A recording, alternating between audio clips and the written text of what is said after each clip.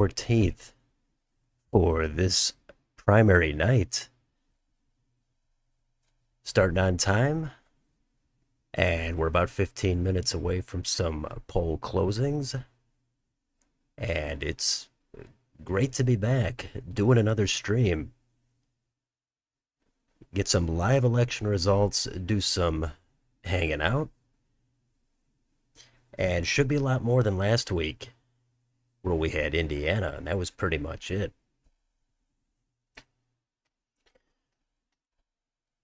So nice to have people already waiting, showing up. We're going to go for a while. I assume everything is working accordingly.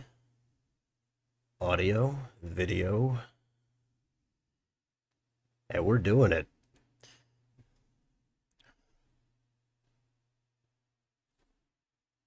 So, give it a little bit of time to fill in, but today we're looking at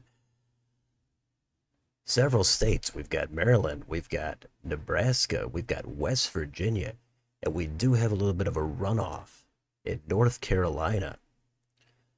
So, technically, 4 states, 3 main states, and definitely action in Maryland and West Virginia.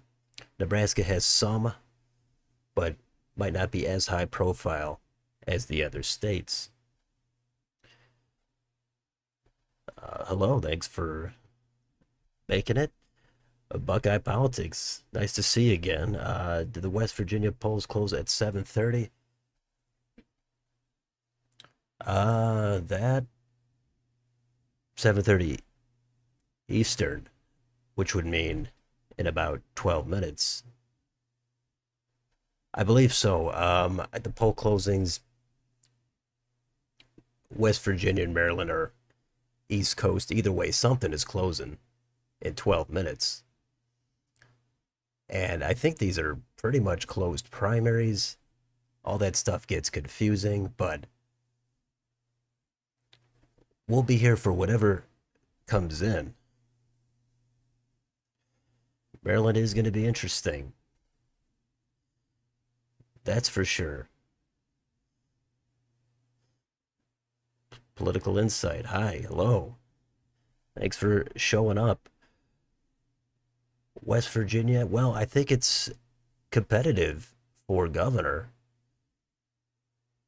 It's about a 4-way race, definitely a 3-way race. And Senate, not too competitive. Probably going to be Justice winning that comfortably. Couple of House races we'll be probably taking a look at. But yeah, the Dem side in West Virginia, that might be not so much.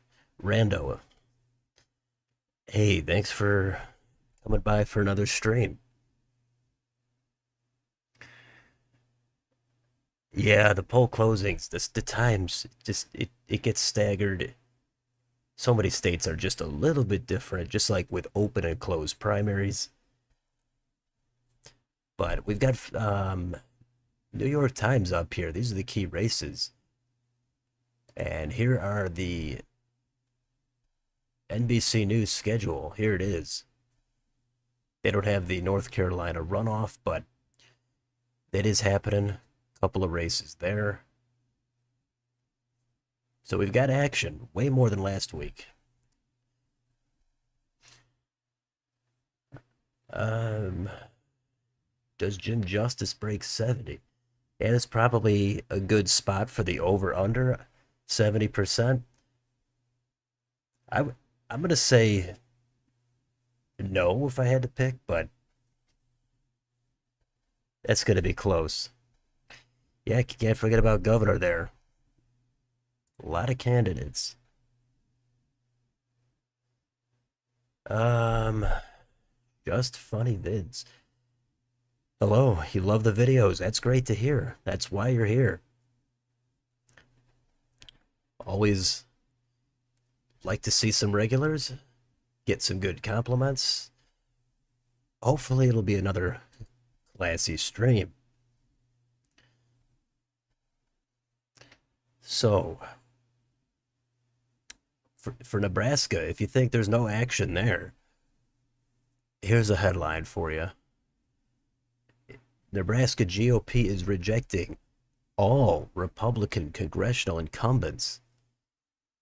Now, does that mean it's going to go anywhere? Probably not, but all of them. This the House and the Senate, it sounds like.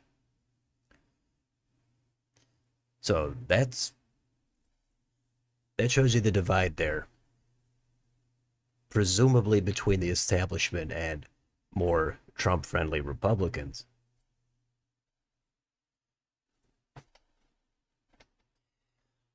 Also, Brooks, for the Senate in Maryland, yeah, that one got really competitive in the closing couple of weeks. Not a ton of polls, but David Trone, he's got the money, but is that going to put him over the line? Who knows?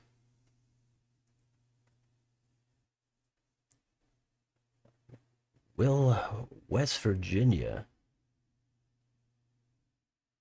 okay, progressive Dem, no one wants to lose in the Senate race. Yeah, they have ran some progressive Dems in West Virginia, Justice Democrats. I remember that a couple of elections ago. They didn't do anything, but you always get your name ID up, even if you lose, I suppose. Will West Virginia be one of the most important states for the Senate? Well, it is in a sense, because it's a very likely pickup for the Republicans. That'll give them another seat. But it's not important in terms of how competitive it's going to be. It's expecting to just go red under reasonable circumstances. Is there a chance Maryland goes the same way Delaware did in 10 and choose the more conservative candidate, Robin Ficker? Perennial candidate Robin Ficker over the big name, more moderate Larry Hogan. That I don't think so. I think Hogan's got it pretty much in the bag. I think people have seen Robin Ficker a lot. And back in 10 with Christine O'Donnell, I don't think she was running year after year prior to that when she took down Mike Castle. I think Hogan's got it. I think he's got it in the bag. He's faced primary challengers in his governor's bids, but he's got the job done in those. I think he'll get it done here. Yeah, kind of surprising. They rejected all of them, but it is what it is. And here's a West Virginia's story. GOP primary, Carol Miller.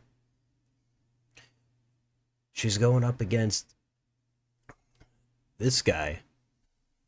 I haven't followed it. I assume it's not going to go anywhere. And I don't know much more about him.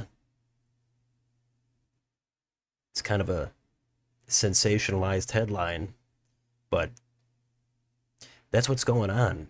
If you look under the radar, there's these kinds of stories. If you go way into what's happening,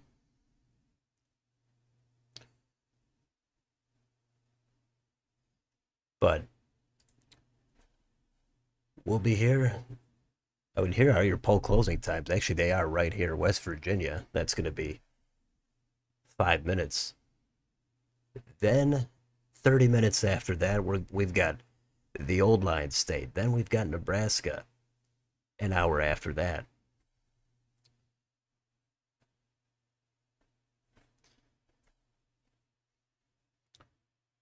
Um,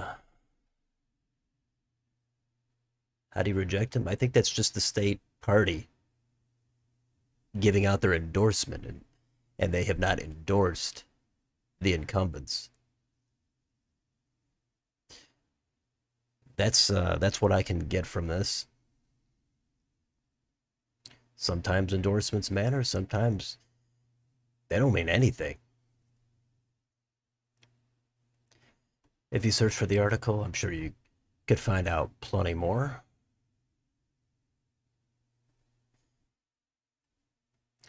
But Don Bacon, that's an interesting guy. I assume he's going to win this primary, but the general, there's no guarantee Bacon can pull out another narrow victory. Any polls today? Not many polls dropped. Yesterday we had that big Times Siena College poll from all the swing states except North Carolina. I did a video on that today. If you haven't already seen it, not much here on 538 either.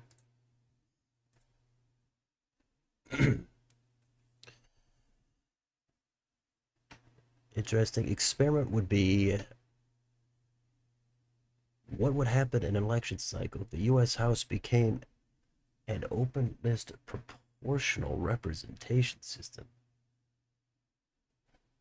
Yeah, there's always proposals on how to tweak everything. I think whatever we do or don't do, there's always going to be discussion that we could do it a little bit better or a lot better. But that's always going to be up for debate. Election polling official. Hi, you love the channel and the videos. You really trust them. That's great. I Thanks for making it. I don't think I've seen you in the streams before or the comments, but I it's possible I missed some of them. But nice to have you. We got, let's see, Vicker did a massive ad buyout final few weeks, mostly showing the ad, which was very inspired by Hogan's border ad. Is Vicker ever going to get tired of running? That's the question. And did those two did they debate? I have, there's a lot going on. I'm not sure if they actually debated Hogan and Vicker.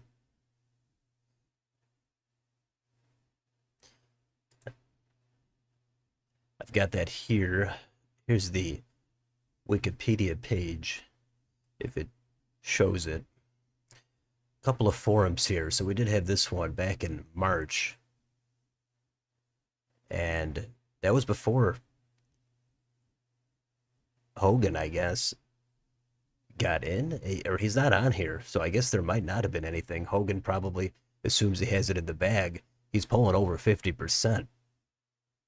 Vicker in the one poll is at 18.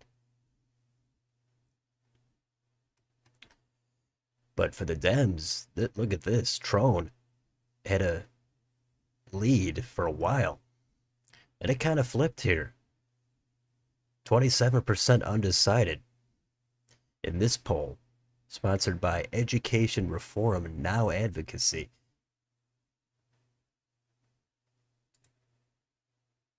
So that's going to be an interesting one to watch.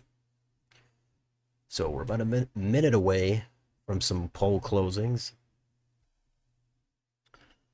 Let's see.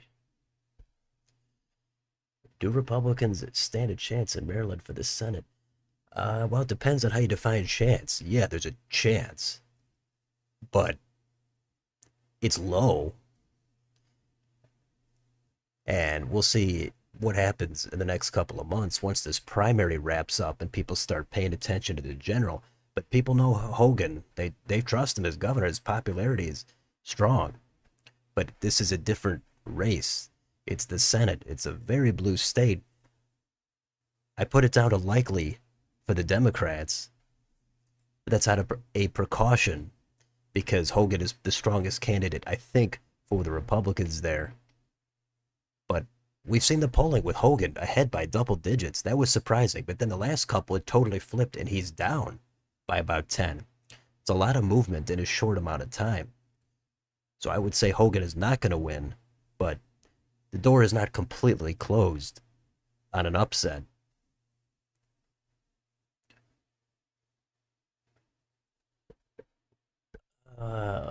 Okay. You enjoyed the Alaska video, more recent. Okay. Yeah, put that up a couple days ago. Interesting state, not a ton of data compared to the other states. In 16, you wonder how Alaska voted that much for Trump. Seems a few years later, your guess was right. Well, 16, that there's a lot of unusual data in 16, especially compared to 20. 16 had a lot more third party vote. People weren't exactly sure what was happening. Obama was still in office.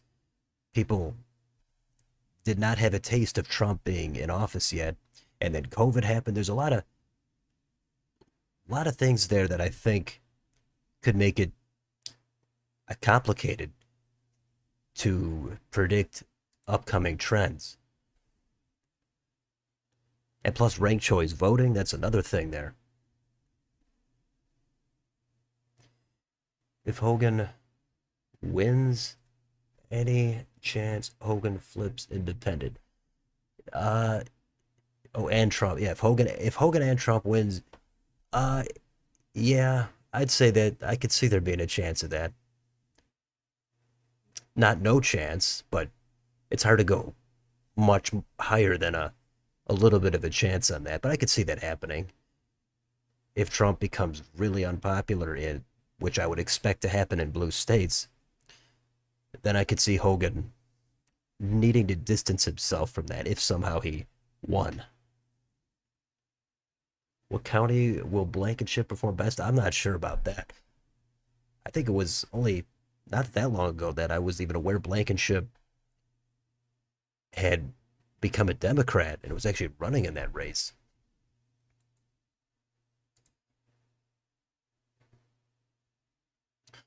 But here it is right here.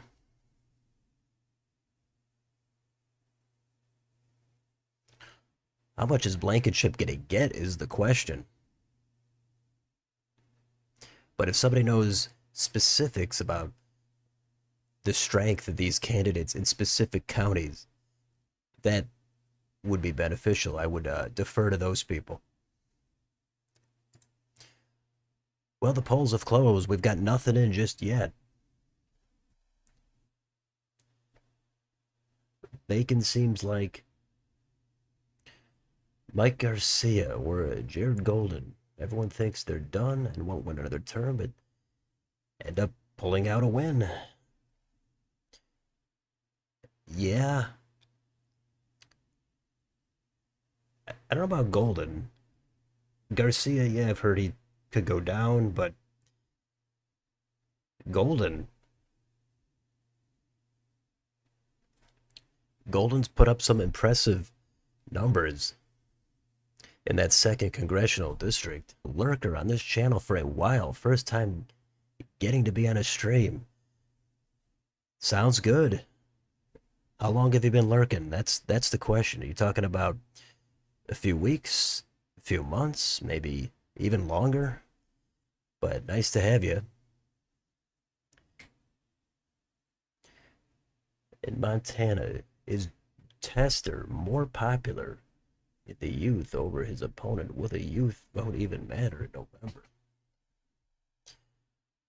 I can't recall the specific demographic crosstabs on the age there, but I would assume Tester is going to have some favorabilities with voters under 35, at least over Tim Sheehy. Now they still have to have their primary. That's coming up.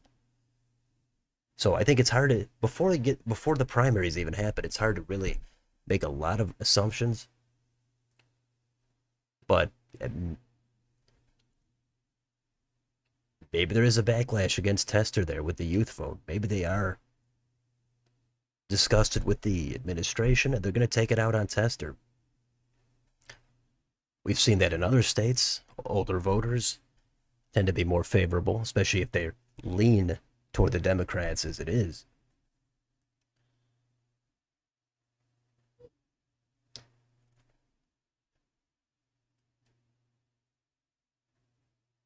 All right, let's get. Here we go. Okay, there it is. Steve Williams, uncontested. He's going to be the nominee for the Democrats. Who's he going to go up against? A lot of candidates here. The three of them don't even have any pictures, but Chris Miller is apparently in this race.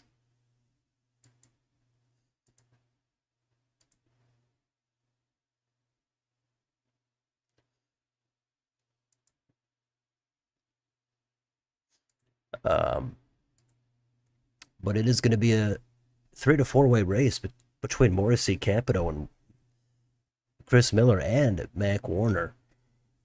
I would guess Morrissey is the favorite a little bit, but not by much. He did. Actually, I'm not sure about his endorsements. Not sure if any came in at the last minute. So we're waiting for some action here in West Virginia. Hogan family is natural to winning unwinnable races. His dad won. Yeah, I.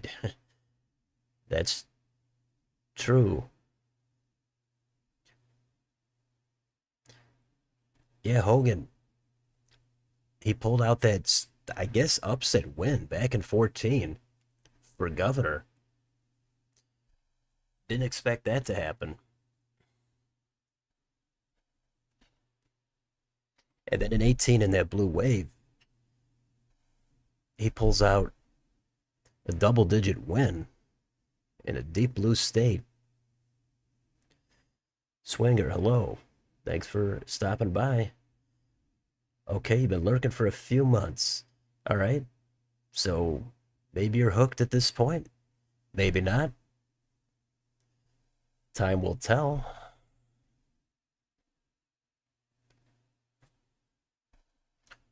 Less than a point.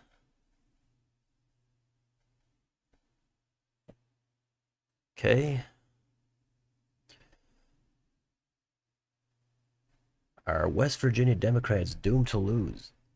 In this election, it seems like it. Jim Justice should be flipping that seat for the GOP. And for governor, it's a crowded field here for the Republicans, but they should be able to win this and hold the governor's mansion, even though it wasn't that long ago that this was a blue state for the most part, locally.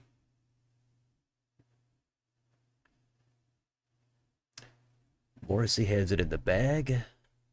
Maybe. Trone has it in the bag. Okay. Low turnout in Baltimore.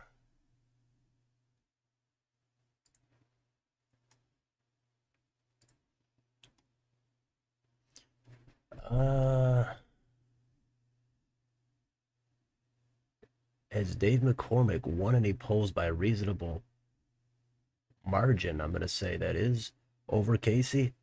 I don't think so. Not that I've seen. I'm not sure if I've seen him leading any. There might have been one at some point where it was insignificant, but for the most part, Casey is usually ahead by at least a couple. Sometimes he's up to 6, 7, 8 points. I'm gonna have a hard time believing Casey is not gonna win that race myself. Hogan's not winning the Senate race. Probably not, but we can't know for sure.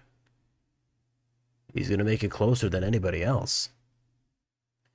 Bernie Sanders, hey, usually you manage to stop by for the streams, so nice to see you. Hogan has not won anything during a presidential election year, though. Take it into consideration. Yeah, I mean, the turnout, it should be higher. But I will say, he in 18, that was a pretty blue wave, and Hogan won by double digits. So Hogan has a way of cutting through a lot of the traditional partisan expectations. So we've got nothing here still. And again, we're looking at Maryland, we're looking at Nebraska and West Virginia, and there is a North Carolina runoff for lieutenant governor on the GOP side, and I think a U.S. House race, but basically uncontested.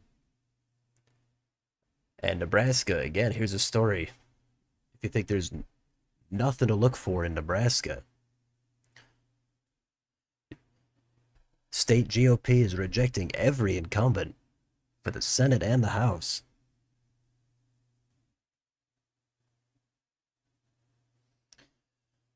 Trump definitely has a clear advantage over Haley, and West Virginia and Maryland, not so much. Yeah, I wonder if Haley will endorse Trump. I had a poll out the other day asking if there'll be an endorsement. Most people tend to think it's unlikely, but I do love the community polls.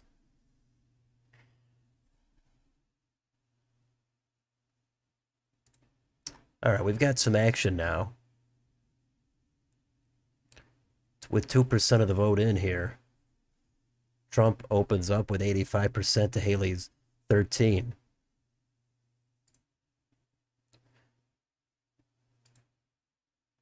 And Biden, 81. Some interesting candidates out here. Very low name ID. And in the Senate, okay, Blankenship with 1% looks like not much. Justice in the 60s over Mooney. And here we go. Morrissey, 33. Capito, 31 and a half.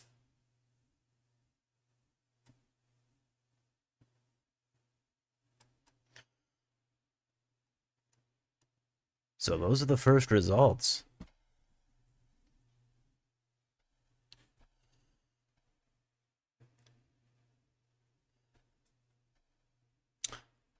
You think Trump will win? He's the strongest to take down Hogan. Fair enough. He's got a lot of money, that's for sure. Glenn Elliott was endorsed by Manchin, but I think Shrewsbury wins in an upset. Okay, yeah, let's see.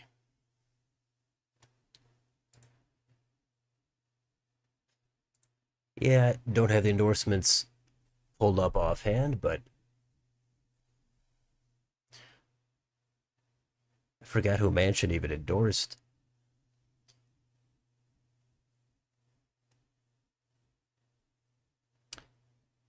I think Jim Justice endorsed.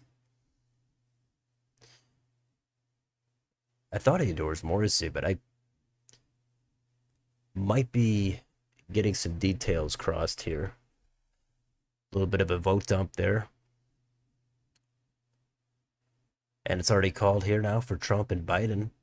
They both have similar percentages.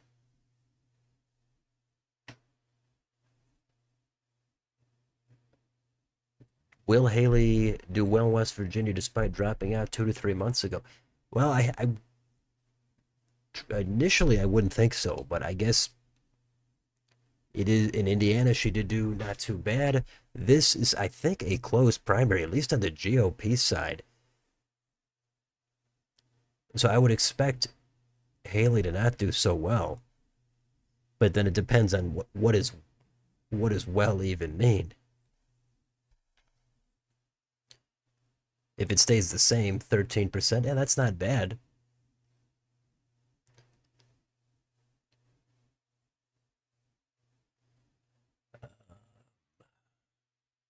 If Dems somehow won this year in the House majority, President and Senate, would it matter if economy collapses? And if so, what would actually be favorable for Dems since all been not favorable advantages? Um, Not sure that question. If Dems sweep everything and the economy,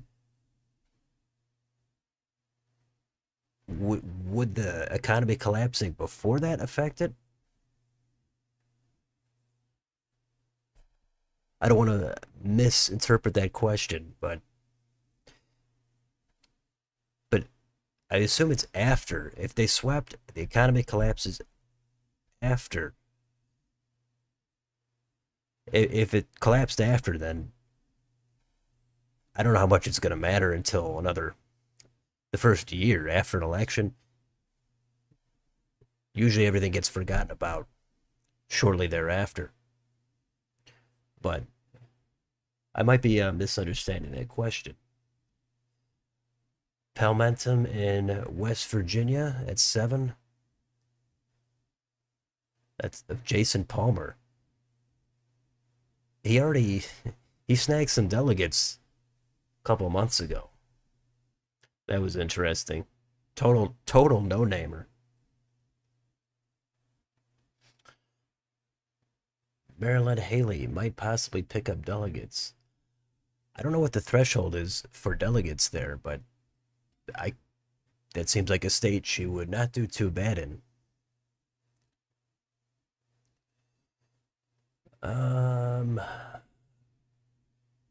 yeah, Dems are definitely poised to win in Maryland, that's for sure. But it's not a guarantee. Hogan at least put that race on the map. Without Hogan, we wouldn't even be talking about it in the general.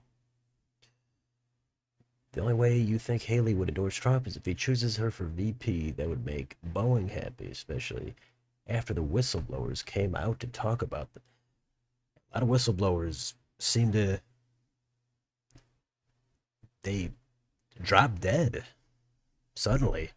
But yeah, if somehow Trump picked Haley as VP, that would elicit an endorsement, but seems unlikely. He still hasn't finalized his VP. A lot of talk about Burgum the last few weeks, but personally, I'm not seeing it just yet.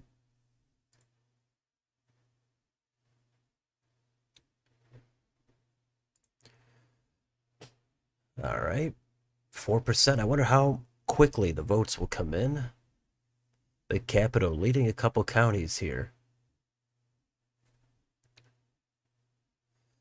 Looks like it might be a two-way race then between Morrissey and Capitol.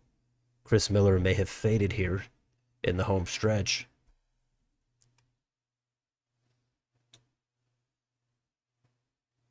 If Mooney makes an upset, it would suck for Manchin because he could have beat Mooney. I don't know. I would I could see Manchin going down regardless, but I get what you're saying. I think once Manchin saw Justice getting into the race and outpolling him, he knew he had to get out. But Manchin, even in that the blue wave of 18, he won by 3 points or so. So he almost went down.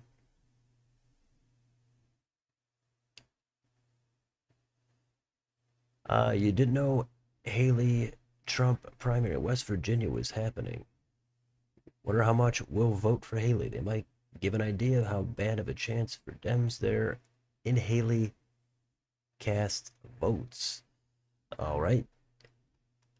Yeah, I think we should always take a look at these numbers, but again, my advice is don't put a, don't put too much stock into the polling or into the primary numbers because plenty of states they've got the open primaries, semi-open, and even if it's closed, a lot can change. I don't think it's worthless to take a look at the primary results, but it can be I don't it can be a red herring sometimes. A lot of people aren't paying much attention to politics right now. Oh, we are. Everybody here should be, but a lot of people that's not an interest of theirs. They don't really care about it, but they're going to vote. They might take a look at something the last week, maybe the last month, but there are those low propensity voters and there's also uninformed voters who are going to vote and they've got unusual criteria for how they're going to cast their ballot.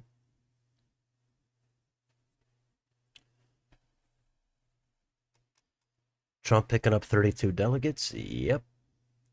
Rachel Swift. Yeah, I'm not sure about that.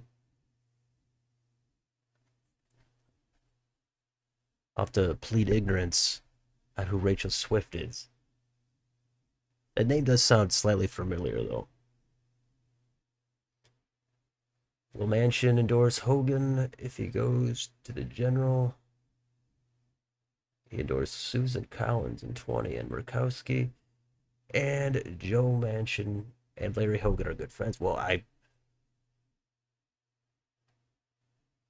would think that that's a realistic possibility for Hogan to go for Manchin. I would probably say yes.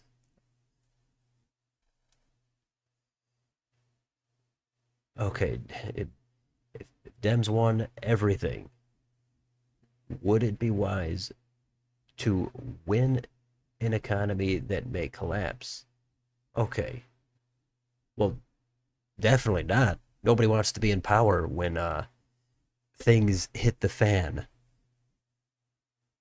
In this case, if the economy collapsed, you don't want to be in power then. You do because you want to be in power all the time, but you don't because you're probably going to suffer some losses in the next election.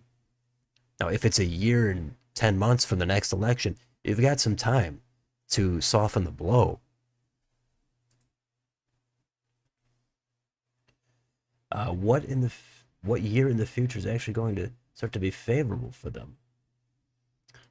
If the economy collapsed, how many years after that would it be favorable for them? Is I mean, if the balance of power continued, that's way too difficult to answer. I mean, it really all depends on how deep the economy sinks, what steps are taken, how much pain people are feeling, how long it takes to start to come out of it. But it could go on for a couple of years. I mean, we had the inflation right now for several years, and people are feeling that sting. I think there's just too many factors for predicting what the economy is going to be in the future, even if it's good or bad at a given moment. There's always all kinds of forecasting for the economy in the future. I see plenty of news headlines that say this expert predicts an economic downturn, or they predict a bull market or a bear market, whatever. For the most part, I think a lot of people don't really know what to expect. A lot of times people get lucky, but if you're predicting the future, especially far ahead, a lot of that is going to be just too difficult to predict with confidence. So we're sitting here at 4%, not much here as of the last 5, 10 minutes. Unless it froze up, there's that possibility.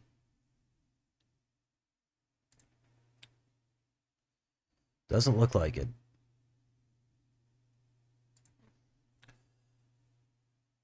But anyway, thanks for everybody for showing up for another stream. We're gonna go for at least a little while.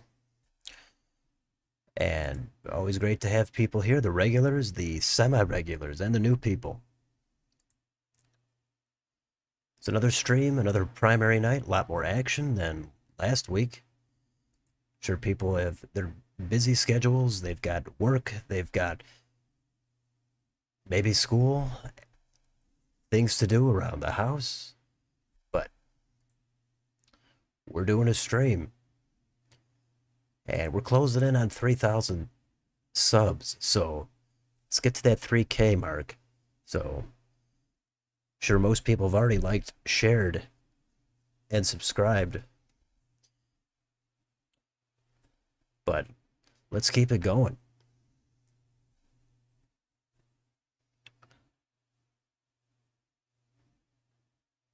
Maryland, I believe it's a closed primary.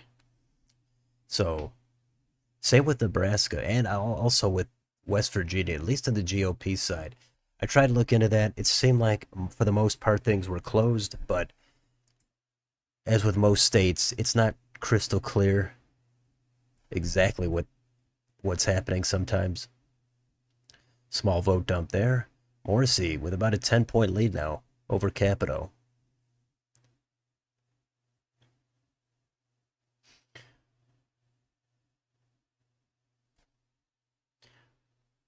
Um, Manchin said he'll only run in races he knows he can win. Yeah, I've heard him say that, but people say a lot of things. You weren't going to vote until RFK's campaign gained significant traction. Sounds fair. He is attaining ballot access as we speak, and he does appeal to a certain segment of voters. It could go even higher. We'll see exactly how much traction he gains, but he does have reasonable traction. Is Mac Warner related to Chris Warner, Secretary in the Secretary of State election? That I don't know. That somehow West Virginia has a lot of potential nepotism, people related to each other running. It's not exactly nepotism, but it's kind of a family dynasty kind of thing. They do have to win these elections.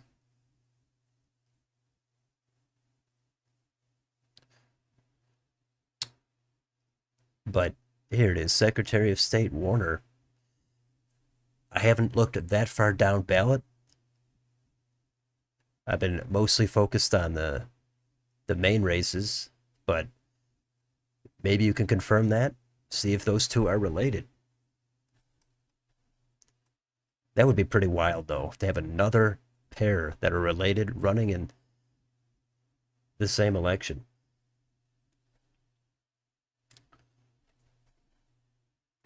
It is very hard to predict. There's no doubt about that.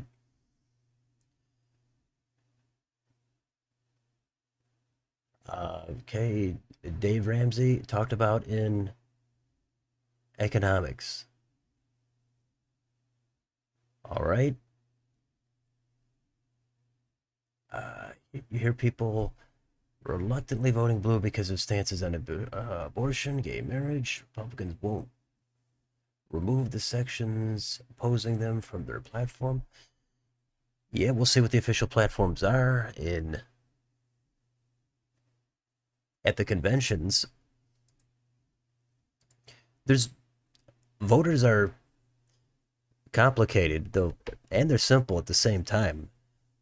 I think it's easy to find something, or it's easy to understand why voters would gravitate towards one side or the other on a specific given issue. But when you're casting your ballot, they're only going to vote for one side, and that's what makes it really complicated.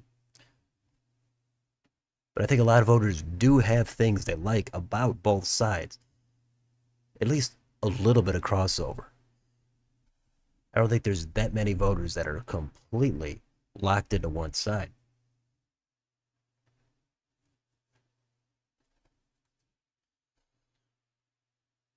the economy didn't collapse, what year would give advantage for Dems? Since all these years have been unfavorable. Also hope liking my questions. Oh, I understand the questions. I ask away. I do ask a lot of questions myself, but try to completely understand that again. If the economy didn't collapse, if the Dems took full control, what year would give them an advantage? All these years so far have been unfavorable.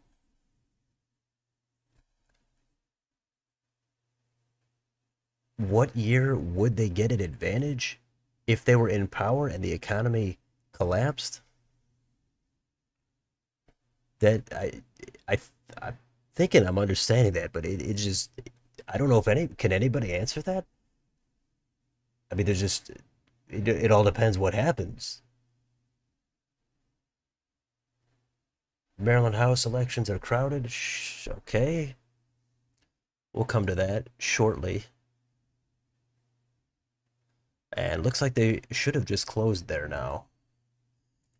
That's something to take a look at.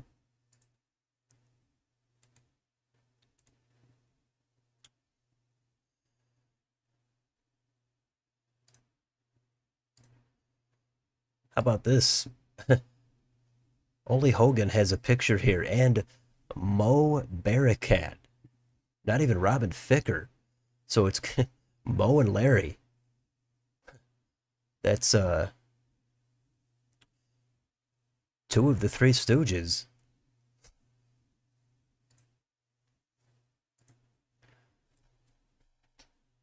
All right.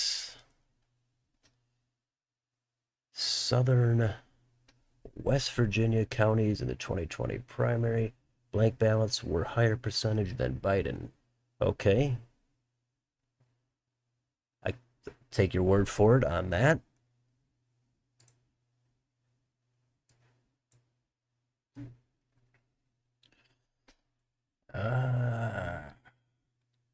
According to your father, who was pretty wise despite not agreeing with him. Okay, I'm trying to track these comments, trying to piece it all together, so apologize on the hesitations. If you were American, you'd vote third party every time. If the Dem was Bernie style progressive. Okay, fair enough. Is that possibly related to the name? Commies? Maybe. Support a new progressive party? Okay. A lot of range in the comments. Nothing yet in Maryland here. Home state of Montana. They've got their primary coming up. That's going to be June 4th for Montana.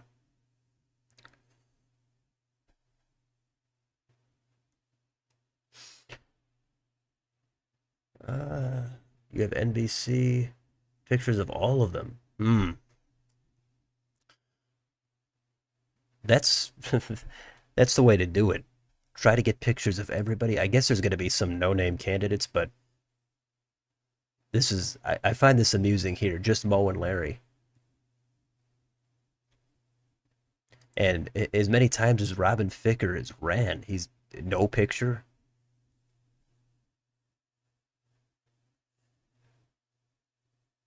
Hogan could lose Garrett County. All right, that's in the panhandle here. That's basically West Virginia out there. Republicans Tim Sheehy, Troy Downing. Okay. Okay, talking Montana. I feel like West Virginia could have been an opportunity for Palmer if he put some effort into it. Do we know how much effort he put in? I can't speak to that at all. I'm assuming he has very little resources. And at this point, he knows he's not going to be the nominee. But maybe you've followed his campaign closely, or at least closer than I have, which is not close at all. All right, Sarah Gomez, we've got this question again. Let's see. If no economy collapsed at all in this scenario, what year is actually advantage for Dems? Okay, I'm assuming if we're just talking about the the Senate map for the midterms, that's something to look at. And in 26, if the economy didn't collapse and the Dems had everything, then usually in the midterms, the party in power is going to take a hit. There's always going to be some degree of variation there, but I would expect them to lose some seats. But again, if the economy was really great, maybe they could have success in the midterms.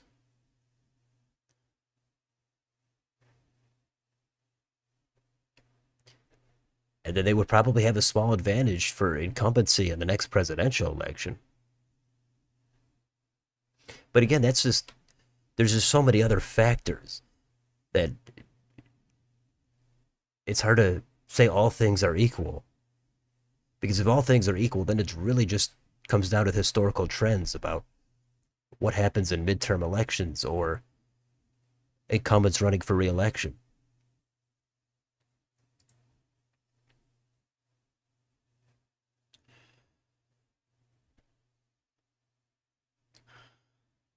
All right. Yeah, it's great to have Montana in the chat. Big Sky Country. You just realized how much Hogan's appearance changed over time. Yeah, he did have a cancer bout, so that did change. Sport making the House map, the electoral map for everything. That that's not an unheard of um, proposal.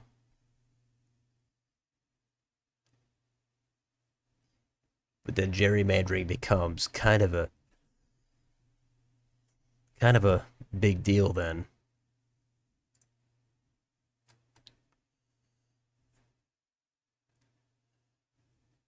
How did Larry Hogan win in Maryland for the Senate race? What coalition can he bring? Well, he's got to get a lot of Democrats, just like what he did for governor. He's got to get independents. He's got to get some Democrats. He can't get wiped out in the D.C. suburbs and in Baltimore. He's got to run it up somehow in those red counties. But he's got to get a decent amount of crossover vote. It's going to be tough to do. And as far as ideology, he's going to have to get the Trump voters. He's going to have to convince them that there's no chance that he'll win that seat without him. But he can't completely then alienate the moderates. It's a tough task for Hogan.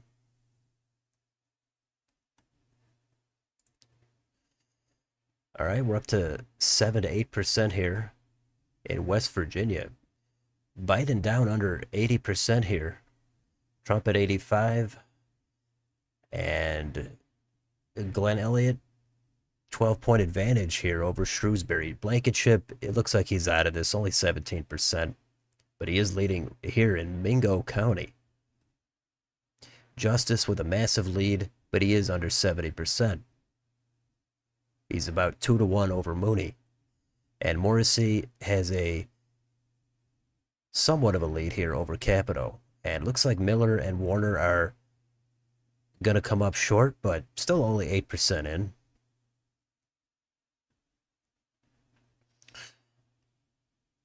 Not a lot of action here in the Attorney General's race. Doesn't look extremely competitive, but somewhat competitive. And in the U.S. House, again, I'll pull up this story. Uh, there's a challenger here to Carol Miller in the U.S. House, Derek Evans, and it's mentioned that he is one of the rioters. So he's going up against Miller. So let's see. That's this race right here. And Miller at about 65.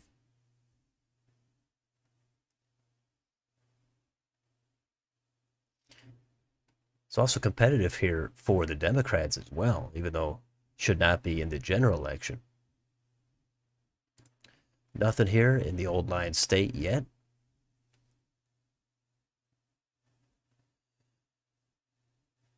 Blankenship, yep. Mingo County, yep. Did just point that out. Historical trends, like states up advantage. I always have a hard time predicting much more beyond the next election. I'm just too wide open on what to expect.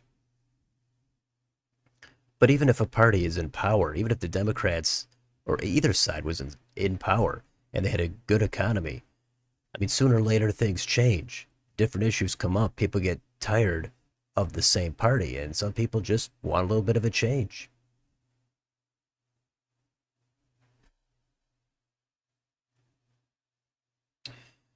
All right, Trone, not a fan. You hope also Brooks or Hogan wins it. Uh, yeah, we're waiting to get those results. Trone is the wine guy. He's got the money and he's got a lot of influence. You voted for Derek Evans today. Really? Well, just pointed that out. Covered this story right here. West Virginia's first.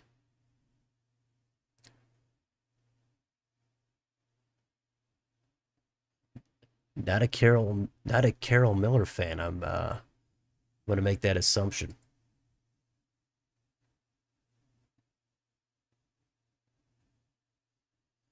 You're listening to MSNBC as you watch the stream. Okay, the theme.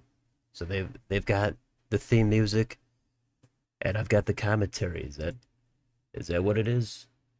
Again, there's probably a bunch of other streams going, but who cares if this is where you want to be? Then this is where you want to be.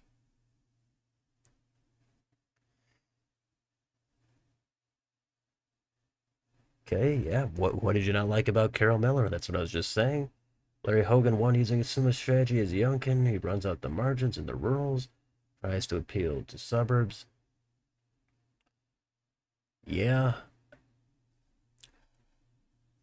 I think there's less rurals in Maryland though, but you gotta go for a walk. Catch you later. Okay, we'll probably be here if it's not many hours, but if you make it back, that's great. If not, nice to see you. I think if Trump win, that Susan Collins will lose in 26. Uh, yeah, that's a fair question. I'd say the chances definitely go up to the point where that is a real possibility. But of course, it's going to depend what happens. What's going to happen in those 2 years? If Trump is not horribly unpopular, then she could hang on. It depends how cozy she looks. If there's another Supreme Court nomination, there's a lot of different factors, but she would be vulnerable.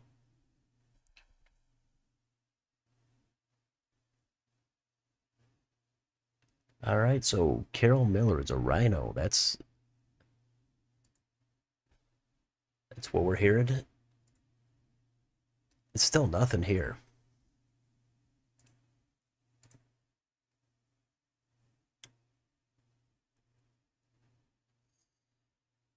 And what other races? do we have? We've got, this is an open seat. This one here with Riley Moore leading. He has the high name ID, so I would assume he would win it.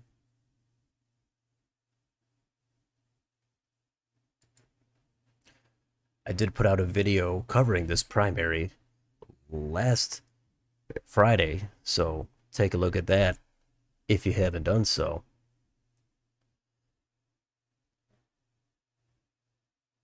And hey, we've got a super chat. Haven't had a super chat in a long time, so that is really appreciated from Aquafan. Maybe maybe that'll get everybody else motivated to do so. But let's see. You've been watching for about 2 months. All right, that works. First time watching live. Who do you think will win Florida governor in 26? You're hoping for Matt Gaetz or Byron Donalds. That race, it is a little bit far off, but I have heard those names floated around.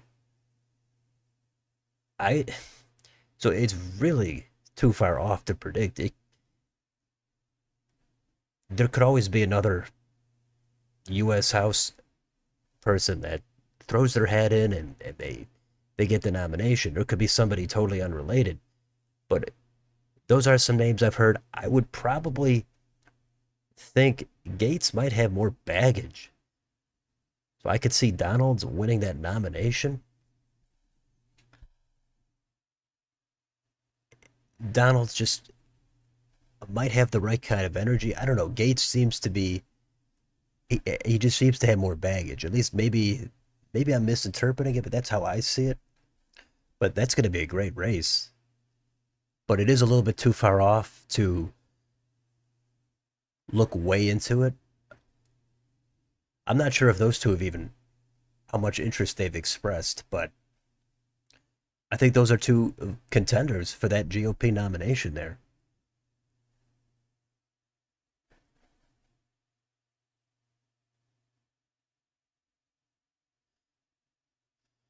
Uh hopefully that answers you well enough, but again, thanks for the donation there. That always helps a ton.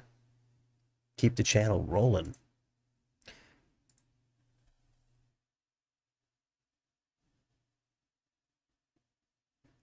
Um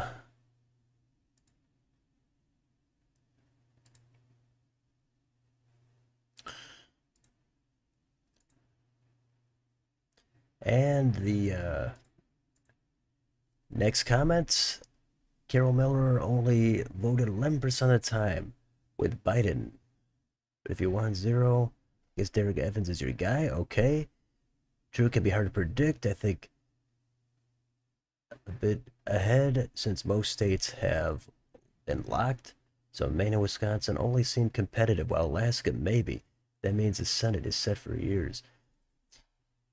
I'm trying to think retroactively back to the last few Senate elections, and there's been some curveballs in there. And if I were to think ahead 2 or 3 elections from those elections, it just would not have panned out.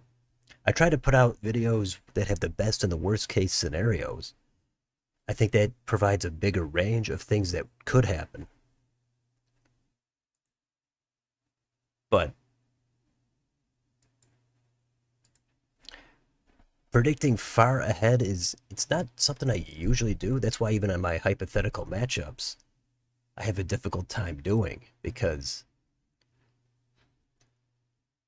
I don't want to provide inaccurate information, even though we're all just talking here, throwing names around, throwing out predictions, but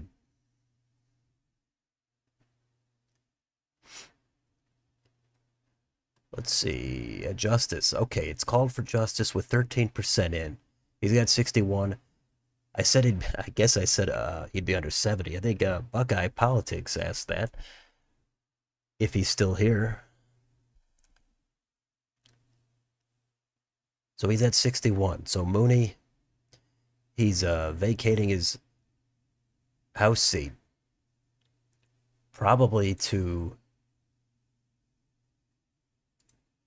Riley Moore. And this the side here for the Dems, this just flipped. Jim Umberger. Not a bad name. Can't say I know much about him. Can't say I know anything about him.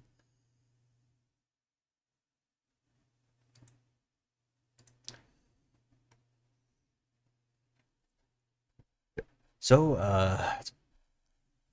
trying to keep up with the comments.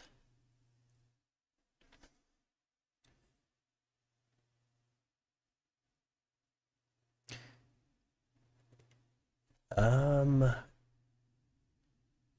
Carol Miller is going to win. Yeah, that seems likely. Yeah, West Virginia just got called. Justice was winning. Expected to call it that fast. Yeah, it got called kind of fast, but it didn't seem like it was going to be that close. At least on the scant polling that there was.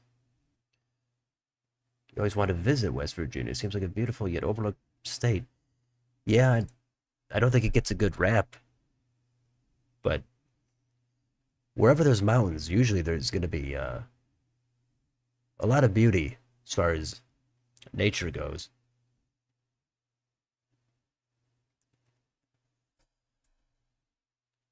Maryland's coming in. All right, let's do it. Here's what we've got. Uncommitted, 11%.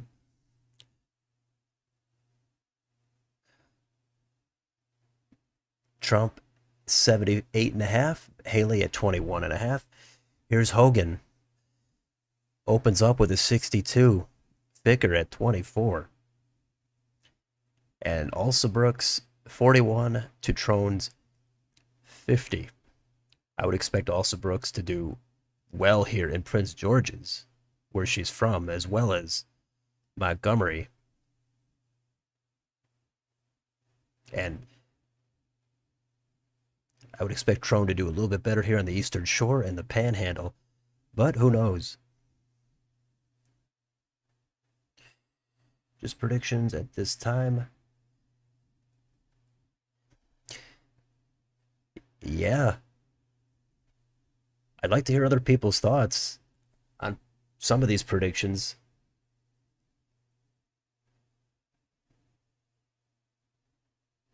Texas, yeah, that's one we're going to see the trends. Is it actually going to get more competitive? Could it get under 5 points? Or is it going to go more toward 10?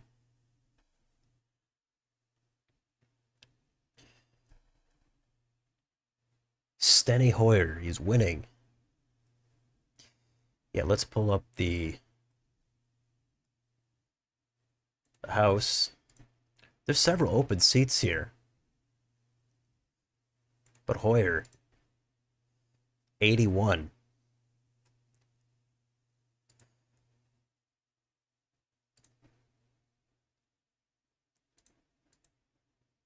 We'll be trying to follow some of these as time goes on.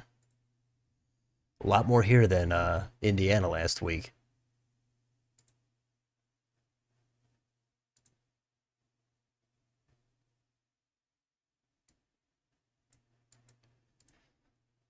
All right.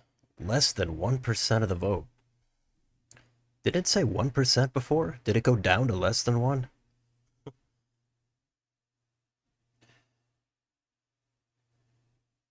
Steny Hoyer is a dino. Don't hear dino too often. I always hear rhino. But usually that's what happens. Establishment politicians get that label. What did Trump get in West Virginia? Let's take a look. He's at 85.7. Biden, 77. Not a ton of vote in yet. Still under 20%.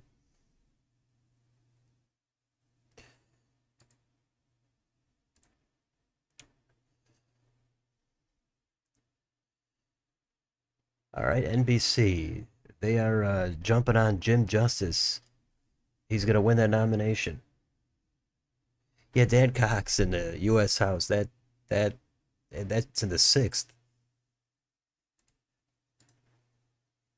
That that's going to be one to take a look at for sure. It's the only one that the GOP possibly has a chance in, aside from the Andy Harris district. But we got Neil Parrott running again. There's a lot of people here. There's going to be a lot of action here. So this might be the appropriate time to take just a quick 1 minute break. So we'll be right back.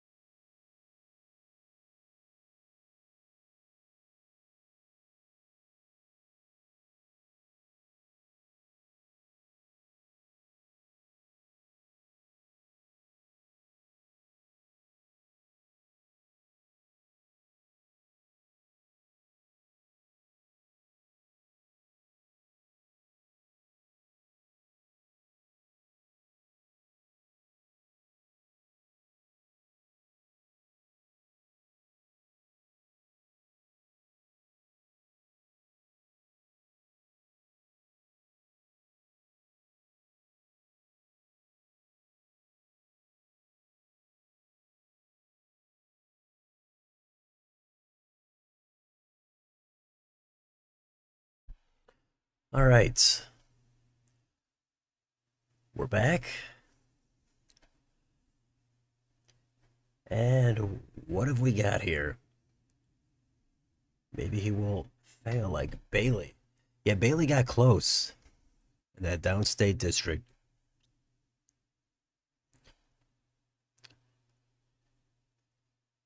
But Neil Parrott, he already ran and he failed.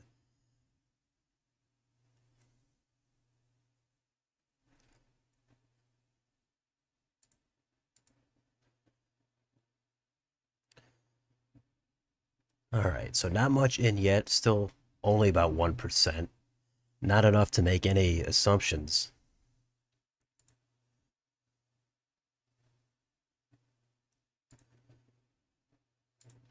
And let's see, West Virginia, the governor's race, that's the big one. Patrick Morrisey maintains a small advantage over Moore Capito.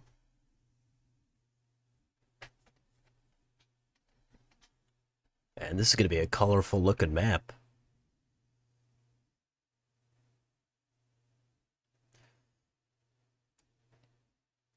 And also, now Maryland has been called for Trump and Biden with 1% of the vote in. Trump in the high 70s, Biden in the mid 80s.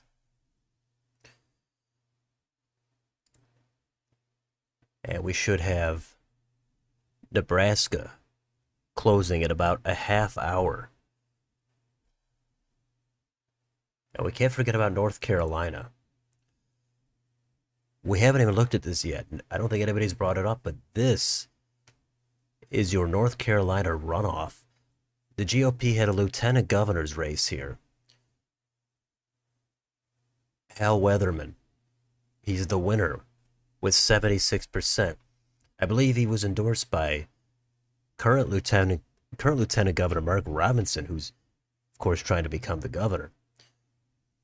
So that's a blowout here for Lieutenant Governor. And then this 13th district, this is pretty much uncontested because Kelly Daughtry pretty much pulled out once I think Trump endorsed Brad Knott. She decided she didn't want to deal with it anymore. So that's what happened in that race. Looks like here for auditor, this looks close, 52 to 48, if anybody's following that.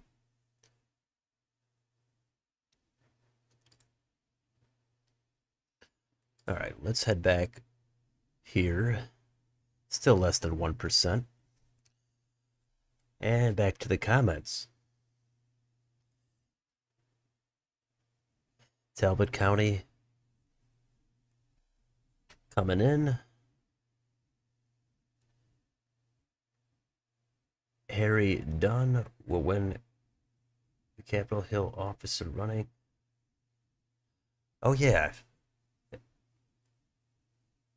I do remember that. I forgot what he was running for, but I do remember seeing he was running.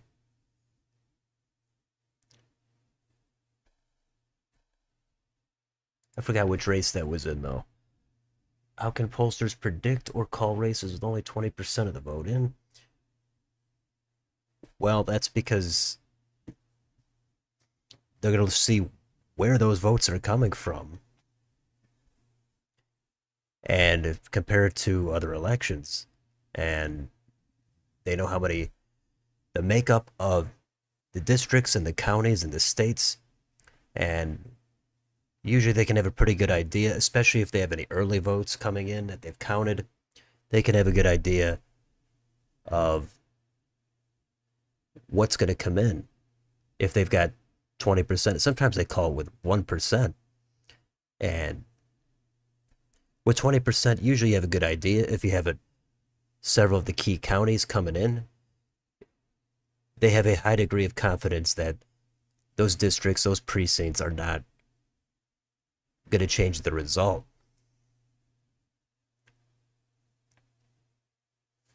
Okay, let's see. Doesn't Nebraska have independent for Dems? Um, yeah, in the Senate, Dan Osborne up against Deb Fisher. That's in the general. But yeah, I believe that's what you're talking about. They're going to try to run the independent and have the Dem support for Osborne. It does remind me of the Greg Orman race. I did a video on this in Kansas in 14, where he ran as an independent against Pat Roberts. It seemed like he could potentially win it, but in the end, the partisan lane of the state just, it wasn't any match for Orman. All right, here we go. 4% in now. Trone is leading in Baltimore County, but nothing in the city.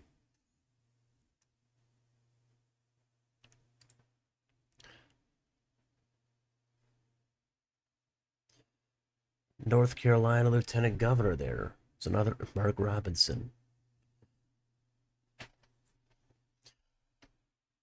Oh, is that in the before the runoff? Yeah, I remember when I did that stream, there was another Mark Robinson. I do remember that. But he didn't win.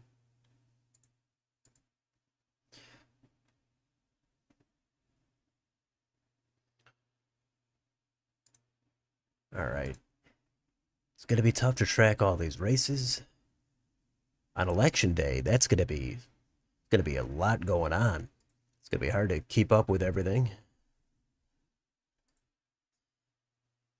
But we've done it before.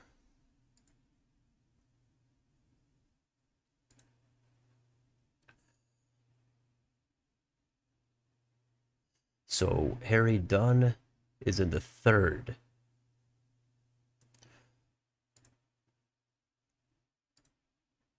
Yeah, look at all these candidates. This is a ton. There he is.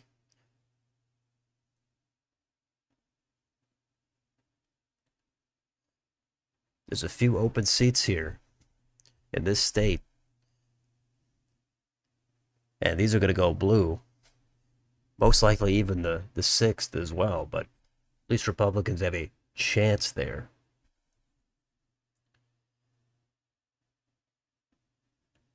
Another redo of Evan McMullen. Yep. NBC projects Chris Warner wins West Virginia Secretary of State nomination.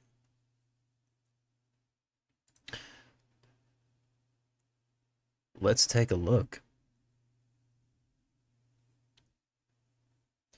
Hasn't been called here.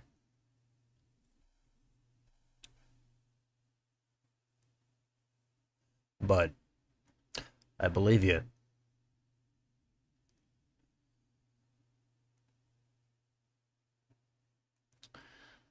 All right. Let's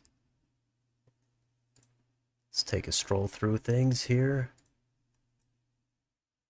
Trump at 86, Biden at 75 in West Virginia. Still waiting on a call on this Democratic primary for U.S. Senate.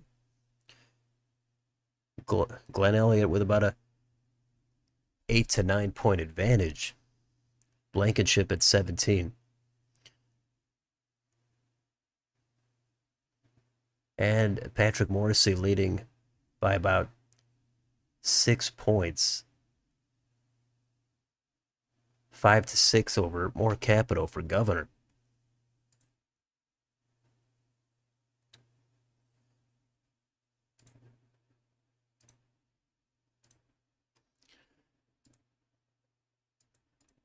All right, let's get up the main event here. Larry Hogan, he's at 69. Robin Ficker, 22. Here we've got Garrett County. Ficker is leading there. 16% of the vote in. But then you go to Baltimore, and it's not even close. Hogan up by 50 points. And Alsabrooks now is actually ahead. I think that flipped because we've got 15% in now. Trone was ahead. And Prince George's, that's the big one. That should be big for Alsabrooks. That's her county.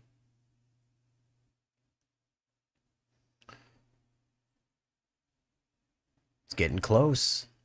Both of them now under 50%. Got a lot of other candidates here. And they're all pulling in these tiny amounts.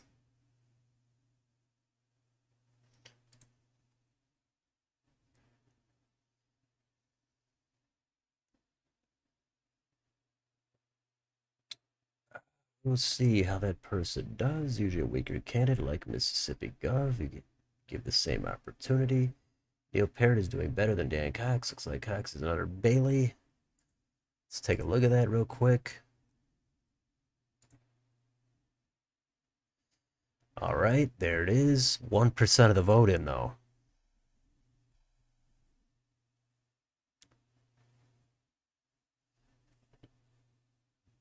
Larry Hogan lost. You'd be surprised? Yeah, I would be surprised. Yeah, in the primary, sure.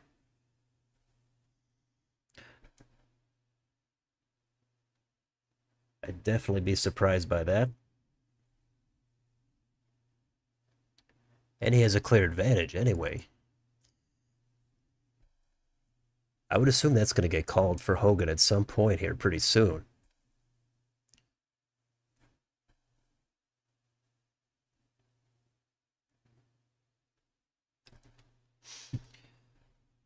And we're 20 minutes away from Nebraska. And right, just like that, it's called for Hogan. Wow, what was that, like 5 seconds later? How about that timing? Larry Hogan is your Republican nominee for U.S. Senate.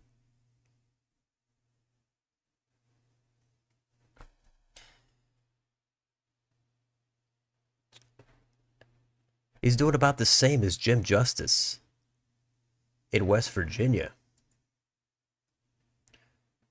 Well, actually, Justice went down a little bit. He's just over 70, but it's not extremely far away. So this race we're going to be looking at here, Alsabrooks and Trone, and we've got West Virginia governor. 4 candidates, over 17% here.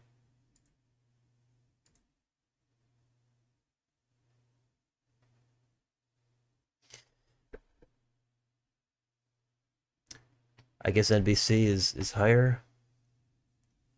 They're they're in the future then. Yep, that got called right right after I said that.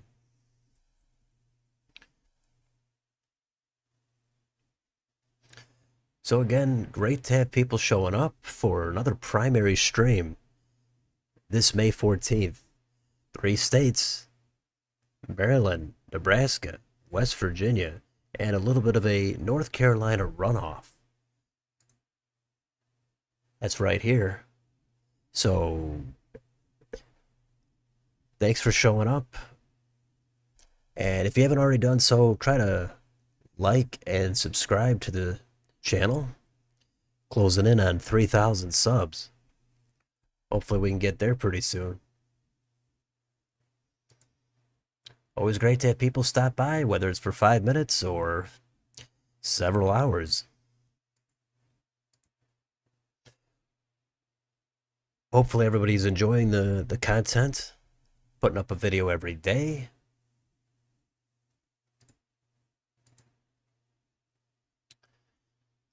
And we're doing a stream. Did one last week. And this is probably going to go on for a little while. West Virginia presidential. Biden at 75, Trump at 86.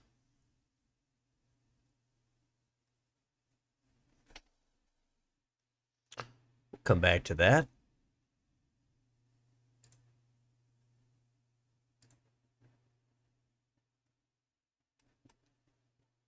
And here in Maryland, Trump 75 and Biden at 90.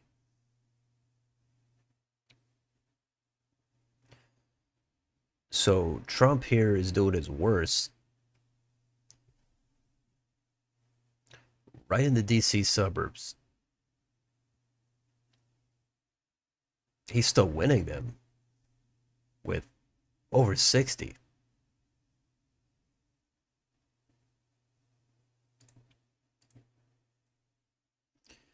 And super tight here now. Alsobrooks up by 1%. She's getting a couple of counties.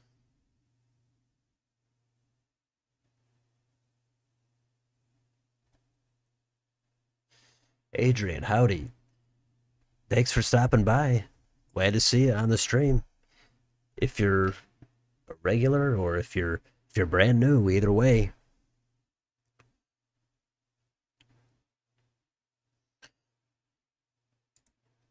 A lot of action here in the US House. Andy Harris wins his primary.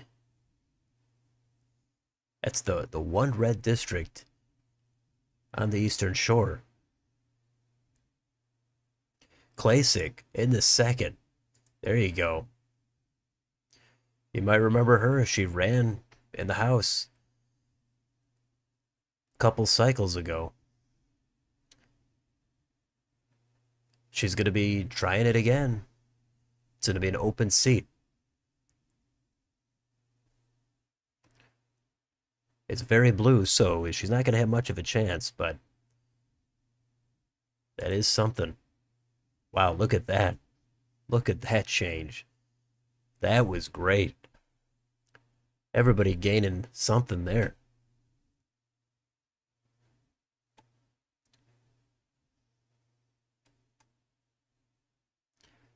And Harry Dunn is not in first here. He's in second. And how about here in the sixth? Looks like Neil Parrott is probably going to be the nominee again. Steny Hoyer, his race is called. He's going to be the nominee.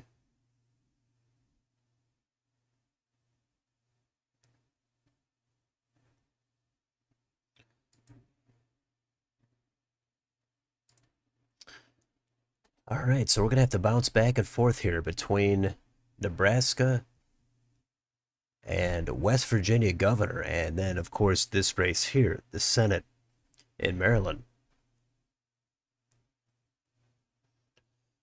It's going to be exciting. So Baltimore in the city now. Alsobrooks is ahead by 12 points with 21% of the vote in.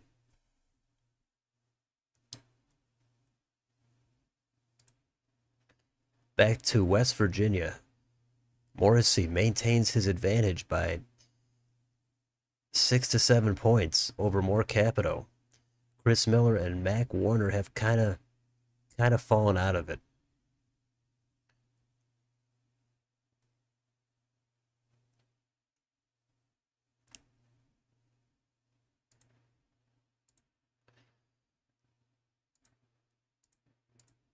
All right, let's see. For Maryland Dem race, I have a feeling we may not know for a very long while. Seem way too close, may be a bad thing, since that may mean they aren't much different. Yeah, there always could be some sort of a recount when it's this close. That's a possibility. It could get extremely close. But at first, it seemed like they were both establishment friendly enough. Then it seemed like Alsobrooks emerged as more of the progressive choice. So I haven't followed it extremely closely, but Trone, I assume, has a lot more funding.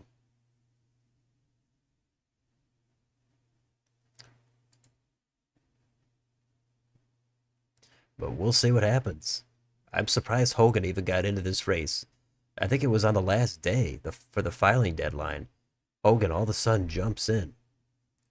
Nobody was talking about this race, the general election. It's going to be interesting to see if Hogan can get it under 10 points. Probably still going to lose, but we'll see. Hogan lost 3 counties. Well, there's still under 20% of the vote in, but yeah, we'll come back to that. Dixon is leading against the current Baltimore mayor. Yeah, they are having that race too, but I haven't covered that at all. I'm not even sure if that is even on here. Oh, here it is. It's at least on here, but there's no map or anything. But that's probably a notable race if you're from that area for sure. So if you know more of the details about the Baltimore mayor's race, definitely fill us in.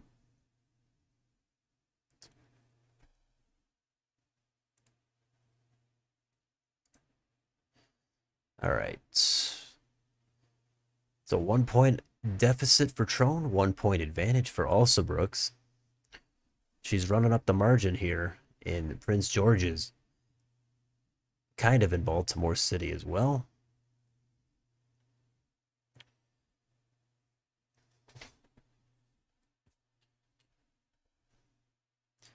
Hmm. Former Congressman Delaney's wife is running. Is that right? For which race is Delaney? John Delaney.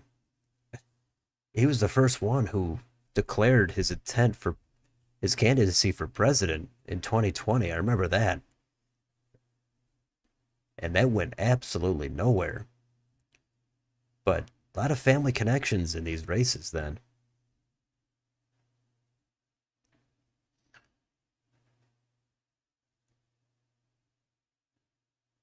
You've been here since the 22 midterms. You do enjoy the States Explained series. Great content.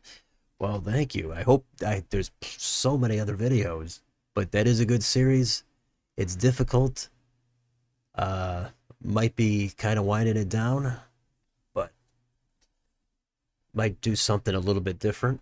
But the 22 midterms, that's going back. I was streaming for that, but not many people were around back then. If you were one of them, that would be fantastic.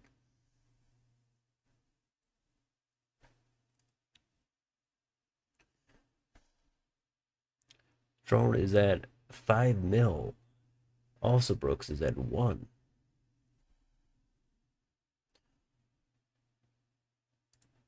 Okay, I assume funding. We're talking about funding.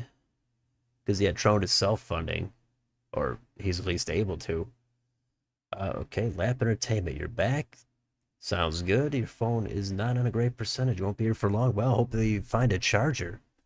Charge it up. Come on back if you're able to.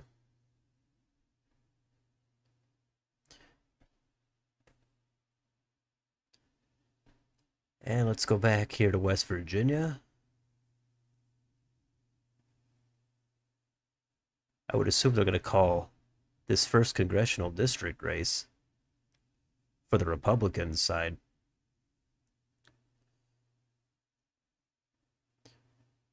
Carol Miller has a pretty big lead, 30 points with 48% of the vote in.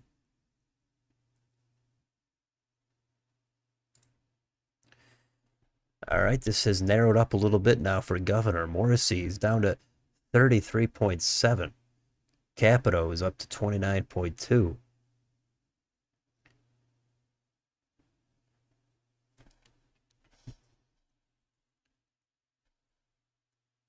Justice is at 61.5. Not much movement here for the West Virginia U.S. Senate on the Democratic side. Trump 86, Biden 74.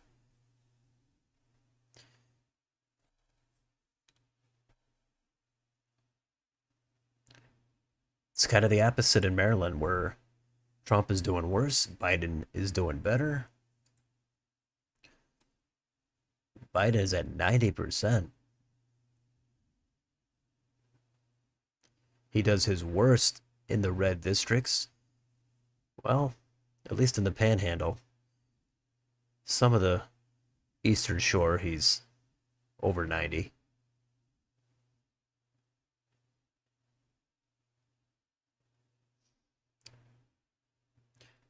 All right. You wouldn't want to recount her candidates to same establishment against Larry, since he will be more anti-establishment and try avoiding being Republican. So that means his race needs clear winner to help Dems.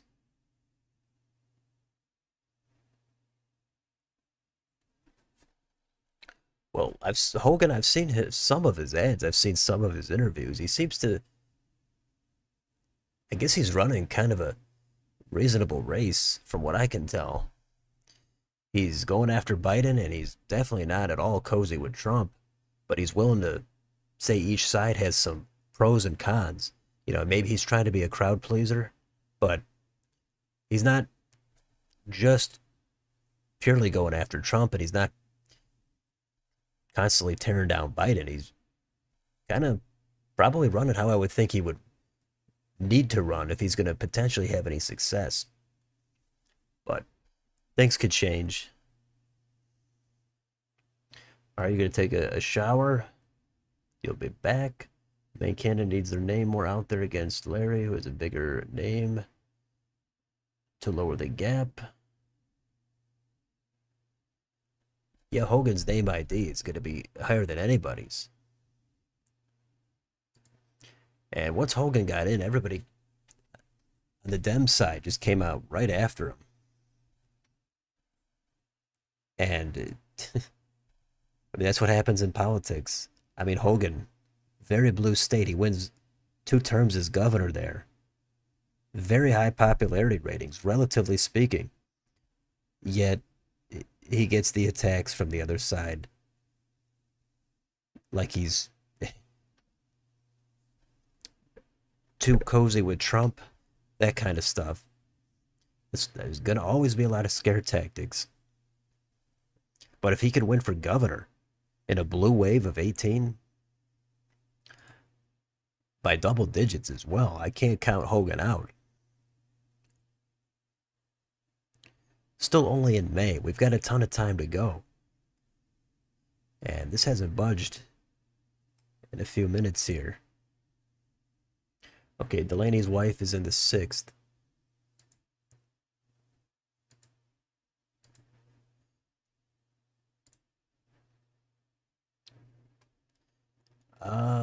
April. That's it. Looks like she's leading. Wow, interesting family connection there. I did not know that. I don't even know what became of John Delaney after he tried to run for president and then that flopped. So we're only about 4 minutes away from Nebraska.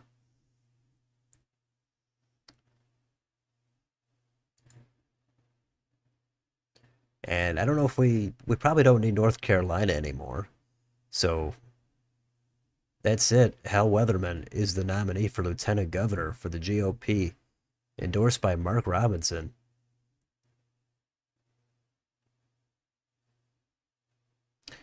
This race here, though, for auditor, still not called. Maybe we should come back to that.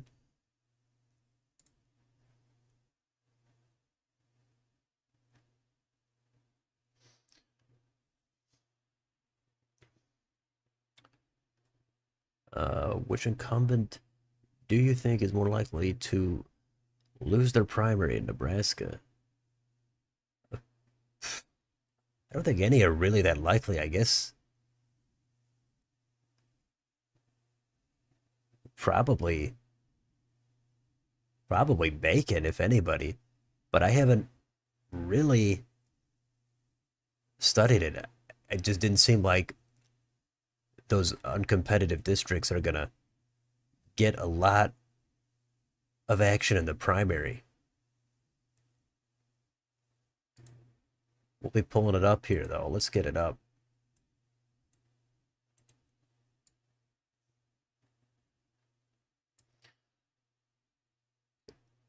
Here's what we're looking at. Let's get the house up here.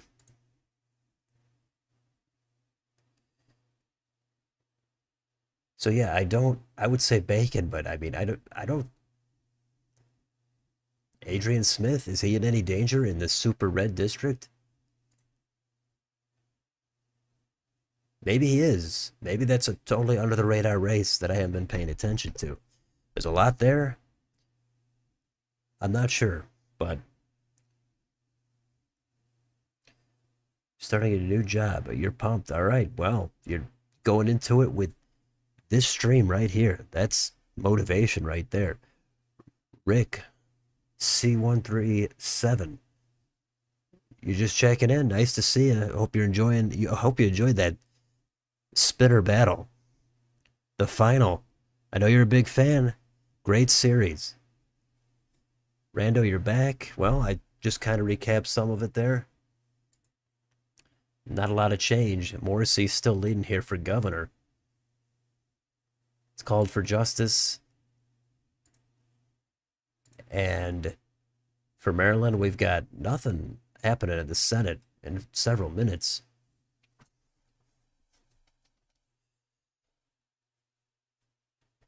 But it's about a 1 point lead, 1.4 lead for Alsabrooks now that we had a small vote dump.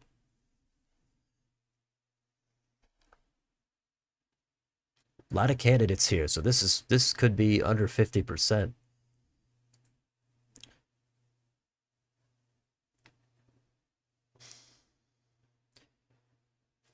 Federal race, especially if it will help determine Senate control and will have a different outcome than a gubernatorial race.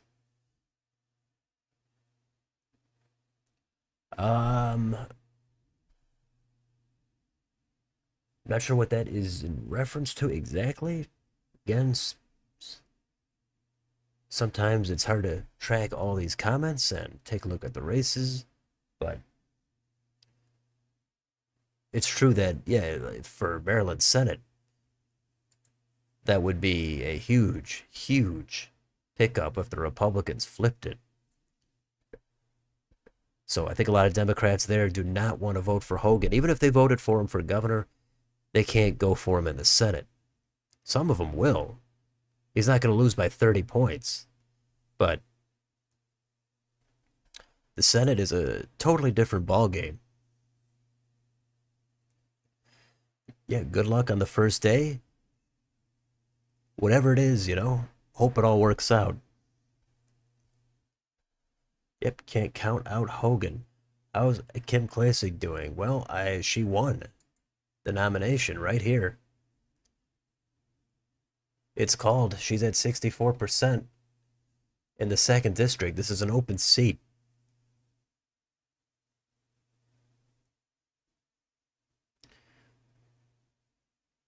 So she's going to probably go on to lose to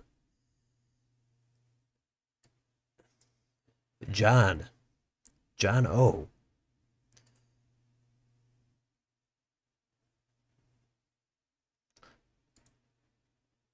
And what else do we have? We've got the third district. We've got a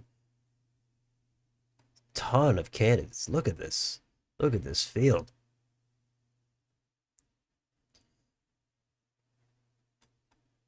But the leader here is Sarah Elfreth. Elfreth? Probably butchering the name there. All right, here's Nebraska. Look at this. They're coming in hot. 6% and 20%, just like that. Now, that's how you do it. Trump is 68%. That seems low. And not even anything out of Omaha.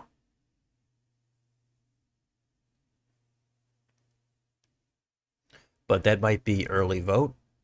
That would be my guess. I'm not exactly sure how they count it. Here's the Senate. Fisher, 80%. And Pete Ricketts, who got appointed, former governor Pete Ricketts, who was appointed to this seat by current governor Jim Pillen. This is a special election to finish the remainder of Ben Sasse's term. He stepped down in the middle of this term, and his regular election is going to be in 26.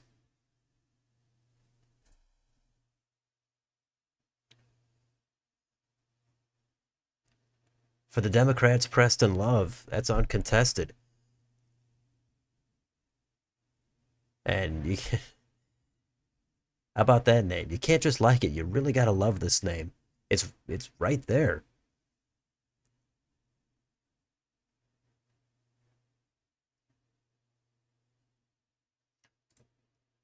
And in the House, what have we got? Don Bacon at 70 with 40% of the vote in.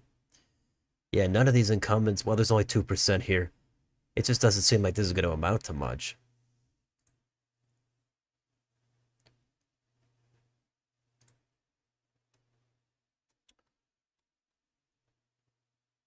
So we'll see what happens here. Let's go back to the old line state. Nothing new coming in here. Let's go back here to the comments.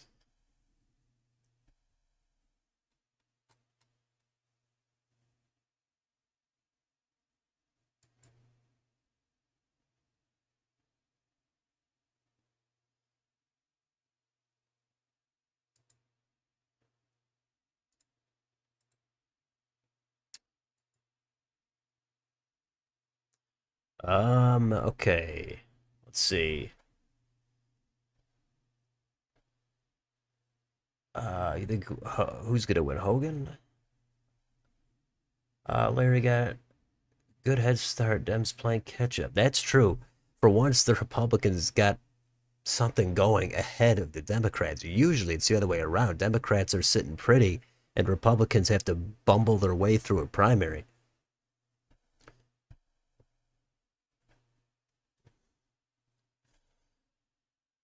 Doesn't mean he wins. Yeah, I don't think he wins, but that's just at this point. I will reevaluate every month as time goes on. That's what I do. I keep my options open. I hope everybody keeps their options open as well.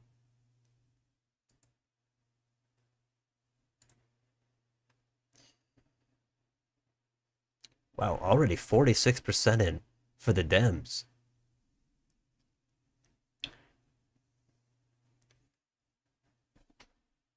All right, West Virginia 2 called for current state treasurer.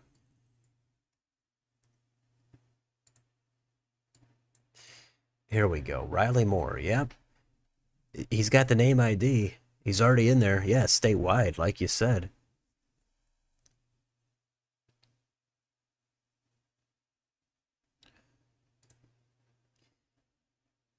There's some very easy last names here. Moore, Early, Walker, Kane. Uh Not exactly this last one, but these first four. You gotta love the easy last names.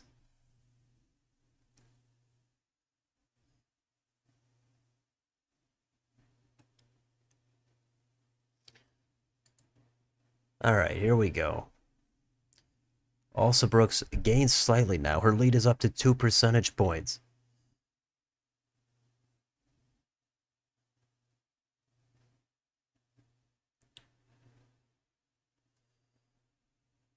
Nebraska Dem primary. Maybe they just called it. It is called right now, also for Trump. Yep, there it is. Is there a Dem running in Nebraska Senate race where the independent candidate is expected to be running? I don't believe any Democrats filed for that. So, oh wait, are we talking about this in the special? Yeah, it is Preston Love, but in the Deb Fisher seat, that's the regular election. Let's not get confused here. That no Democrats seem to have filed. So it should be Dan Osborne, the independent candidate.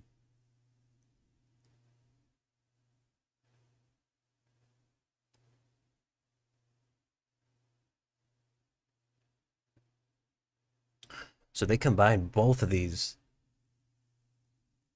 races on one page. It can be a little confusing. A special election, a regular election.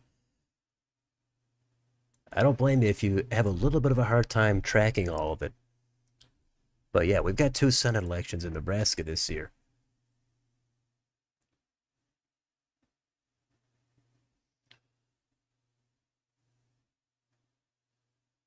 The Twitter is updating faster than the website.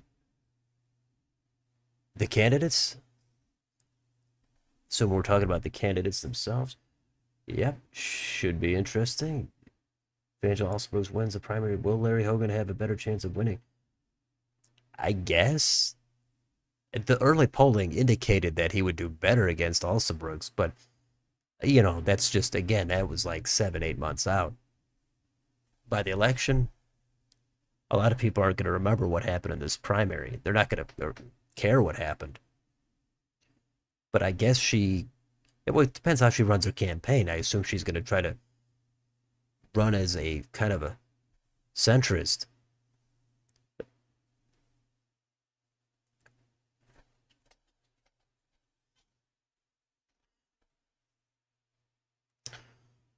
Yeah, let's see. What is Hogan up to now? 65.8%.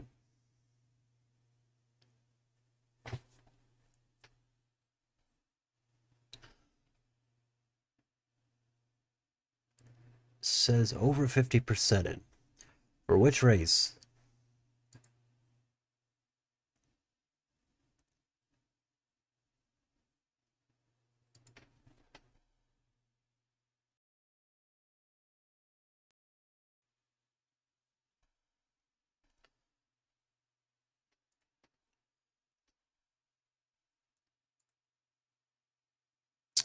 All right, we've got to bounce around here. We'll come back, and all the states have been called for president.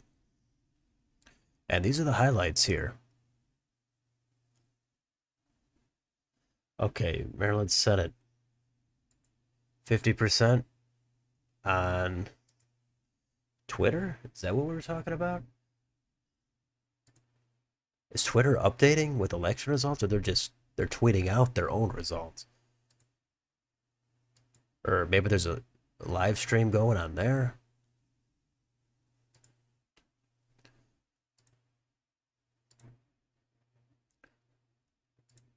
Let's refresh. Nope, still 26% here.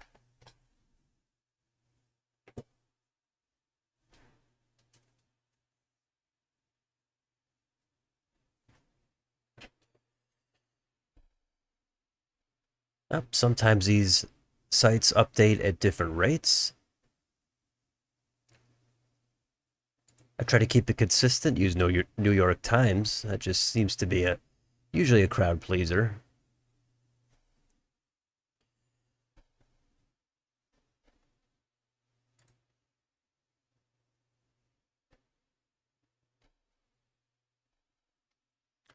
But again, great to have everybody here. We're about 2 hours into the stream, so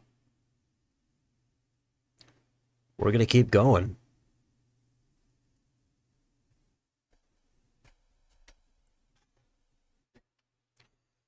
Hope everybody will like and subscribe if you'd like to support the channel. We've had a super chat earlier. That was great. Get the ball rolling. Always appreciate that.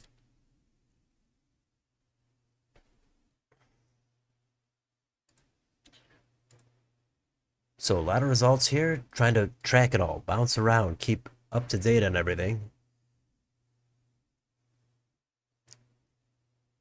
Some of these tabs we could probably close. All right, and now it's already called here. Not a surprise for Fisher and Ricketts. They're going to be the nominees.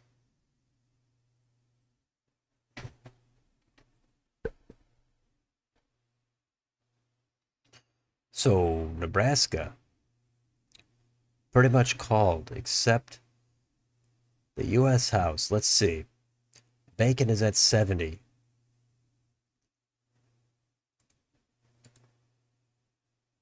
I don't think he's in much danger. It's Dan and Don here.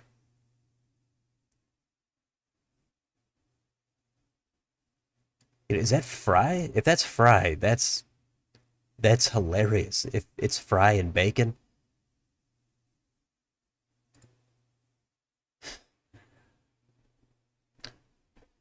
Anyway, did they get rid of the needle? I don't.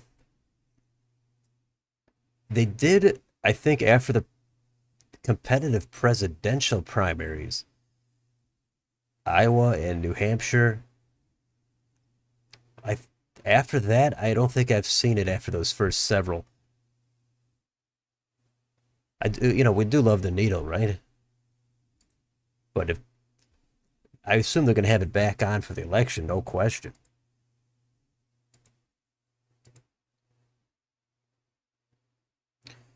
All right, now also Brooks has a little bit more breathing room. She's up 3 points over Trone. He's down by almost 7,000 votes.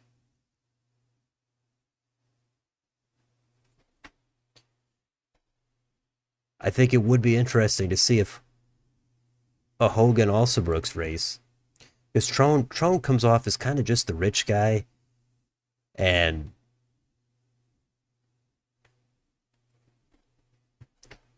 I think it'd be more fun to see Hogan and also Brooks. But who knows?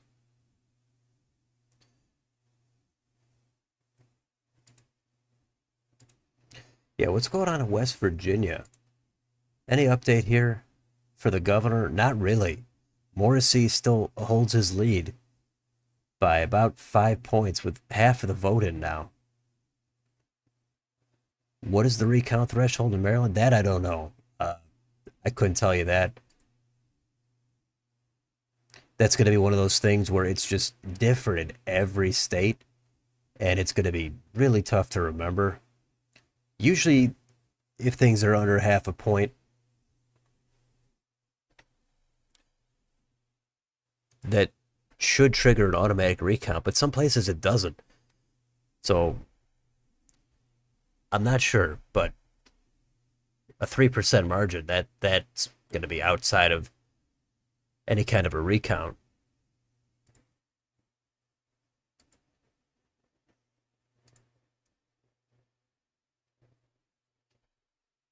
Yeah, I always could have made something up, but no, it's hard to know all this stuff. It's always better to know a little bit about a lot, I think.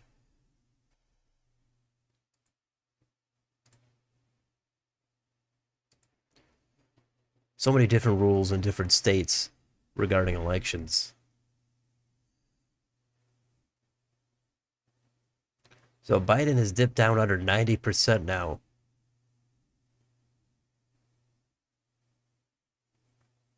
Uncommitted is at 8, and Haley is at 22.7. She's doing her best right around the DC suburbs.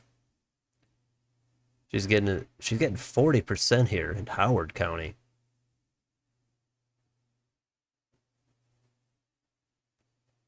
But Trump is getting 90% in the deep red counties. Hogan is still losing 3 counties.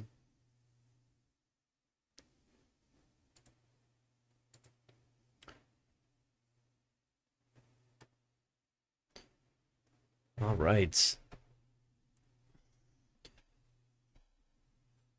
Oh, it did get a little quieter in here, which is makes it easier to track everything and respond to individual comments.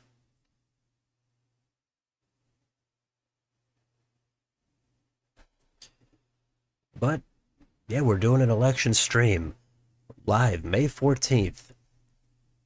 3 states plus North Carolina, the runoff. Here's an update on that. If you're interested in this auditor's race, it's a 4 point race. Other than that, not much happened in the Tar Heel state.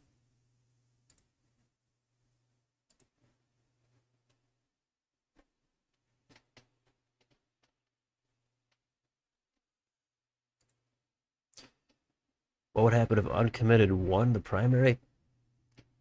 I'm assuming it would be like in Nevada where none of these candidates, if they win,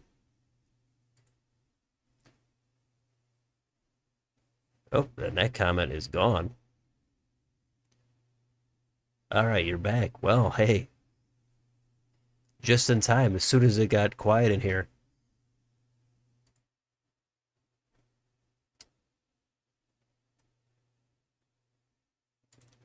All right, let's go to Nebraska again. Let's see what's going on there. So yeah, not much vulnerability here in the U.S. House primaries. I didn't think there was much to look at, but Mike Flood is the winner there in the first. Don Bacon looks like he's gonna probably cruise in the second. He's at 70%. And then Adrian Smith in the third is also over 70. But there's only 4% of the vote in there.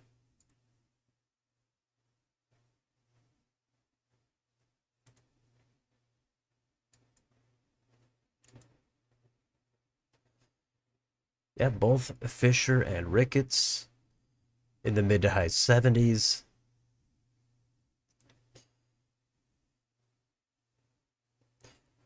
Trump under 70 here as well. I'm sure that is going to be talked about. Trump not totally dominating here in these primaries, even though Nikki Haley has dropped out. It got talked about last time after Indiana. Biden with 94% about. I mean, if Biden lost, I mean, that's such an extreme scenario to uncommitted. Well, that would be a gigantic shockwave. I don't think it could get to that point. He would be so vulnerable before that, but that would be massive.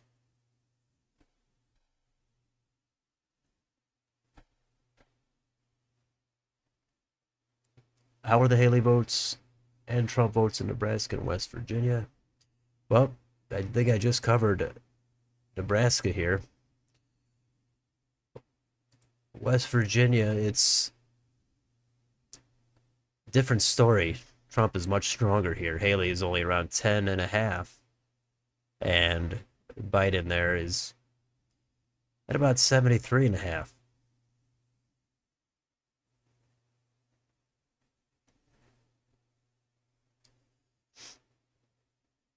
Still no call here at the Dem side of the U.S. Senate. Percent of the vote in. Steve Williams is awaiting his opponent. I think Williams is the mayor of Huntington, if I'm remembering properly.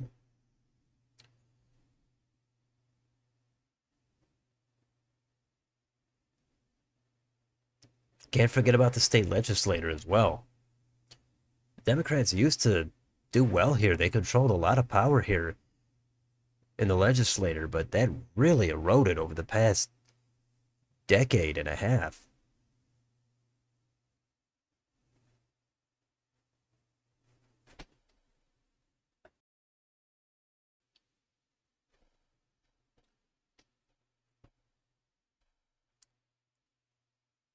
But yeah, we're in the midst of this election night, right here, a political excess live stream.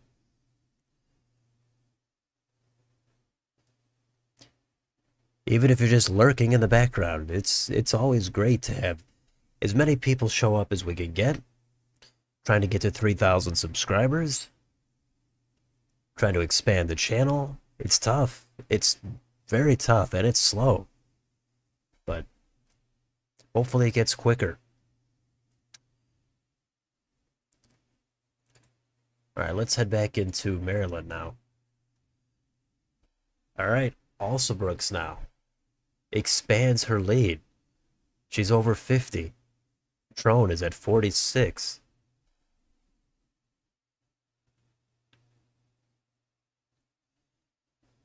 All right, you hope Alsobrooks wins. We don't need another corporate politician. That's a fair sentiment.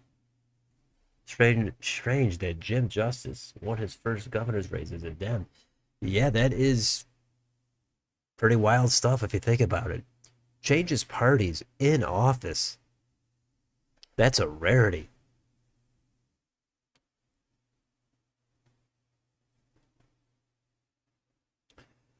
Was there a chance Manchin becomes... Was there a chance Manchin became a Republican and ran for the election in 24 before 23? I thought that was... I would think that's very unlikely. I suppose I can never say no chance, but probably not. I mean, Manchin, he's had his whole career as a West Virginia Democrat.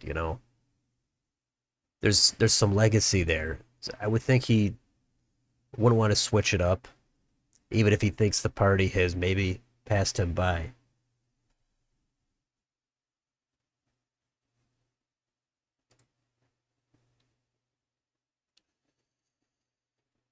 I assume we'll be getting a call at some point here in West Virginia. All right, now it's called for Don Bacon over Dan Fry. Fry Bacon. That works.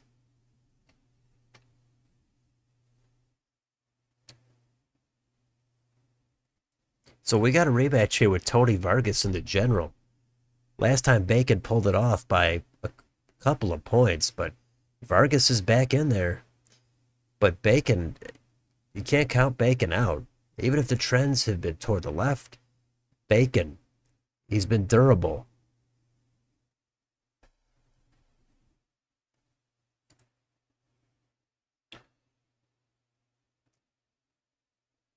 Do you think Jeff Van Drew could have won re-election if he didn't switch parties?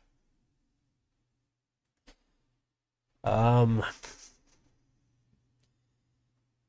Man, Jeff Van Drew, he was all over the news back when he switched. Uh,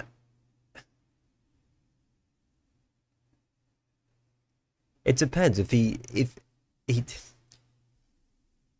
along with the switch though, he opened up and embraced Trump. So if he did all of that stuff and still ran as a Democrat, then no, I don't think he would have. He probably would have lost in the primary if he stayed a Democrat and embraced Trump.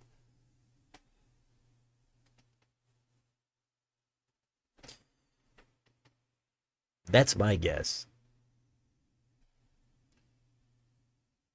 I mean, hypotheticals, yeah, there some of these are interesting.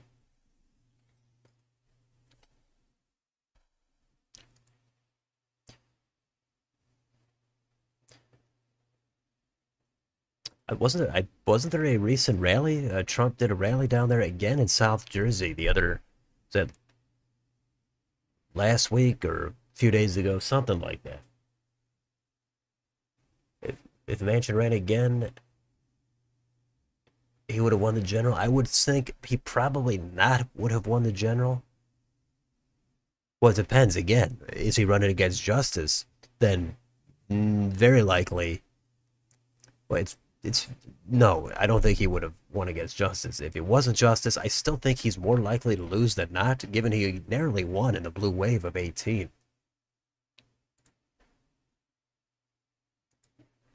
I think the state has passed him by. The party has passed him by. Manchin, he's mid to late 70s now. I think he can retire and have some time left to do whatever he wants outside of politics.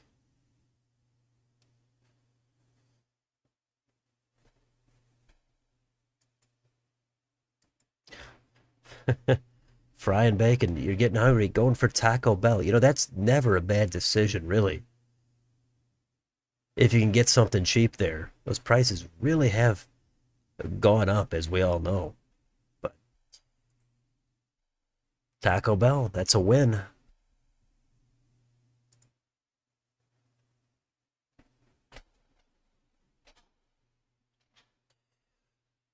Well, yeah, bacon, I mean, he's been through this before, though. He did it in 22, he did it in 20. And, those GOP voters there are a little bit more moderate in that district. It's not exactly Trump country, and he's done it multiple times. So I'm going to assume Bacon is going to start off with an edge, but of course it's going to be competitive.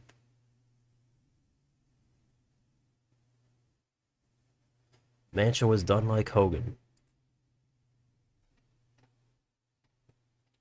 Well, Hogan, we don't know what's going to happen with Hogan. It's possible Manchin would have done better than Hogan if Hogan ends up losing by double digits. All right, so Carol Miller, it's been called for her in West Virginia's first. The Democratic side, not yet. We've still got Reed and Umberger going at it.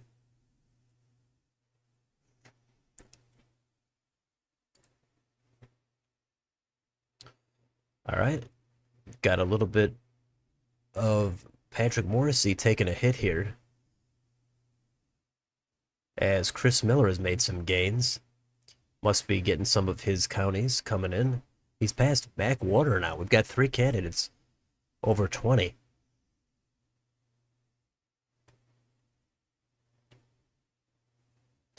Trump at 87.5, Biden 73.5, and in Maryland here we've got Biden now dipping under 89%, Trump at 78.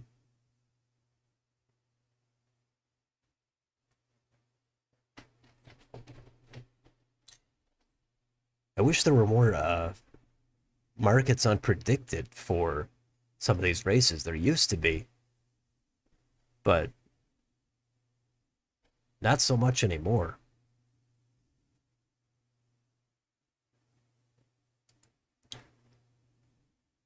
But also Brooks is in the lead. Still got a lot of vote outstanding, though.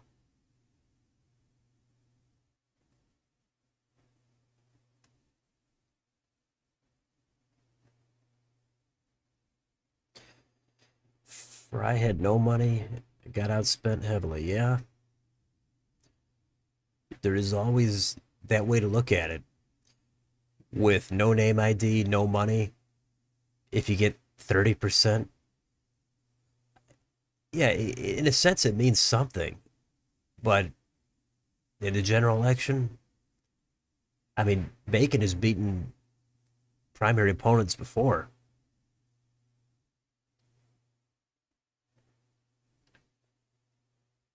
But a lot of this is going to be old news by the time the general election rolls around. Bacon's got that military background. He's been in there a little while now. People know who he is. They probably trust him.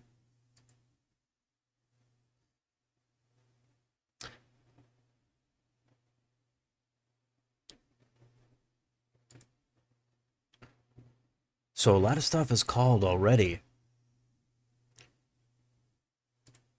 as we take a stroll through here. Still got some races to go, especially here for governor, West Virginia. That's a big race, but Morrissey does have an advantage.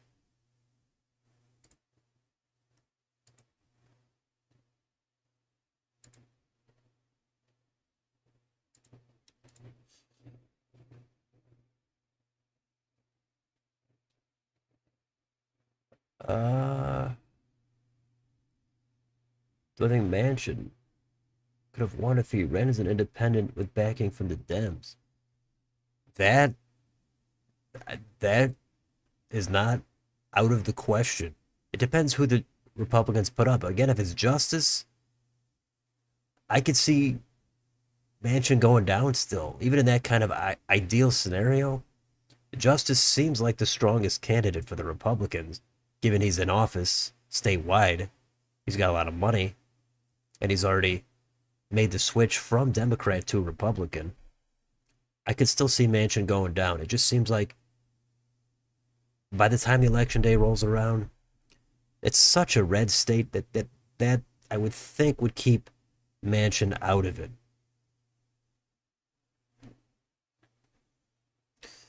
All right.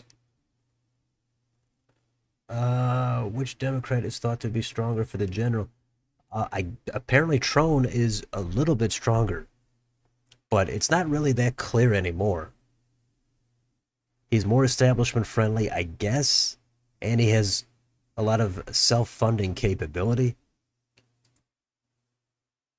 So the previous polls did show Hogan doing slightly better against Alsobrooks. However, the last couple that came out showed it pretty much a wash. So it's really hard to say who's actually stronger.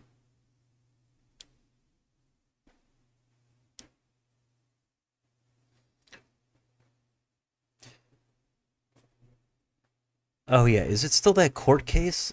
What is the status with that? Because I they added they haven't added no markets. There's been a couple that they've added over the past year. I haven't followed that, but I would like to know. And I don't really feel like looking way into it myself.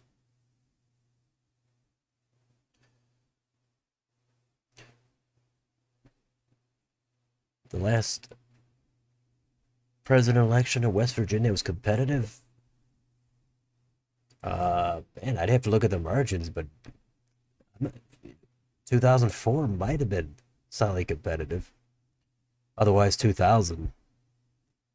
And I think it just started going off in '08 and then after that. But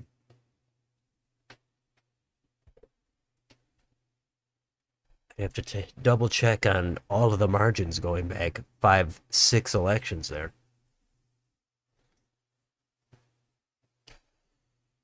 And now also Brooks has an even bigger lead. Trone is kind of fallen out of it a little bit.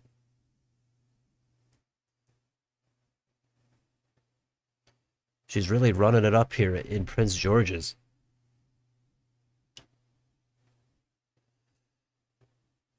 Can we have a vote on redrawing Maryland's borders? The state's borders are giving me a headache.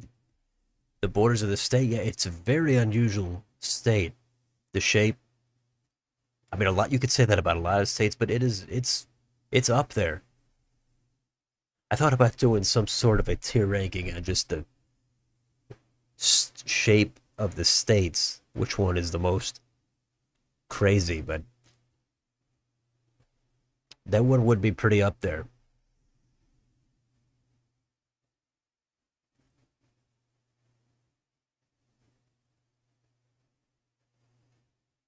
Zero ticket splits with Senate and prediction in 20. The biggest was 20 points in Maine, and that's why Hogan and Manchin can't win.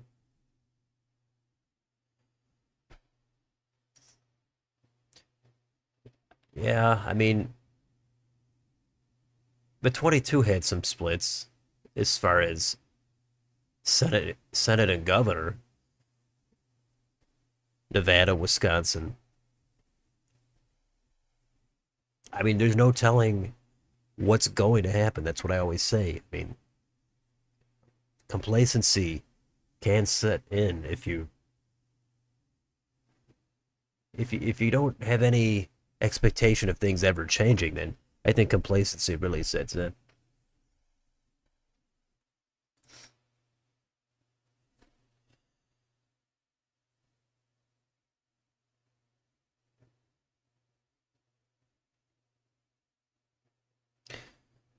But yeah, the polarization has kicked in though, that's for sure. I think that's the underlying point.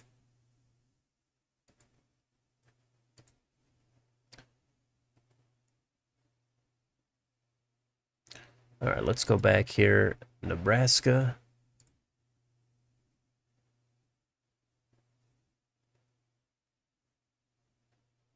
Still waiting to get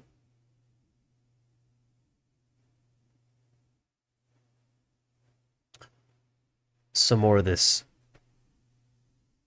Omaha vote in.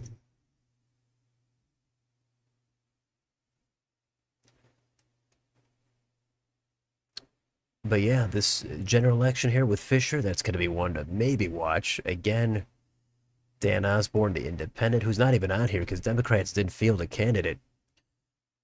He's going to probably get the backing of the Democrats, maybe give Fisher a run for her money, but actually flipping it, that's a tall order.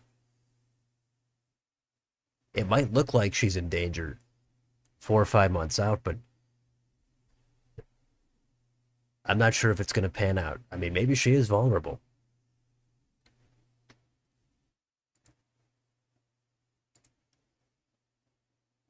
And ton of candidates running here. And Trone continues to lose vote here. Every vote dump. I mean, maybe this is coming in Alsabrooks territory, but now Trone is behind here in St. Mary's.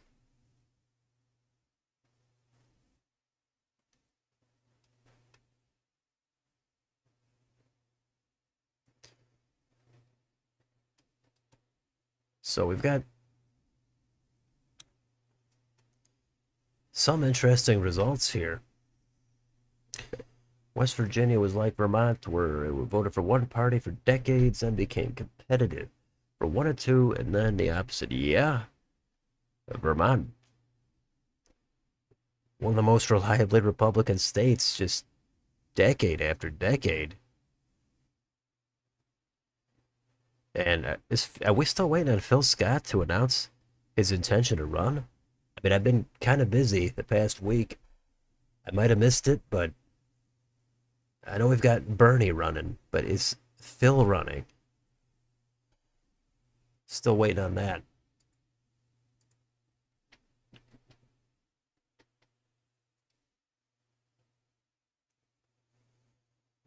76% in here in West Virginia for governor.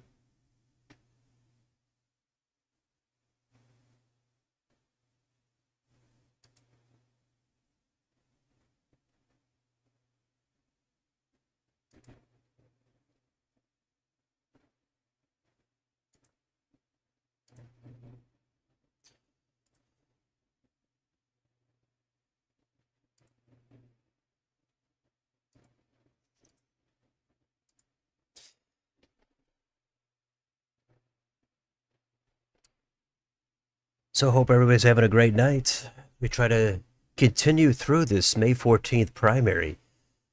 3 states with major action. Maryland, Nebraska, West Virginia, North Carolina's having a runoff.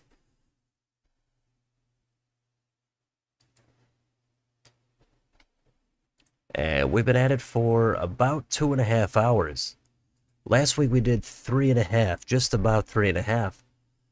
I've done longer streams before. All depends on what the results are, if they come in quick enough, and how many people in the chat want to stick around. Questions and comments. It's always good to do this in real time.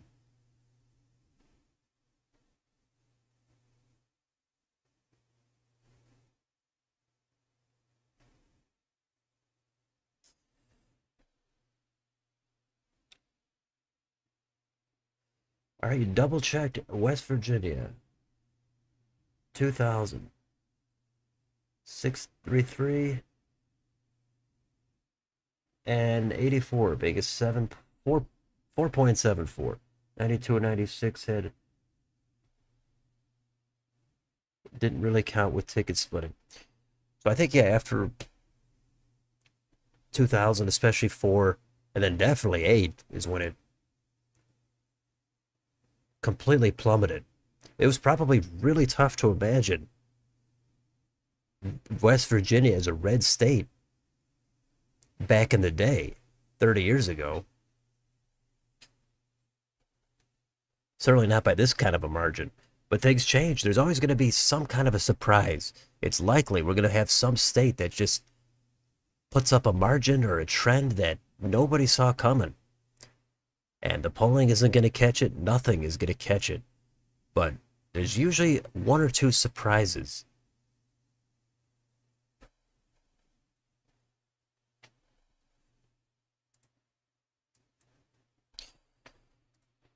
And now that we're less than 6 months out from Election Day,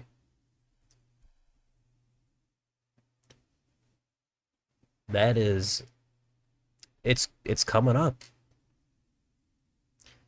Been doing this every day, putting up a video. Well over 900 videos out there, and probably half of them aren't too bad. There's a few good ones in there.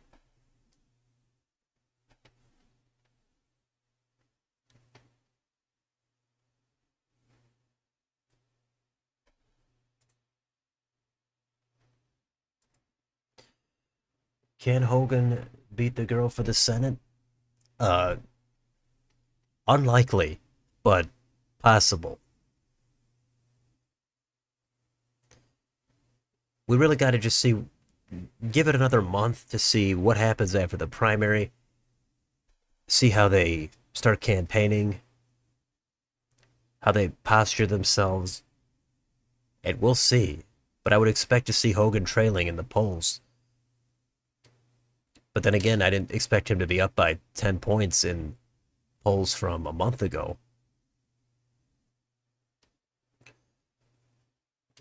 But for Hogan to get it under 10, I think that'd be a solid night for Hogan. But to go 10 more than that and get it to a win, that is very, very tough, I think. But if anybody might be able to do it, it's going to be Hogan. 84 pres election is hard to conceptualize. Your state of Massachusetts voted for Reagan, which is crazy, yeah. Crazy stuff. Minnesota goes blue, but Massachusetts goes red.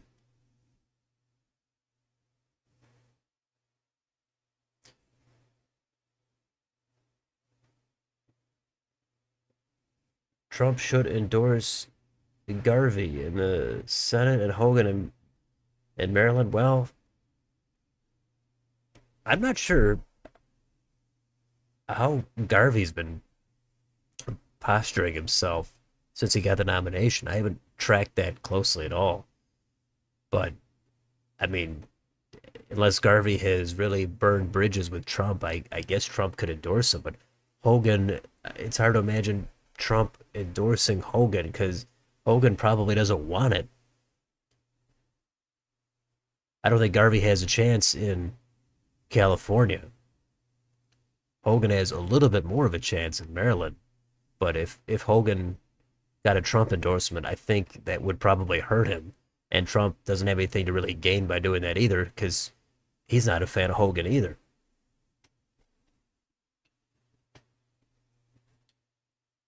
Phil Scott announced he is running. When did this happen? I hate how I missed a couple of things like that. I've been waiting on Phil Scott, and then he announces it when I'm too busy to pay attention. Let's see. 3 days ago. Wow, I missed out on that.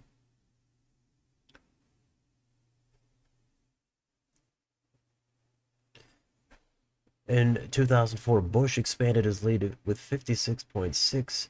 According to Wiki, the last three polls had an average of 50 for Bush, who carried 44.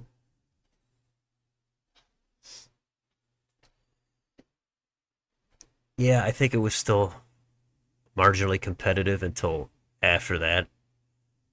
But then even in '08, Obama didn't. He won Indiana, so if he wins Indiana, I think he could not be horrible for West Virginia. But of course, I know that was when everything started to really change.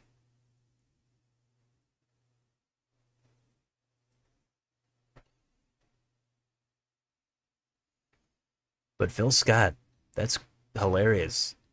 He's going for a fifth term.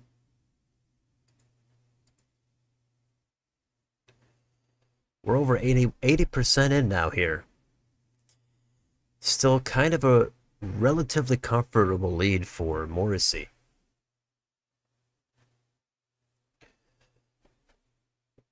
Okay, we've got Massachusetts Republicans.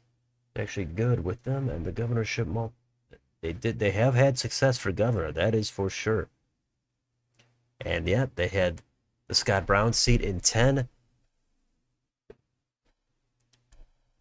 That was close, but yeah, they got that done after Ted Kennedy died.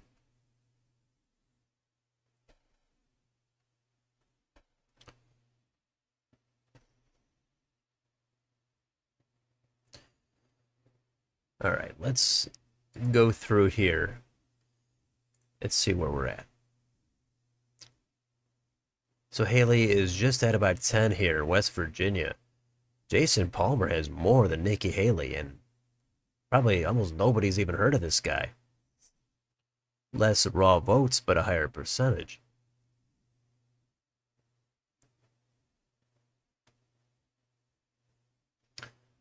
And it's still nothing here, but the margins seem the same here for U.S. Senate on the Dem side. Jim Justice wrapped that up a while ago. He's at 62. Alex Mooney, 26.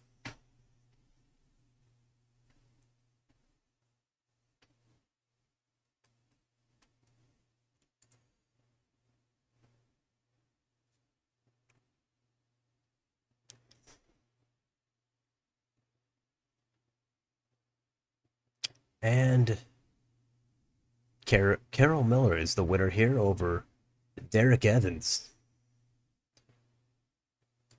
That's this story here. I don't think we need that anymore.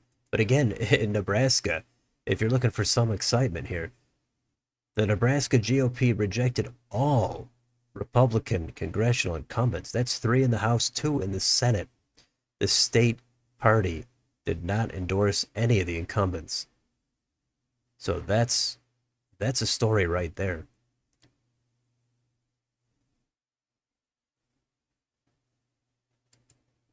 It didn't really matter.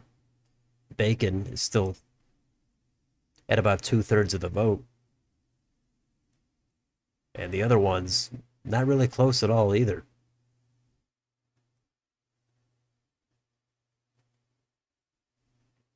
This one is close. Third district, which is extremely red. That is a very, very red district.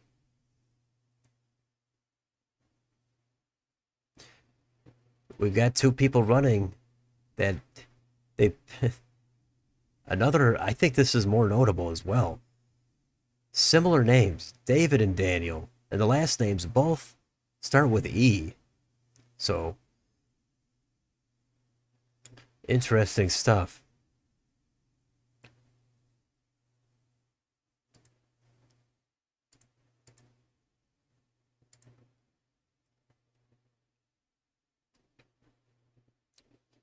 But here in Nebraska, Trump is at 74. Biden's at 93. So that's going to be talked about for sure. In the third district, Harry Dunn is trailing Sarah Elfreth by 10 points. Republican side is close.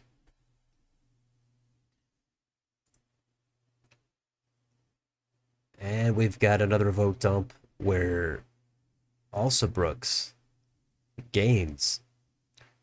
She's getting close to a 10-point advantage.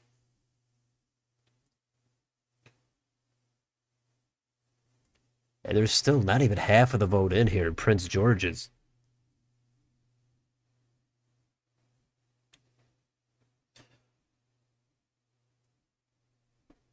Trump and McConnell tried to convince Hogan to run for Senate, but it was George W. Bush who convinced him to run. Is that right? I thought I heard it was McConnell, but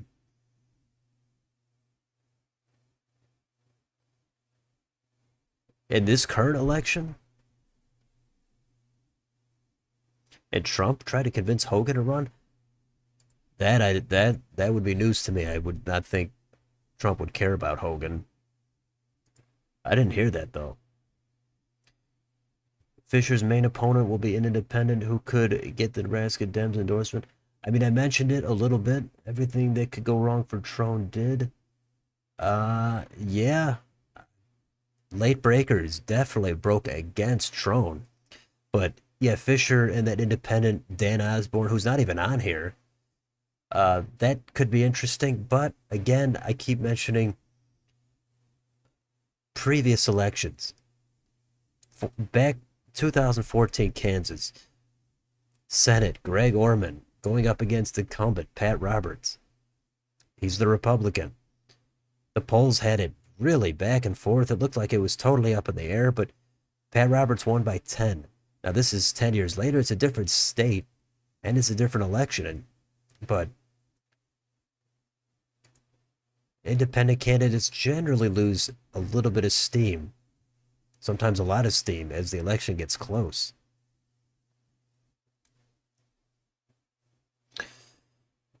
Senior Scoops. Hey. Thanks for making it. You're just getting here. Any time is a good time, though.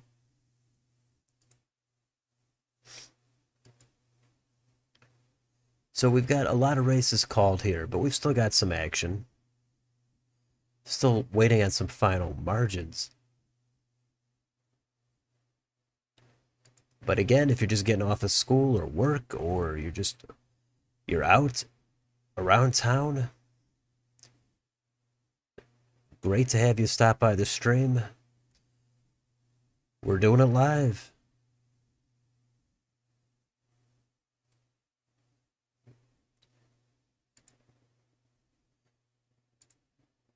And I think the main thing we're waiting on here is probably West Virginia governor. Let's go back down here. 84% in, it's probably going to go to Morrissey. And then, of course, we're waiting on Maryland Senate for the Democrats.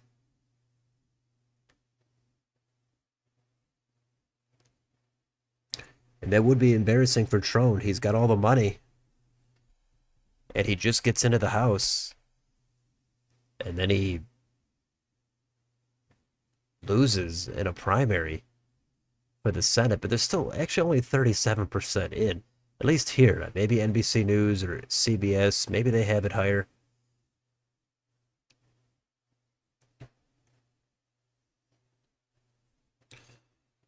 Nebraska regular election will probably just be a fun novelty election like South Carolina. 10 with Elvin Green. Yeah, that I do remember that name, but that was against Scott. Weatherman did good in North Carolina. Yeah, I have that here. 76%. They called it for Alsabrooks. Boom, right there, as soon as I pull away for 2 seconds. Look at that. Trone, he's headed for defeat. He could not buy this Senate election. He couldn't win it.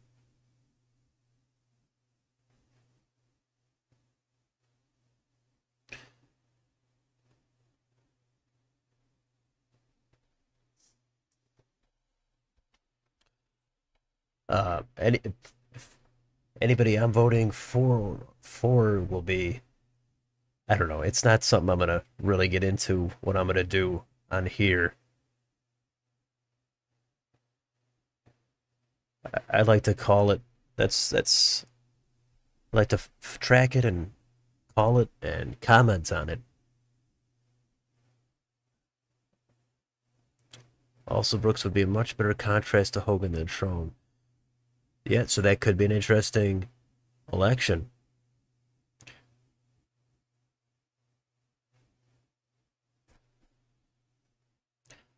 Yeah, that should be great. I'm sure the Hogan campaign has got attacks lined up, and sure also Brooks does as well.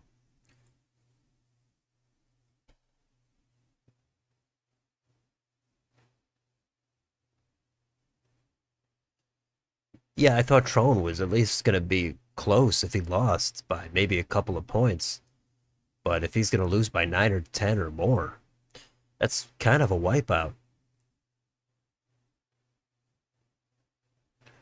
Hogan said Trump tried to convince him to run, and well, okay, I that I didn't hear.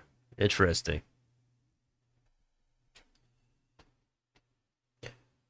What do I think of the polling that had Nevada at plus 12? If that's true, which I doubt, do you think congressional seats would be in play? Do I think all of them would be in play? Yeah, that plus 12. There was another one that had it like plus 10. There was at least two polls that had Nevada at double digits for Trump.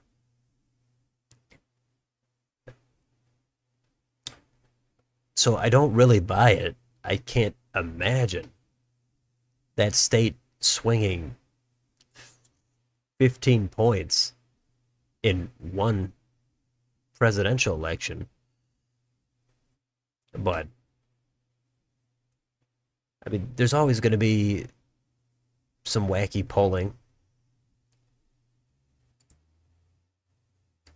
But if that did happen, then technically I would think all four districts would go red, given that three of them are fairly narrow in that map.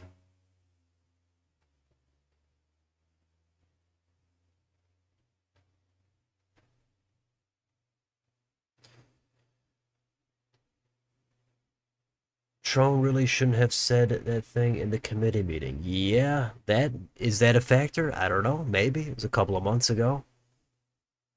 You'll have to search for that one on your own. I mean, he did just misspeak, though. It was definitely nothing malicious behind it. So I do think that kind of thing gets overblown, or it seemed like a misspeak, or there's at least nothing malicious behind it. That part is true, but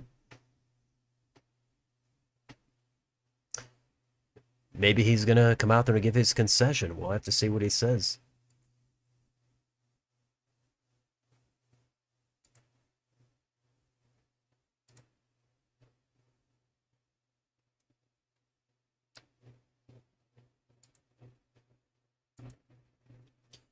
All right, so we've still got a little bit of action here.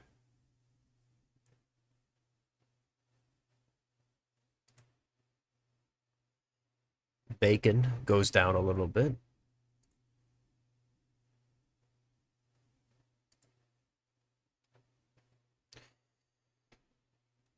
And yeah, Pete Ricketts, how about that? He goes from the governor and then gets appointed by his successor for the Senate seat. That's I don't know about that. If he was ever going to be vulnerable, it would have been right here. But I guess people know Pete Ricketts.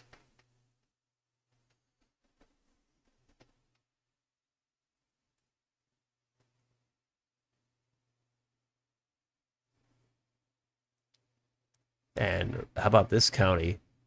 Biden is losing it to Dean Phillips. 5 votes to 4.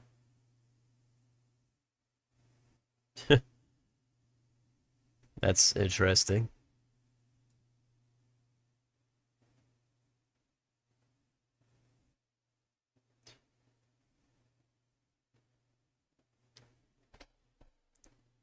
Yeah, Trone, I think, said that a couple of months ago, something like that, within the last 3 months.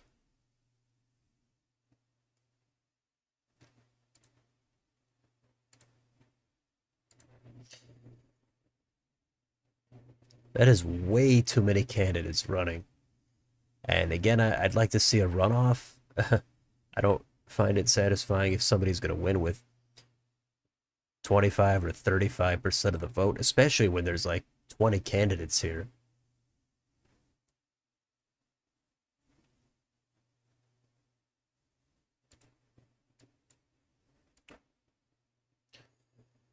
But yeah, well, how about that? It's going to be Hogan and Alsabrooks. Alsabrooks and Hogan, however you want to say it.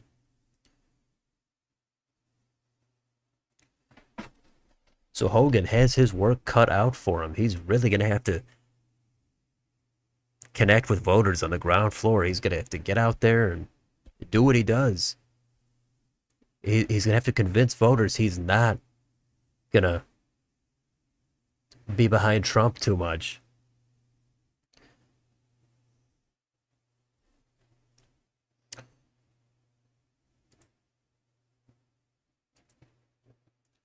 It's going to be tough.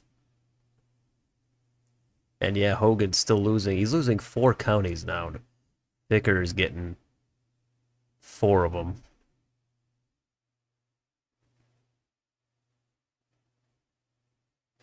How about right here? This is tied. Exactly 722 apiece.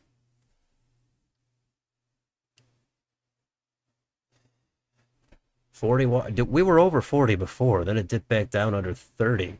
So I'm not sure. Let's see.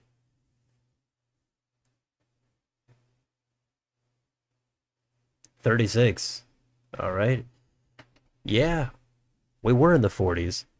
That's good stuff. Hope people enjoy the stream if you're lurking or hanging out, whatever. Always want to get more on the channel. I'm sure other people are streaming, but we're trying to get to 3,000 subs, trying to get more super chats, more memberships. The channel memberships, that would help out a lot. Eventually, the goal would be to add more perks once more people are able to sustain that.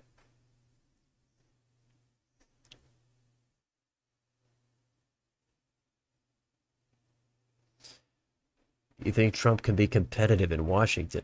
Well, hey, I put out that video last week.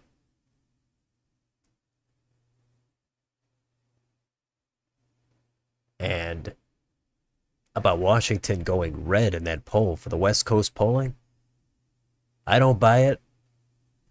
It was a low sample size, especially when the other states are basically not making a gigantic lurch toward the right. It's hard for me to think Washington is just suddenly going to go 20 points toward Trump. So we'll see some more polling over the summer.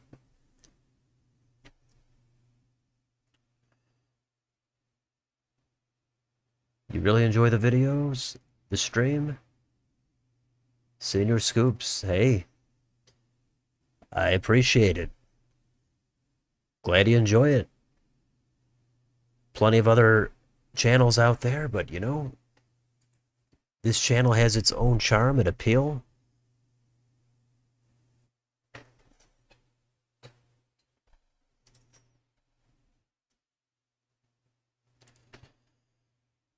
So yeah, we're hitting almost 3 hours on here.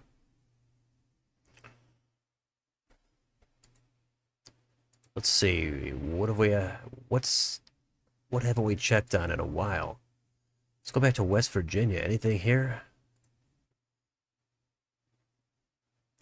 It's a little bit narrower for Morrissey, but he still has a lead of over 10,000 votes. It's hard to imagine that not holding. So they still haven't called it.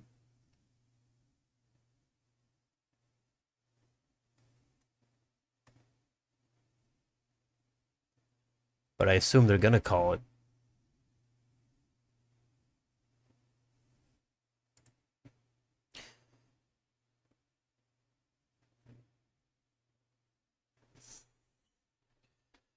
To you, it feels like the first accurate poll.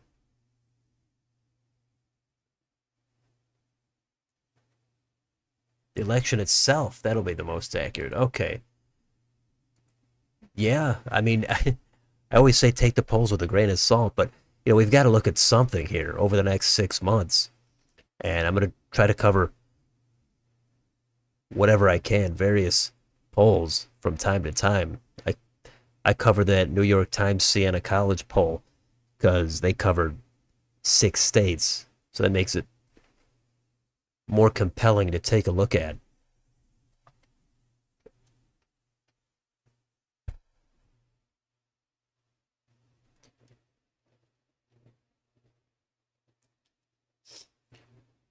So most of these Maryland House races have been called.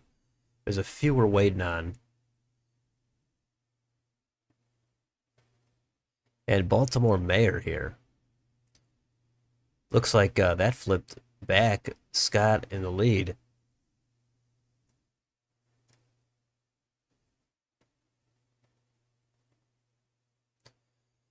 And Trump's still under 80% here.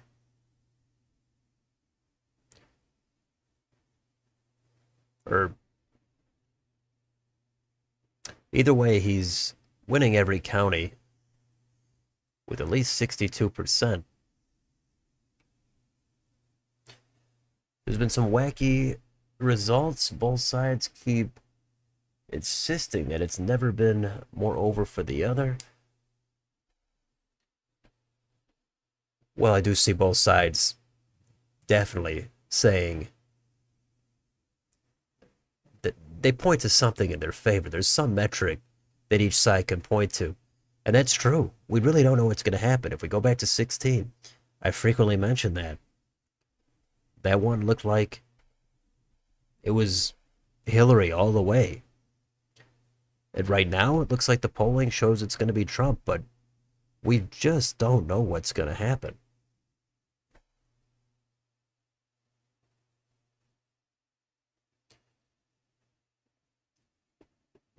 There are many reasons you dislike first past the post, and West Virginia's Senate's GOP primary is one of them. Yeah.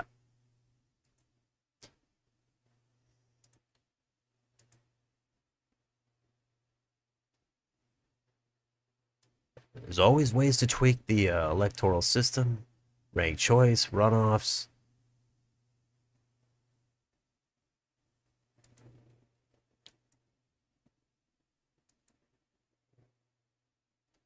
But in that Senate race, if you mentioned the Senate, I mean, that's justice all the way, 62%. I mean, but for governor, yeah, that is up in the air. Do you think you'll hit 5,000 subscribers before election day?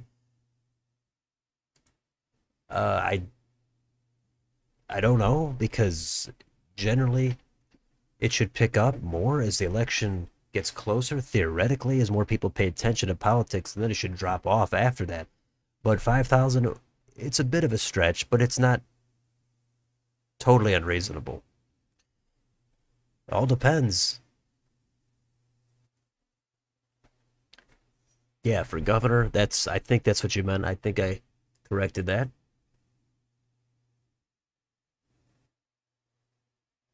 Do you use the betting market odds when you give predictions?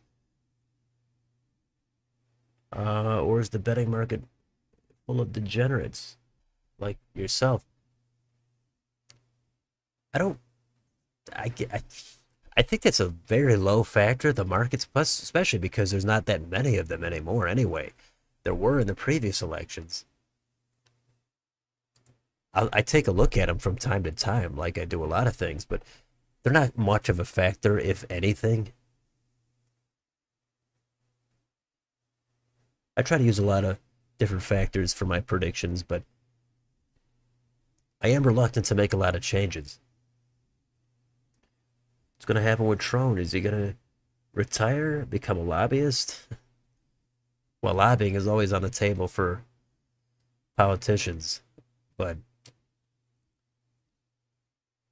I he could he could do anything, I guess. I don't know where he goes from here. He he could go back to the private sector. He could try to mount another election in the future, another campaign.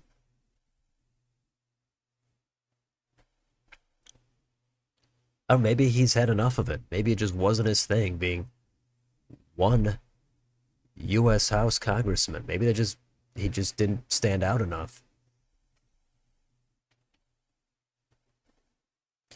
We'll have to see what he says.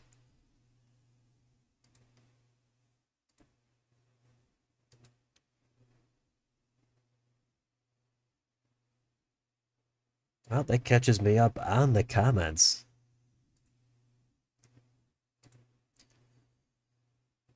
So we still got 90% in here in West Virginia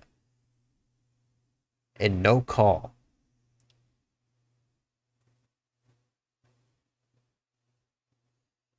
But Morrissey has a 10,000 vote advantage, almost 11.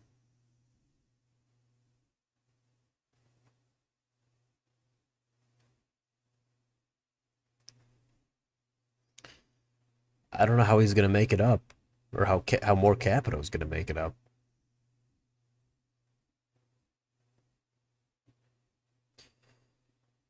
And Jason Palmer with 11%. I don't know how much that attention that's going to get, but I'm sure the Trump part in Nebraska, it seems like that's going to get more attention, where he's only at 75. Still only a third of the vote in.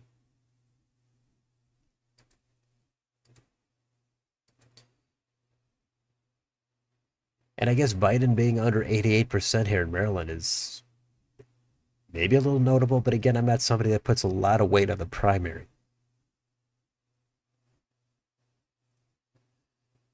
Trone's house was his house one was notable because his district was so close. What rating would you give his house district? Yeah, it was the partisan lean was supposed to be close, but he won by almost 10 points, I think. So now that it's open in the 6th district, April Delaney, I don't know much about her, but if you just say that she's a generic Dem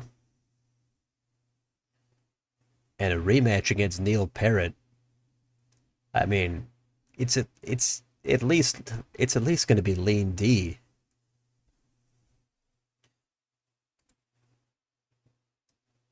I assume it's going to be under a 9.5 point win, but given how uncompetitive it was when Trone won, it just doesn't seem like Republicans have high hopes there for flipping that seat. But I guess Parrott should be able to at least make it semi-competitive, but I don't think he's gonna have the advantage unless if a red wave materializes. Then we're gonna be talking about districts like this, but we're not gonna know about that for a few months. Hamburger Rabbit, you're tuning in late, but hey, you made it. And from West Virginia, too. That is a relevant state. We covered almost everything, still waiting on the governor's race for the Republicans. But hey, yeah, people are busy. Everybody can't sit on here for 3 or 4 hours. I get it. And we're waiting on this also for the Senate, the Dem side. Blankenship is leading in these two counties. I guess he won them. He's only at 18%, though.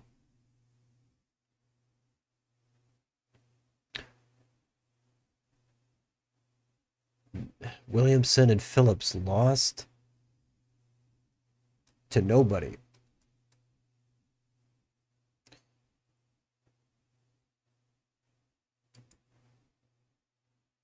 Phillips did lose here. In the other states, yeah, Uncommitted did beat Williamson and Phillips.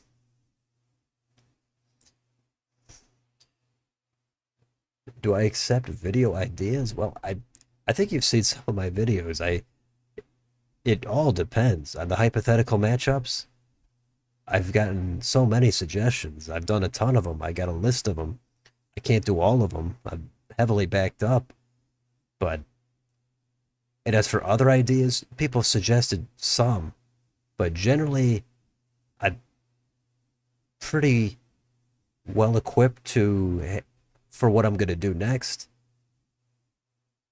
But once in a while, somebody has an idea that works.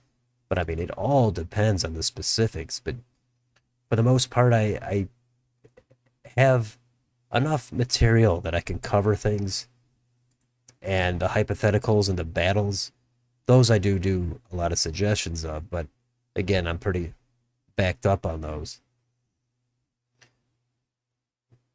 Senate President, West Virginia is losing a three-way primary. Okay.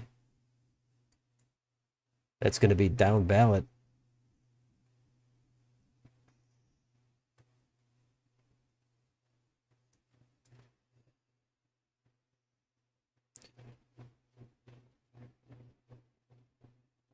Not sure which district that is, but yeah, this is also something to take a look at.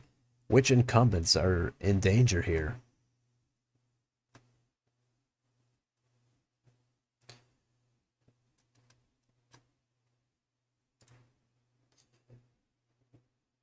So on the Senate side, we've got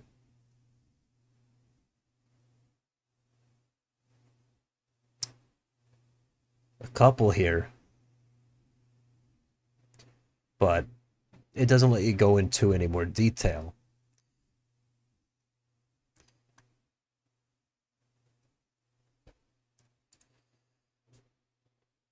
Okay. Oh, Senate District 15. Okay, let's.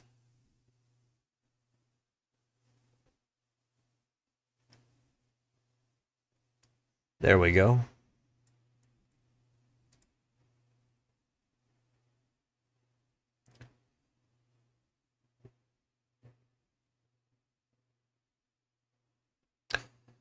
Craig Blair looks like he's in danger of going down. Senate President, didn't know that. Not sure why. I don't know the specifics, but maybe he's. Maybe there's a scandal. Maybe he's too cozy with the establishment. Maybe he's not cozy enough.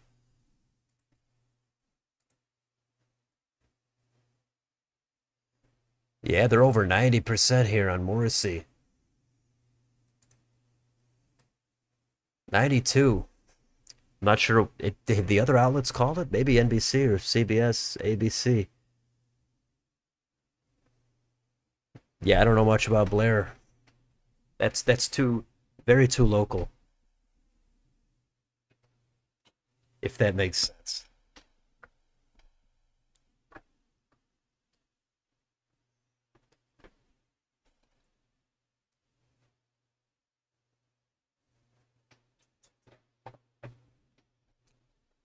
So yeah, we're over 3 hours now on the stream. You know, sometimes you got to take a break, do what you have to do, have something to eat.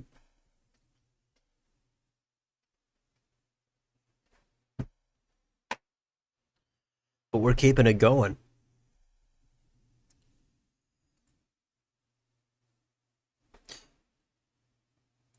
I'd like to know if Trone has made his concession speech. Here we go.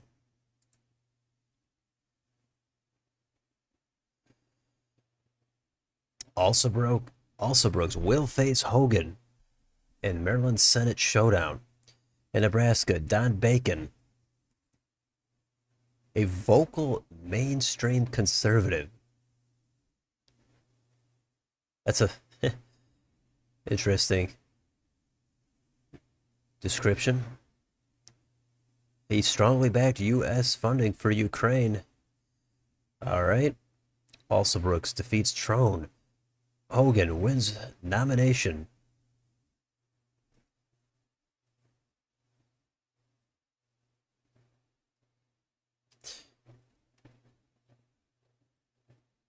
All right.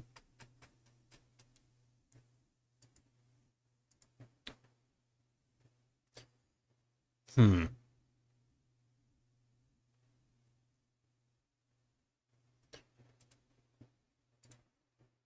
Okay, still nothing here. West Virginia. No call. MSNBC claims too early. Too early. Hmm. D's undecided for Biden, and Maryland will vote Trump in November. The undecided D Biden voters will vote Hogan in November and put worst D the winner for Senate and put Hogan in best position. Count on it. Okay, that seems like a bold call to me. Waste of 50 million by Trone. Well, yeah, you can't win them all, but you know, he did come out of this looking like a loser, I guess. CNN no call either. Does nobody want to make this call? Is there something we're missing? I'll call it. I'll say Orsi is the GOP nominee here.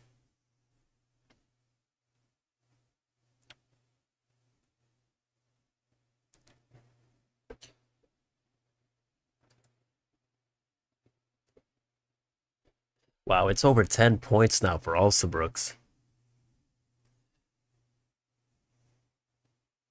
It is still only 47% of the vote in. So we've got Angela and Larry and Angela.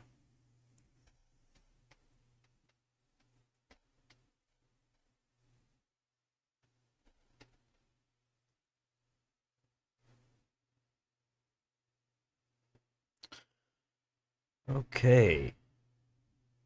You trust my call over CNN. Wow, yeah. That's high praise. Or maybe it's not. Maybe there's just no trust in CNN.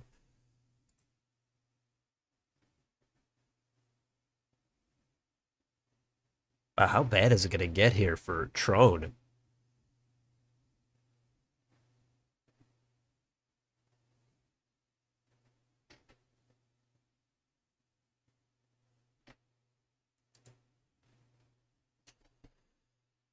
So yeah, most of these races have been called as we're over 3 hours.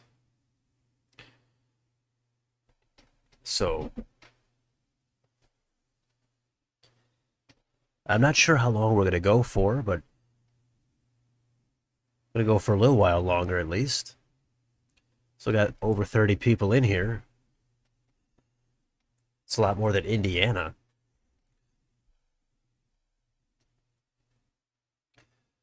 Closed primary. Yeah, those who flipped on Biden could not vote for Trump. These who wanted to vote Hogan, for Hogan couldn't. Yeah, no, the closed primary, and I think all these states, at least West Virginia for the GOP side, I think it gets kind of murky. It's unclear exactly, but closed primary. Some of these other states were open or semi-open, but now we're getting closed primary results. So Haley pulled in 20 on a closed primary.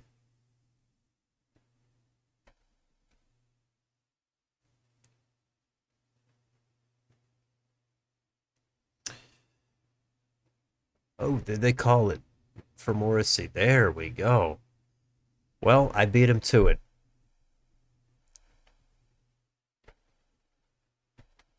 I just couldn't imagine what was missing there. So it's going to be Morrissey and Steve Williams headed for a showdown.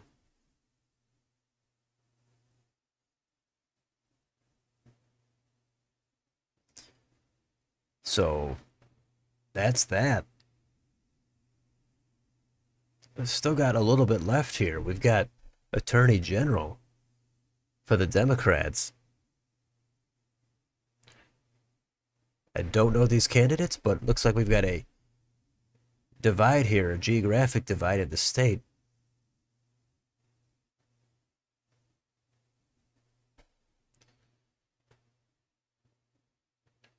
Still another race here outstanding in the House for the Dems, 1st District.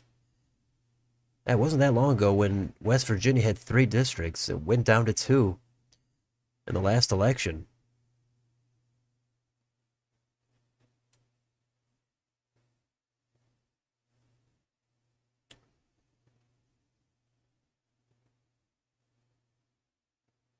Oh yeah, I did. I had a poll up asking who's going to win, Alsa Brooks or Trone. I don't know what the results are. I can't even see it if that's still up. I probably could find it if I really want to. But for now, I'll just leave it.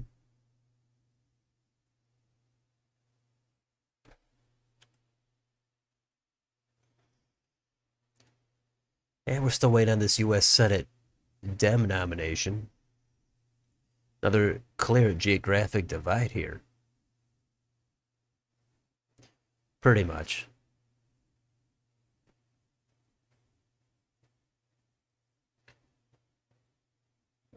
Hogan was running as an outsider. Angela throws in a wrench. Yeah, that should be a good race.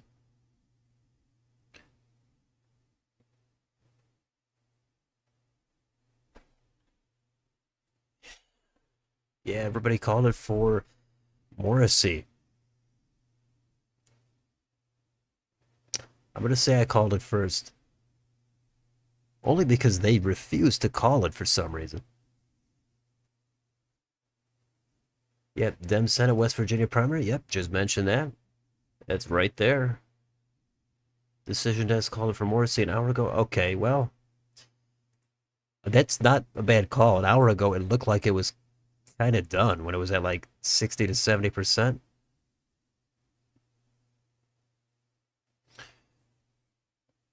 Angela is far left. Not all D's in Maryland are far left. Outside the DC suburbs. Yeah, well, I was saying before, I think she's gonna try to moderate and not run as a progressive. That's my assumption. It's usually what people do in the general election. They do the pivot. I mean, we've seen Ruben Gallego in Arizona. As far as I can tell, he dropped the progressive branding and he's kind of just trying to run as a standard moderate type of Democrat.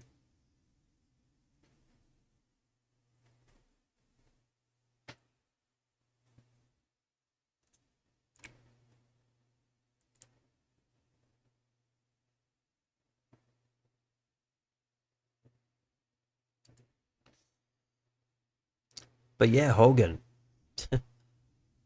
I mean, he might be totally finished and we just don't know it yet, or maybe he has some kind of magic left where he Makes it competitive.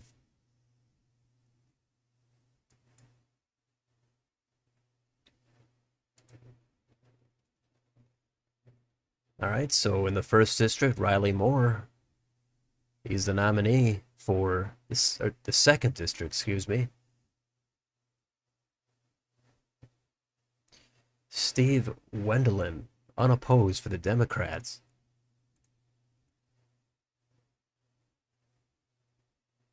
I mean, Hogan is getting 127,000 votes. How many of those Robin Ficker votes are going to come over to Hogan? Also, Chris Chafee. I didn't even realize he was running again. He was the nominee last time. I would assume most of those people are going to, most of those voters are going to come back to Hogan, but not all of them. Some of them just don't want to support Hogan. They do think he's too much of a rhino. Now, how many of the Trone voters are going to support Alsobrooks? Probably a lot. But who knows? This is just the primary. There's plenty of voters who aren't going to participate in a primary, but they're going to vote in the general.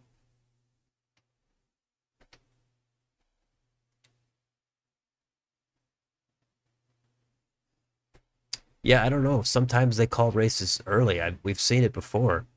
And then sometimes they sit here until there's 93% of the vote in.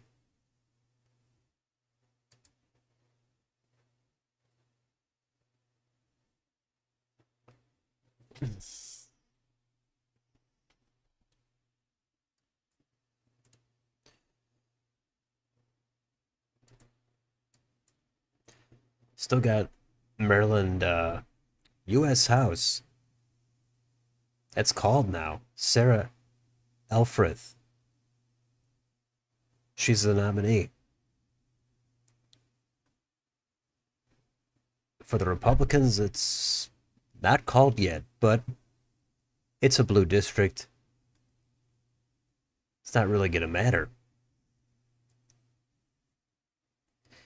John Sarbanes. He's retiring.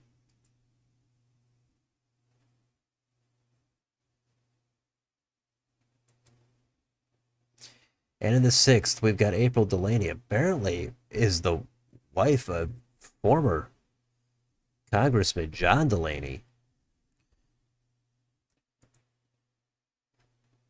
I mean, every stream I learn a couple of things. That's one of them. The family connections.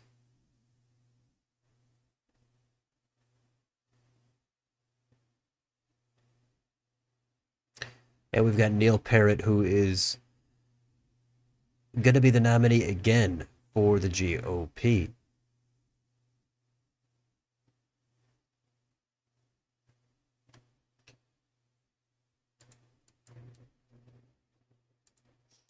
And in Nebraska, we've got still 36% in for the Republicans, 61 in for the Dems. And we've still got Dean Phillips. He has won this county. Congrats to Dean. Look at that. He could say he won a county in Nebraska. 5 votes.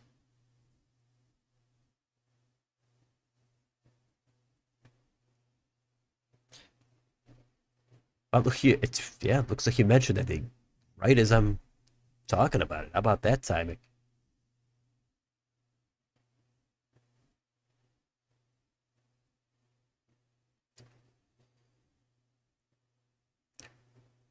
Still got one race here. The third.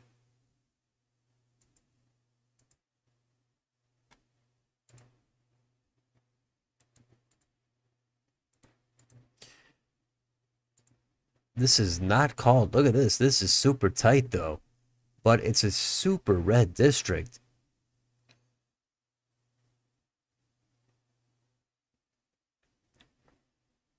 That could potentially head to a recount. A lot of counties here have it tied. Tied at 2, tied at 3, tied at 11.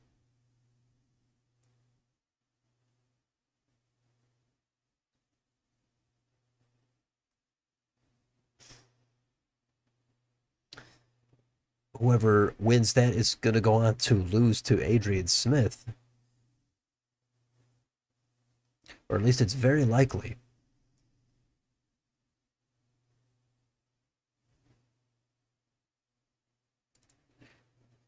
Don Bacon is going to face Tony Vargas in a rematch.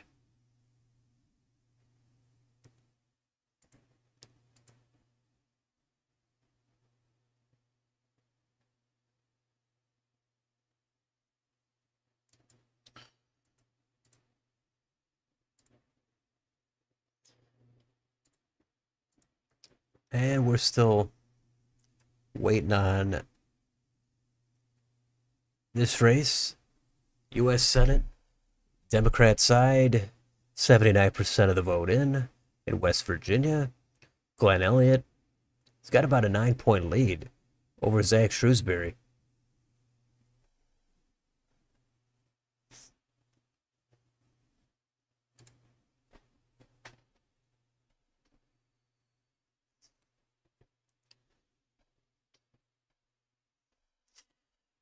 And in North Carolina, still no call in this race for auditor. 6% gap, though.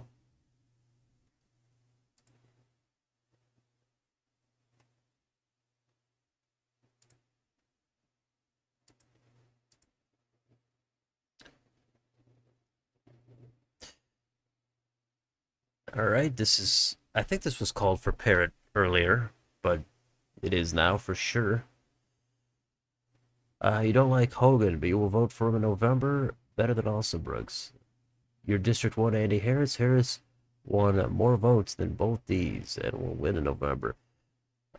Okay, so you're right there. You're right in where the action is. You're in the Harris district. That's the Eastern Shore.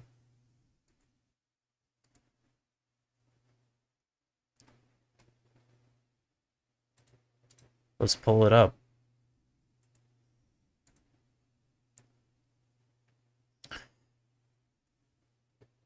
So Harris, 47,000. Yeah, they're at 75% of the vote though. The Dems are at 54, but yeah, that's a fairly red district.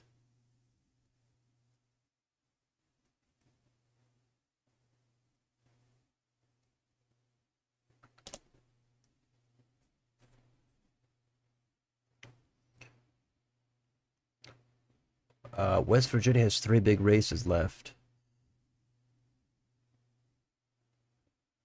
Nebraska 1, Maryland 2. Okay. Yeah, West Virginia has. I don't know if we're counting Attorney General. That's kind of a big race when you think about it.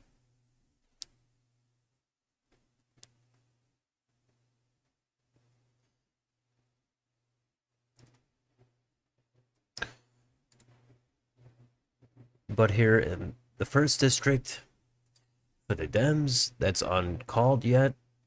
That's a big gap though for Chris Reed. That I would assume that's going to be called. Do I think Bacon will be able to hold on? Yeah, but how confident am I? Not very.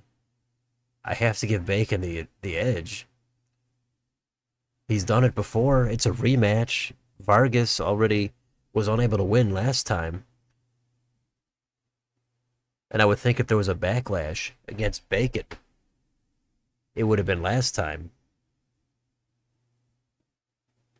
So I would give Bacon a slight edge, but he could lose by a point.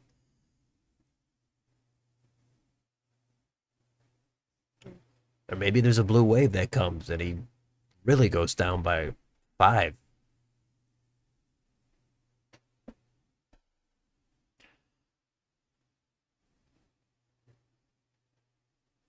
Okay. Primary home is Hako. Oh, not sure where that is. Beach home is in his district, Worcester County. Okay. Some of these county names, I mean, there's clearly there's an R in that county. I I hate some of these silent letters, they really okay, Hartford County.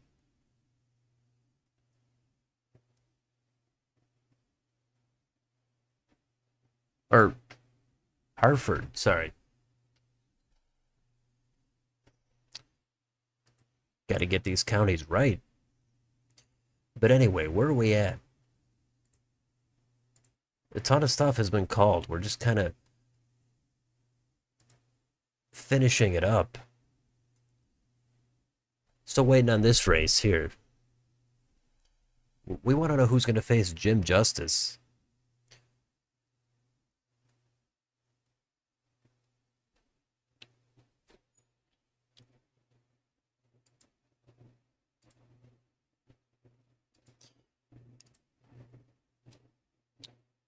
And also Brooks, yeah, now we're up. It's a double digit lead. It's 11 points. She's even captured. Well, it's actually, yeah, it's tied here. Exactly 722 still. That hasn't changed. We looked at that like a half hour ago.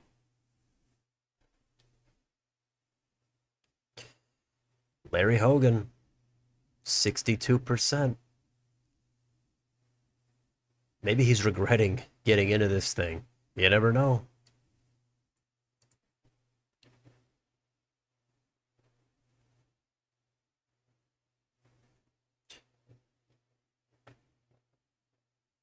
%80 in, he only lost by zero point 0.1.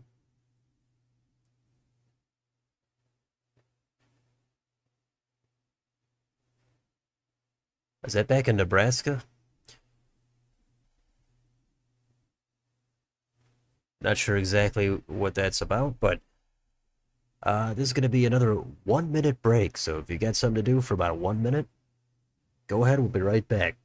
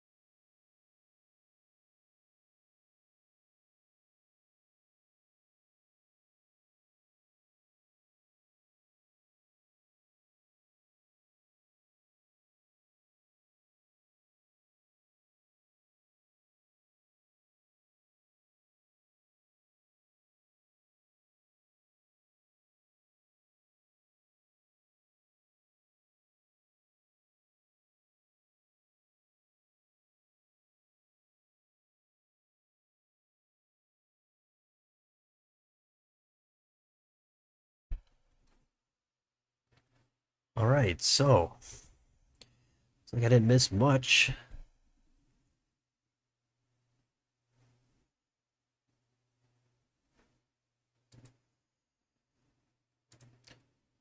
And I'm not sure how much is left here as far as the excitement level. All right, we've got an update here. Steny Hoyer and Glenn Ivy. They're at the Alsabrook celebration, urging partygoers to join forces with David Trone supporters to defeat former Governor Larry Hogan.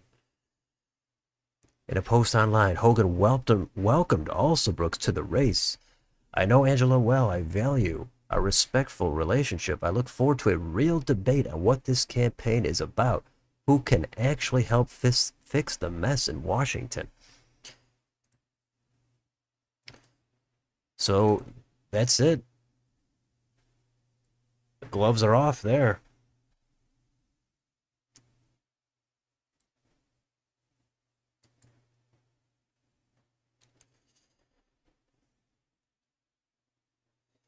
Oh always look at primary votes. Sometimes it can tell you who will win.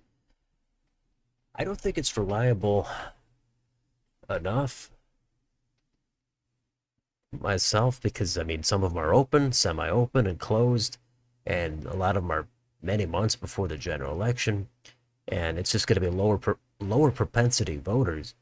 So, I mean, there's something to take a look at there, but I don't think there's enough.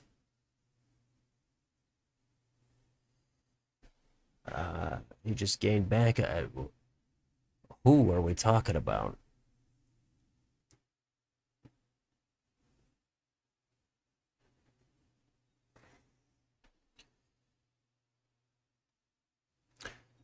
We're bouncing around all over the place. I do want to figure out who we're talking about. Oh, Elliot. Okay. I mean, he's still, yeah, he's down by 9.5.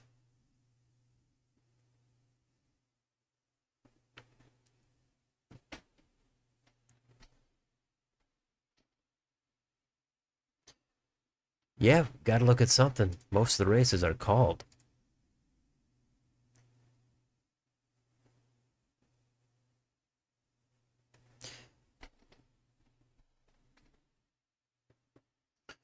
I think it's going to get ugly though in this race for Senate. The question is it just going to be? I mean, Hogan, he's popular. It can't just be, tying him to Trump. I don't think that's really going to work. He's already established himself as not being on Trump's good side. So I'm assuming it's just going to come down to saying you have to vote to keep control of the Senate. You don't want to have the Senate go to Republican hands, abortion, yada, yada, yada. But I don't know if they're going to go real hard at Hogan personally and say that this guy is just going to enable Trump. That might fall flat. Hogan's already had a ton of success.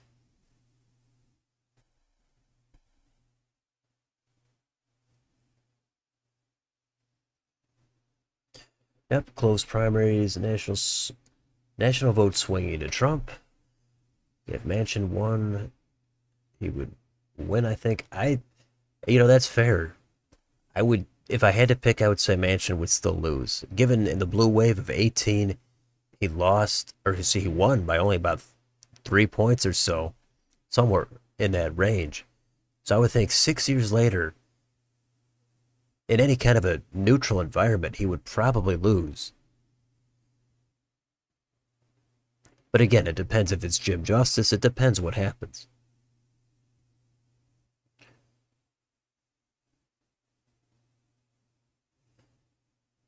Hogan 24. Okay, hey, I think that's a new comment. You're heading out. Senior Scoops. Keep up the good work. Thanks. Thanks a lot. I'm sure I'll see you around. Have a good one. Hogan is more popular with moderate D's than ours. Yeah, that's kind of what I suspect. But for Senate, I don't know how he's going to get less of those moderate Dems, I would think. But again, it depends how Alsa Brooks postures herself. Yeah, that's fair. I mean, we're gonna have our own takes. 0.1%. Okay, I would think it would be that. I mean, that's a pure coin flip. But I would think Manchin would be done pretty much no matter what. Last time it seemed like he might go down, but the blue wave might have bailed him out.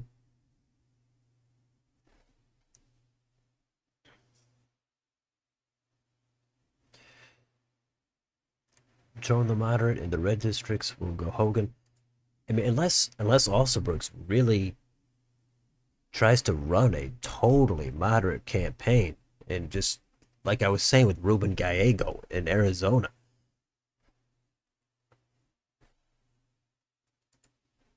if he's gonna. Okay, now it's been called here for Glenn Elliott.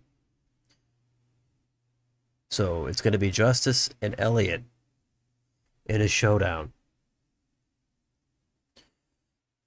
I don't think Glenn Elliott's gonna get much support from Schumer and the Dem establishment. Not in this race. But I think each side should always they should run a campaign. They shouldn't just throw in the towel and unless it's like a gigantic 80-point margin.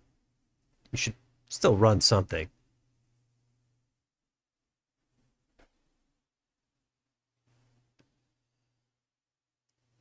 He said if Blankenship won, he would launch an independent bid. Okay, somebody was mentioning that, I think. But yeah, that didn't happen at all. Blankenship did nothing.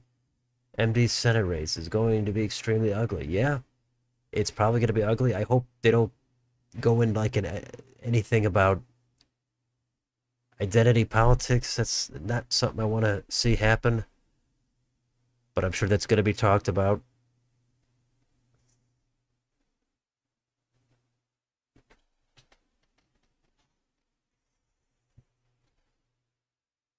Also, Brooks will win by 5 or 6 points. That'd be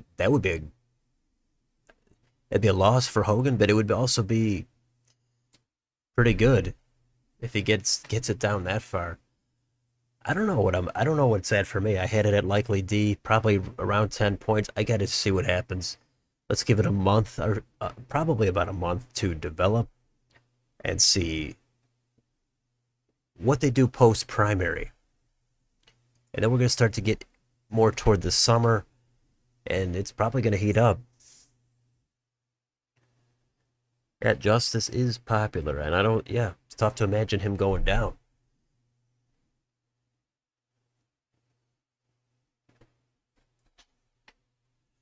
Yeah, I know Manchin. I still think Manchin would have lost, but yeah, this far out, or a year out from an election, yeah, the incumbent is going to have kind of a built-in advantage.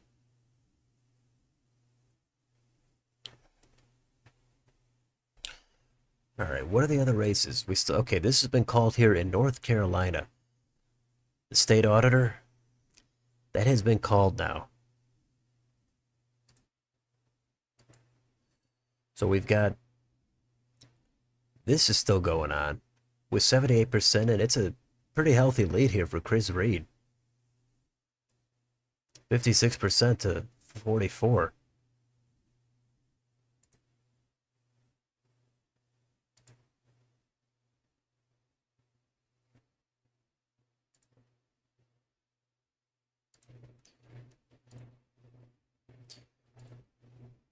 Nebraska is pretty much in the books. Just here in the third for the Dems.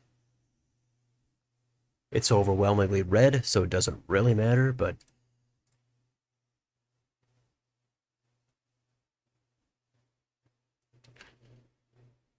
all right. MD is way too blue. And it's a presidential year. Yeah, that's definitely going against Hogan. Those two things. Yeah. Again, without Hogan, there's no way we would have taken a look at this race at all. If it was Robin Ficker going against Alsabrooks, Ficker is gonna lose by, you'd think, at least 25 points.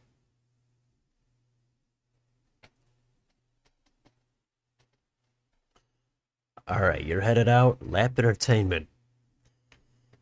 Thanks for joining the stream. We'll see you next time. Have a good night.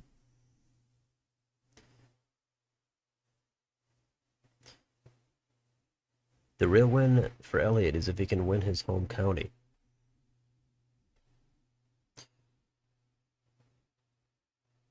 I'm not sure what his home county is.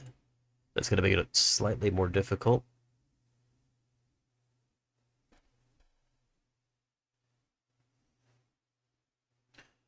Hogan will win. That is confidence right there.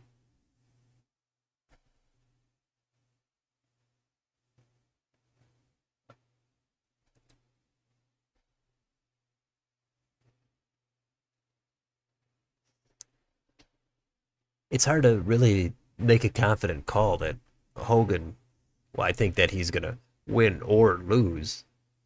It's easier to say he's going to lose, but this is May. I mean, I always say a lot of people not really paying attention to politics that much.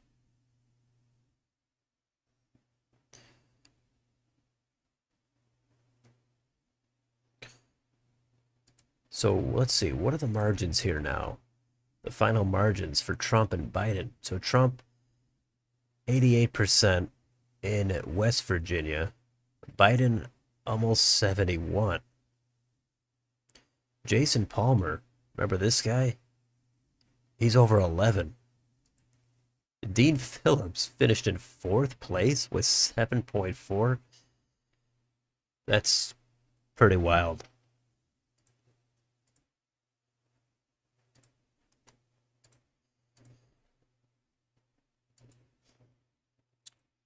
And in Maryland, we've got Biden at 86.5, Trump at 80.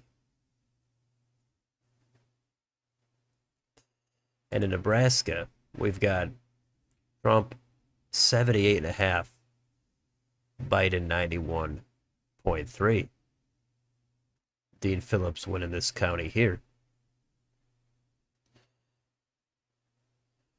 Remember Republicans in Georgia? Walker was terrible. I mean, it was close, but yeah, Walker probably just was too controversial, too much of a wild card.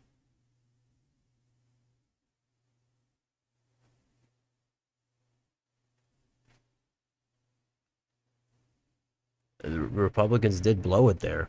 They lost several Senate elections, the special and then the regular, and then the other regular. Hogan can beat. Oh, Hogan beat Brown in a huge upset. Yeah, back in 14, that was that was a pretty big upset, I would say. There wasn't a ton of polling, but that was surprising that he pulled that out.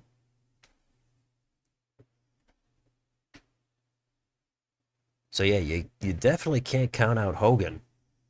But 14, that was 10 years ago. It might even be more impressive that in 18 he won by double digits in a blue wave. But the upset in 14, that is crazy.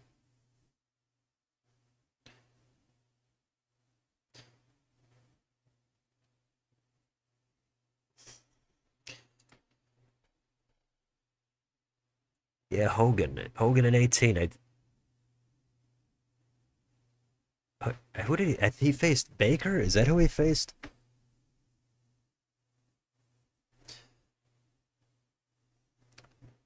I'm gonna go with Baker, but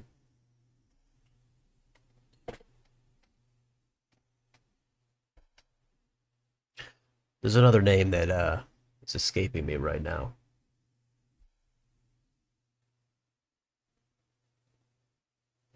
I could just look it up, but I think this is more fun.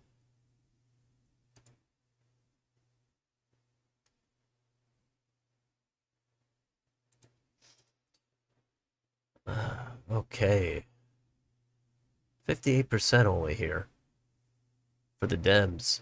This is slow counting.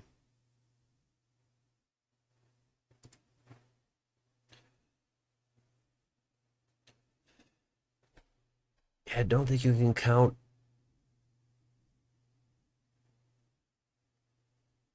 Hogan out, but governor race and Senate race are different. Yeah, 100%, especially highly educated state. Oh yeah, Ben Jealous, that's the other guy. I think Baker, yeah, those two went at it in a primary. But anyway, yeah, they're different races. If Andy Bashir ran for the Senate, if he does run for the Senate, he might in 26 for the McConnell seat. Do I think he's going to win? No, I don't, but I think he would make it a lot closer. Two totally different races. Two totally different races.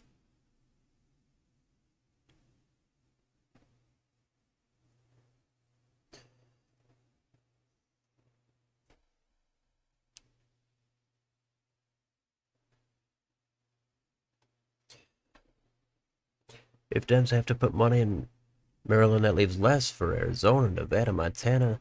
Yeah.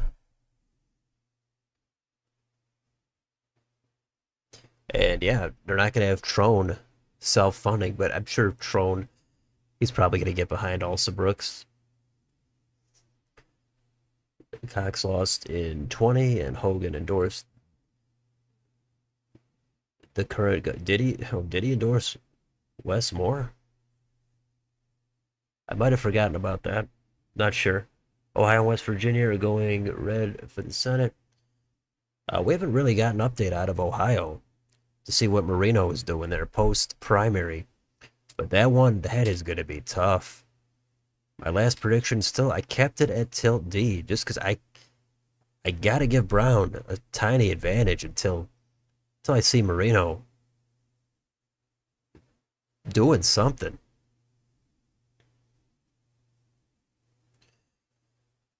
Kentucky does like their blue governors.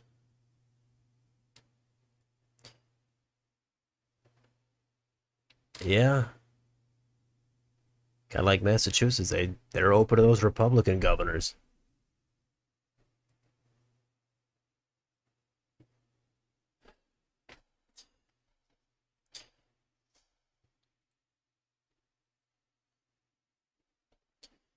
So what is left here? We've pretty much got a lot called here. We're coming up on 4 hours on the stream. Still waiting on this. I'm not sure why this hasn't been called yet. Seems like a fairly comfortable margin.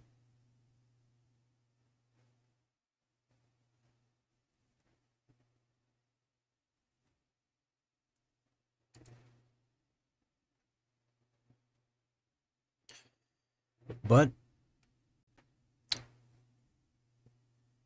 hope everybody's having a nice night here as we do the stream.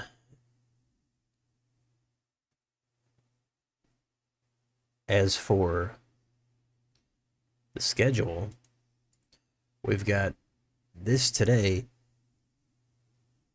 Then there's less action next week. We've got Kentucky, Oregon, Georgia, and Idaho. But how many of those races are really going to be all that compelling? Probably maybe a couple of House seats in the primary, but now we've got a lot of action here coming up starting next month.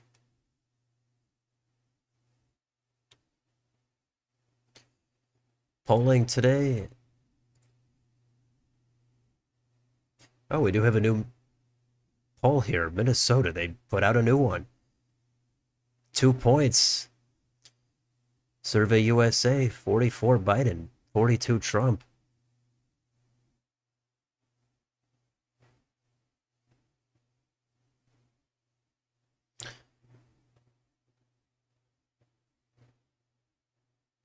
All right.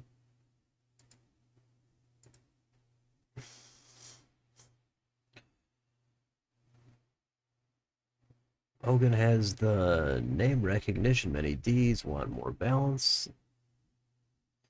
Yeah, but is it going to be enough? That's the question.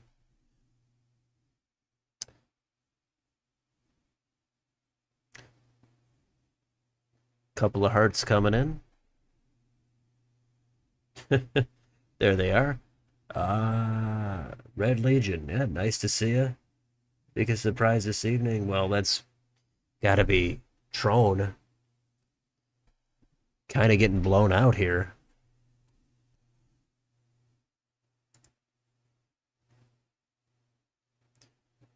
I think that's going to be the big one.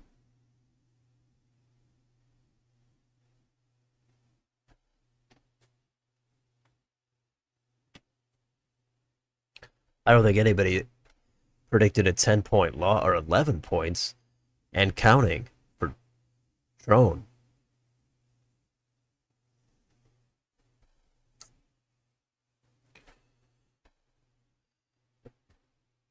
Okay. Thanks for showing up, Hamburger Rabbit. Have a good night. Thanks for joining the stream.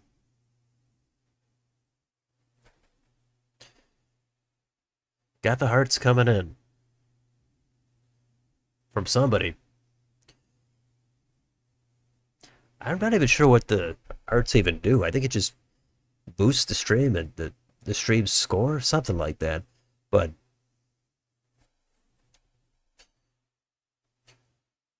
whatever, I'm sure every little bit helps. Always like and subscribe. Feel free to join the channel, become a member. Trying to expand, even though it's pretty slow going. But closing in on 3,000 subs. Maybe we'll get to 4. Maybe we'll get to 5. Who knows how high it's going to go.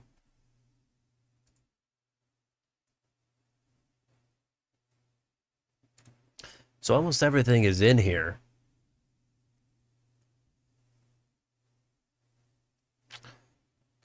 Some down ballot stuff we're still looking at.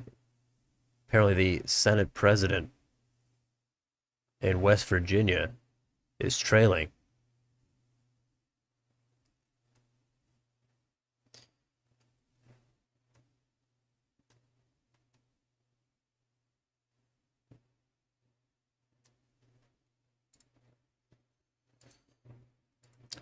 But Nebraska looks like almost everything is called.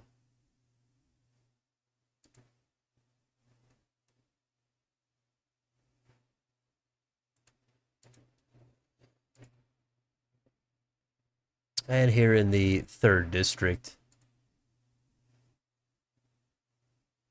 the Republican side, this is still, but we've still got a little bit of action here. Other than that, it looks like every other race is called here.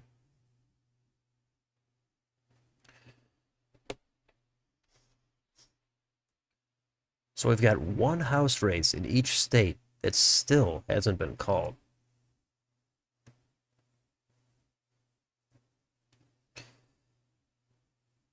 Looks like for mayor of Baltimore, incumbent Scott now has a 10-point advantage.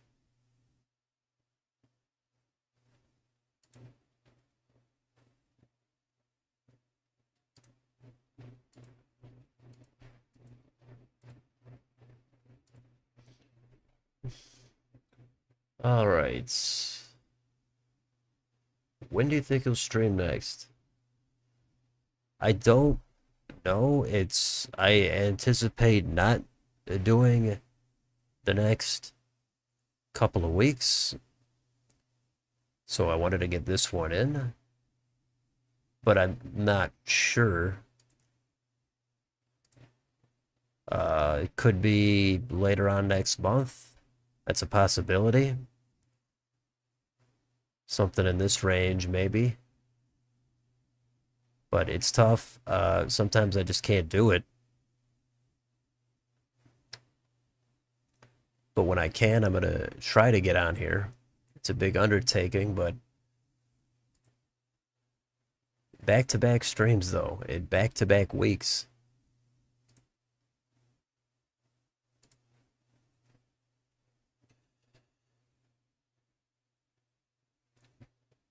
Purple versus blue in the Senate. Okay. Liked and subscribed. Hey, great. Great. Just now. So you were maybe on the fence the whole time, but now you did it. That's, hey. It's all good. You know, whatever you enjoy about the stream, that's all that matters. You don't have to like all of it. You don't have to like all the videos, but if you like some of them, then that's good enough. I don't know if I like anybody's content more than 50 or 60%. So if you enjoy even half of this channel, that's good.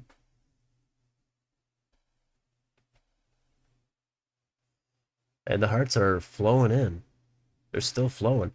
You've been enjoying the streams, says Jay. You watch most of your videos but don't ever comment. It's cool you actually read the chat on live. Well, I mean, I've got to do something. And, if there's a ton of comments, yeah, it's going to be difficult. And it would come down to doing super chats. But in between the results, yeah, I try to get most of the comments in. It's always neat to have real-time interaction.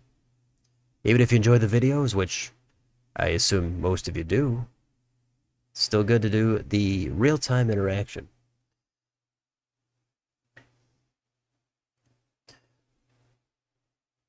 All right, Birdseye, you're taking off. Have a good night. Thanks a lot. Appreciate it. And Red Legion, you enjoy the 3 dice battles. Which 3? I mean, I've done the last 2 were the 3-way race, the Biden Trump Kennedy matchup, and then I'd have to go back before that. But those are the 2 recent ones. We've got the spinner battles. Let's not forget about those. We just wrapped up a great series, the recent presidents. That's not for everybody, but that's fun. That's great stuff.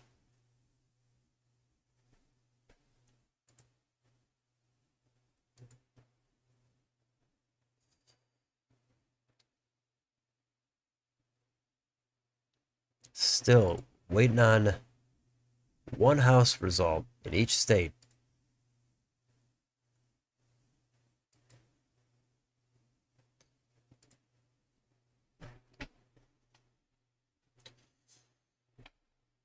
But yeah, this is probably gonna wind down at some point. We peaked at 40 something viewers. Now we're down under 20. But that's what happens. It's a lot better than the midterm stream in 22.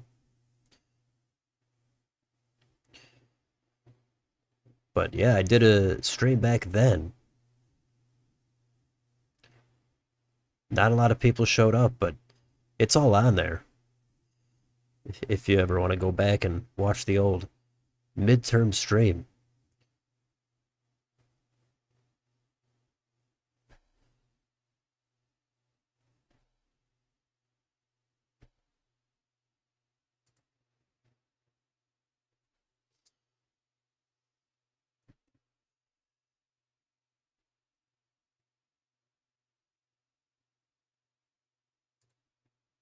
So not sure how long we're gonna go, but we've got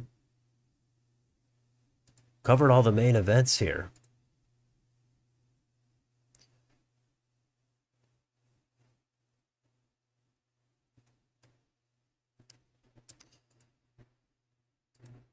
I would assume Hogan is gonna get funding at least. If he's, the backed by the establishment, they're gonna fund him. I'm sure he's surprised to already see himself having led several polls, and so a couple of those were by double digits. That I didn't expect to see that. Now all of a sudden they switched back where he's down by 10 points over the last week or two. So even if Hogan is down by 10 right now, he's got to be thinking that he can easily make up that deficit by election day.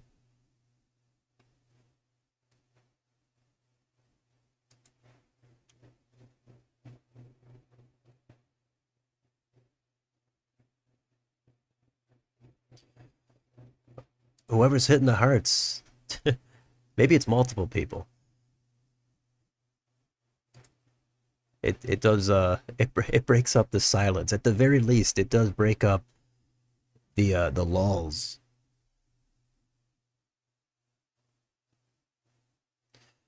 But yeah, another good stream. Saw a lot of regulars. A couple people did not make it for this one, but you can't make all of them. Everybody has lives.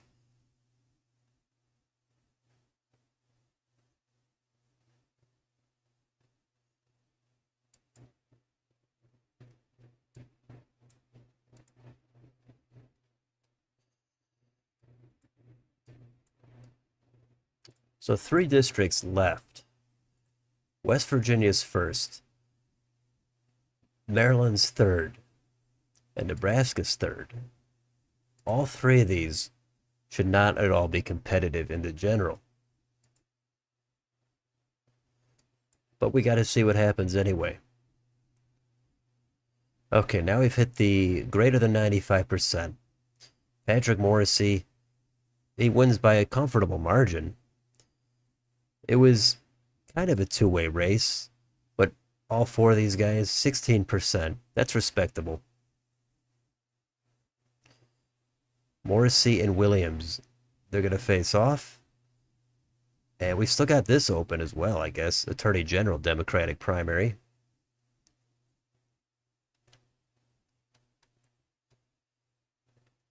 And Justice and Elliott, they're going to show down as well.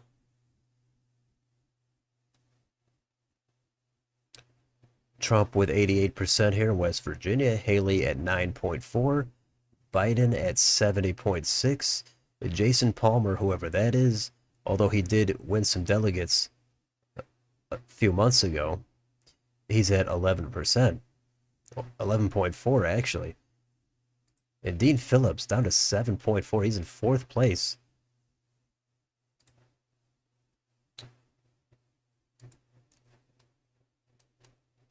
And here in the old line state, we've got Biden at 86.4.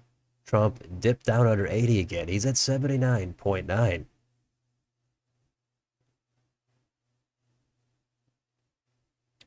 But Trump leading in every county. Hogan gets 62%. Robin Ficker is at 30. And Angela Alsobrooks embarrasses David Trone with a more than 10-point win.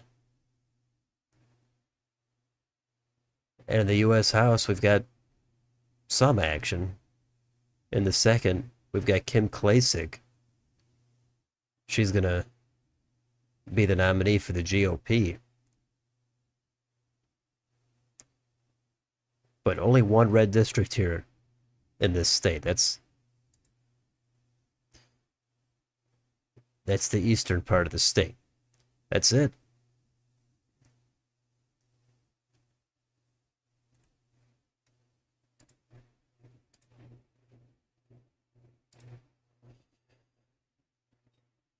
A couple more hearts still flowing in.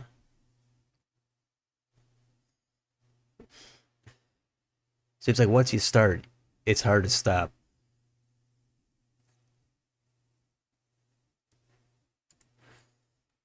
And in Nebraska,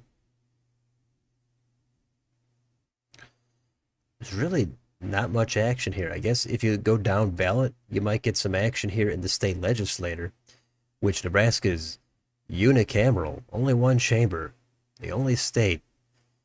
That's the fun fact if you're potentially unfamiliar.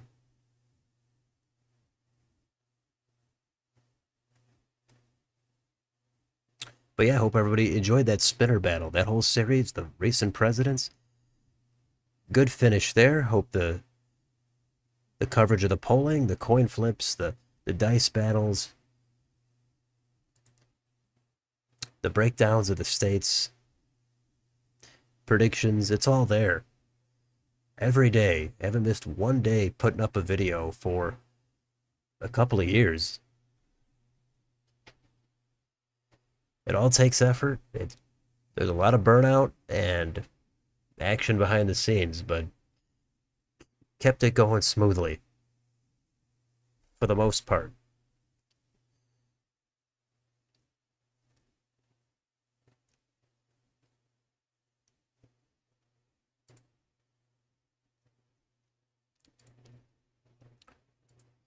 Still waiting on a call in one of these.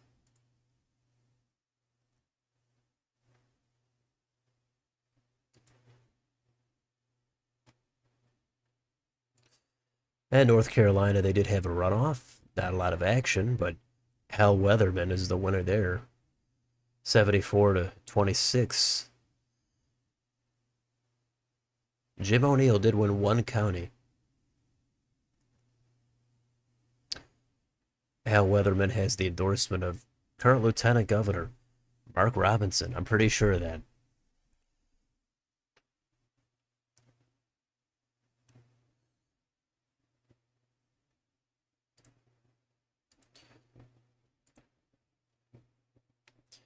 And it looks like it got quiet in here. We've got 10 minutes of silence. That's might be a sign that this is winding down.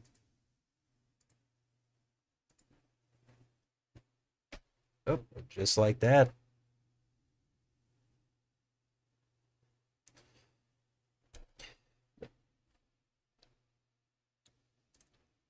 The most interesting part of tonight's primaries was Maryland Senate, the Dems side. Otherwise, the closed primaries prevented cross voting. That's true.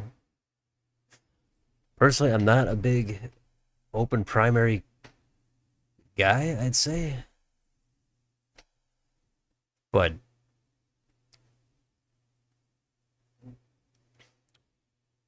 yeah, I'd say that's the closest we've got to an upset. And Trone is down to 42.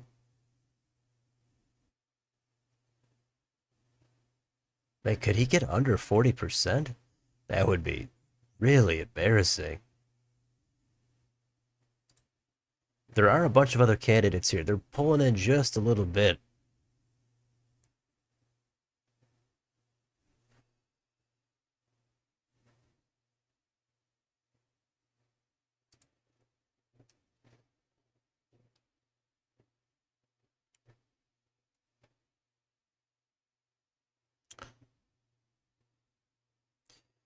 Still only 60% in here for the Dems.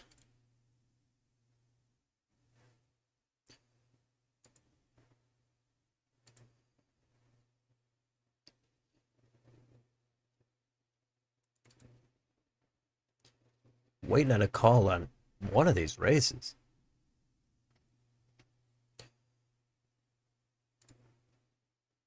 This is a, I don't know why this is not called. This is 95%, and it's a 13-point gap. This is, I would assume this is called on other outlets, but I'm easily going to call this for Chris Reed. Unless they have a good reason for not calling it.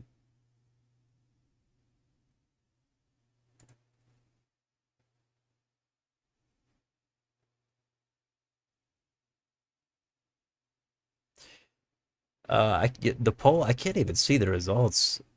I think I'd have to look after the stream.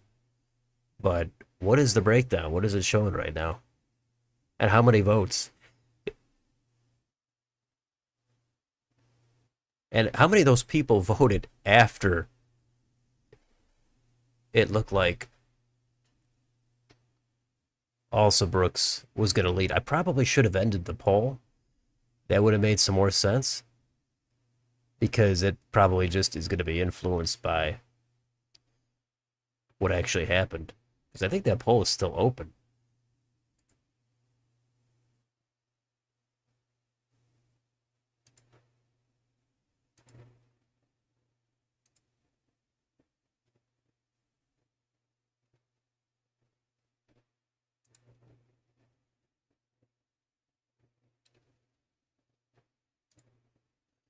But yeah, this poll, for whatever reason, seems to not be obvious for me. But anyway, okay, we've got question: future of Ossoff beats a hypothetical Brian Kemp candidacy in 26. Would that open Ossoff off for a gubernatorial presidential run? Yeah, I would say. I mean, he's young. I mean, he's very young. But of course, that would put him in position if he were to run for president. I don't know how high his ambitions are, but as for governor, I think he could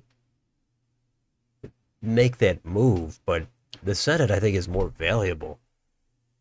But if it looks like the Democrats,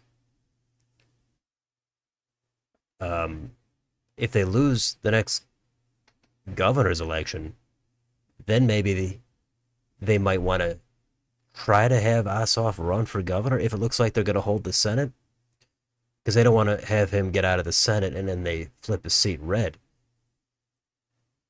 But for the president thing, that's probably going to be maybe a next decade kind of thing for Ossoff because he's young.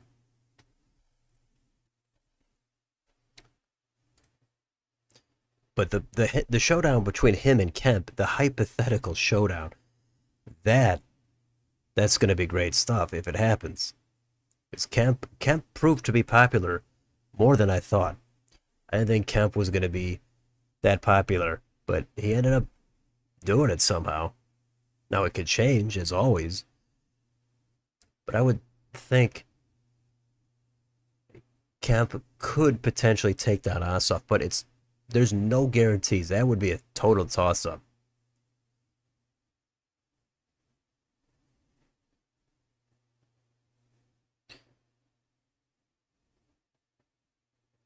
I would think Ossoff would probably first be more of like a running mate, at least until he gets a little bit older. What's up with West Virginia having so many different election primaries? Did the people choose the government positions instead of the governor?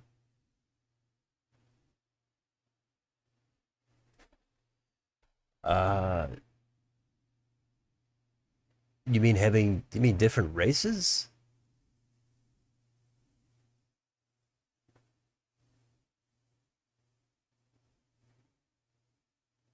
I'm not sure exactly what you mean by having so many primaries, unless you mean there's just a lot of primaries right here. But I mean, this is fairly typical, unless I'm misunderstanding what you're asking.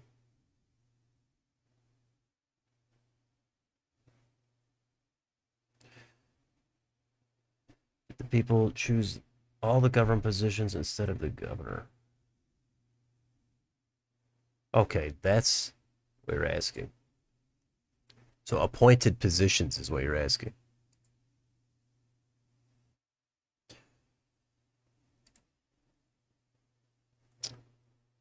Is it really that much more though than the statewide offices?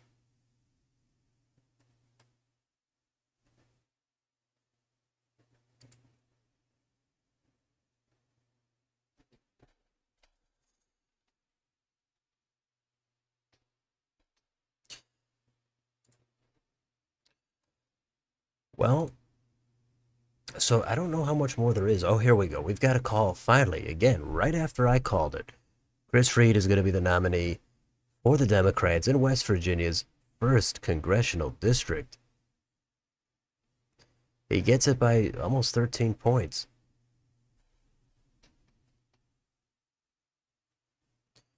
And look at that split, the geographic divide here. So what's left? We've got two races.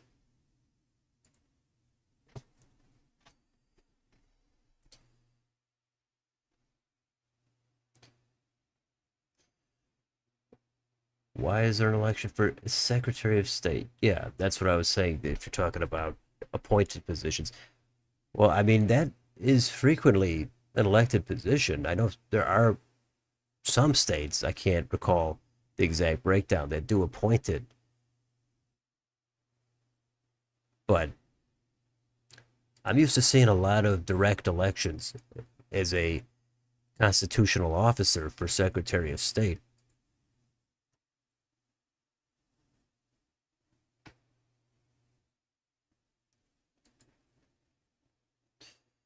Like Virginia, I know Virginia only has the three: governor, lieutenant governor, and attorney general. That is not much.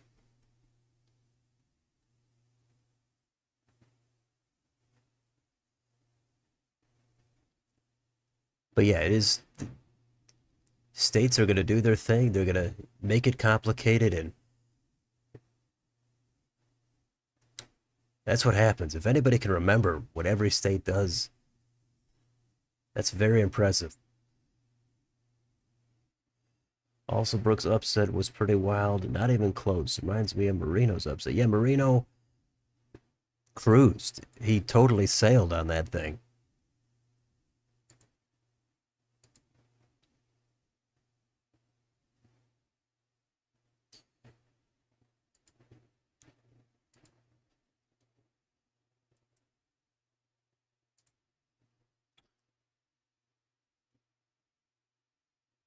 Well, probably try to wind it down pretty soon here, but gonna go for at least just a couple more moments. Sat through all the action, more than 4 hours.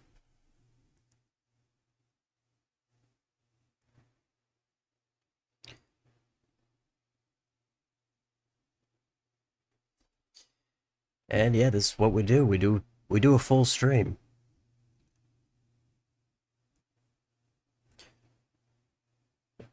Marino, yeah, I haven't. I'm gonna have to look into that at some point. See, is Marino doing anything? It's been quiet the last month. I haven't gotten any polling out of Ohio lately. Doing better North Carolina, Texas due to suburban trends.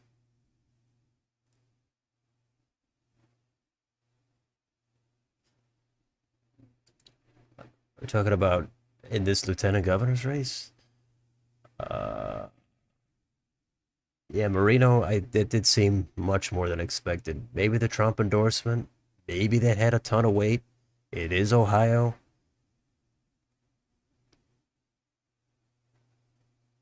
And right on cue, there it is. Yeah, the Trump endorsement.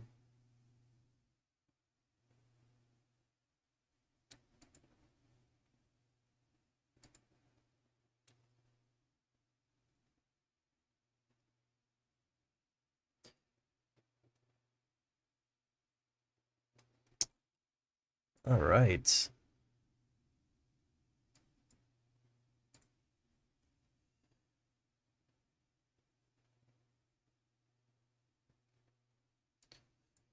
So we've got just a couple of races outstanding here.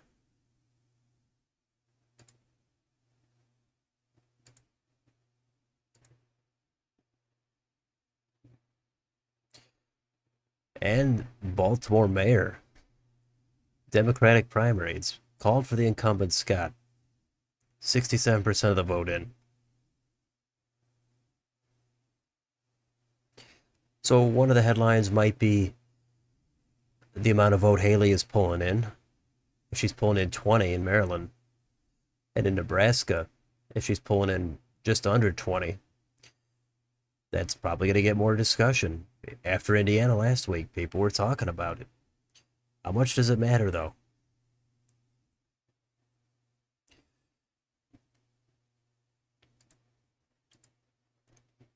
Newsom is a figure who can do very well with college-educated suburban women, but will crash and burn with the broader working class.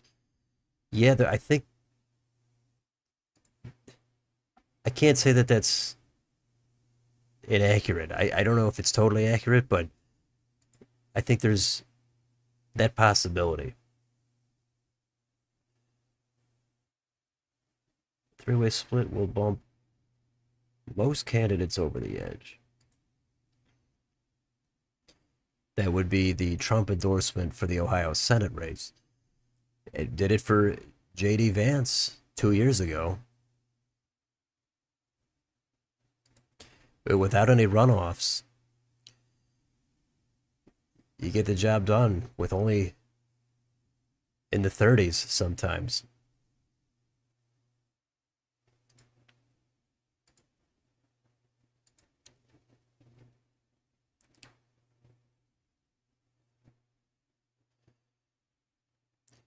Palmer and West Virginia. Yep, 11.4.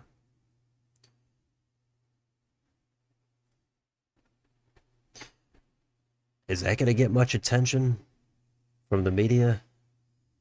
I don't know.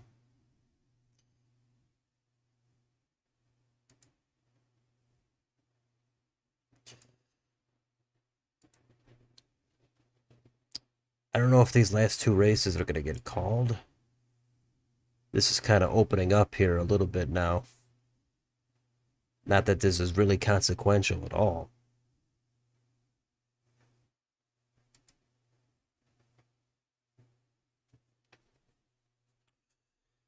But for the most part, things have wound up and slowed down.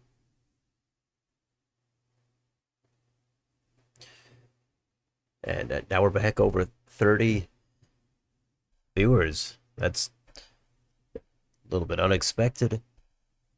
Things are kind of winding down, but hey, if you're just showing up, great to have you. Thanks for stopping by. And we pretty much covered this entire primary.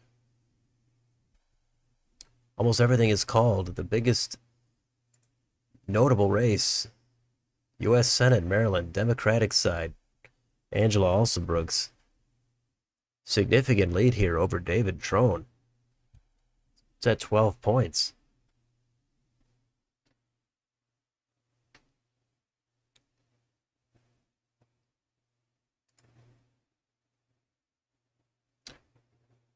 I think the hearts have stopped flowing in. I've noticed that. But that's fine. Hey. Any more primary races? You mean I'm just in general? I mean, the schedule is as follows here. Next week, Kentucky, Oregon, Georgia, Idaho. Then there's more action next month. But I don't anticipate a stream in the immediate future. Just as a heads up. But I'm not sure how much excitement there's even going to be in these next batch of races.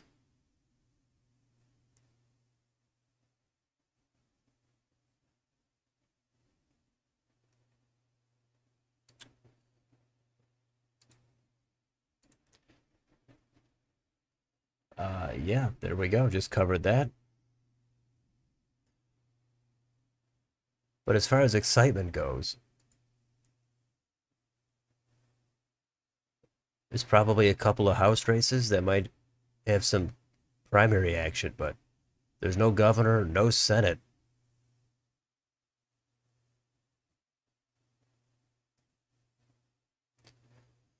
So we'll see what happens, but sure there'll be another stream at some point.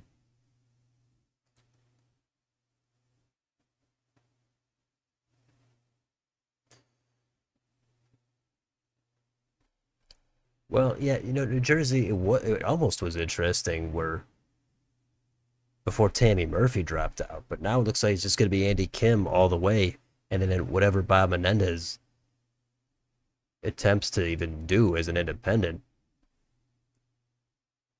if he's even doing anything. For the Republican side, though, I don't know how much that's going to be a big deal because it's likely to go blue in the general. And New Mexico, I don't know how much action there's going to be there.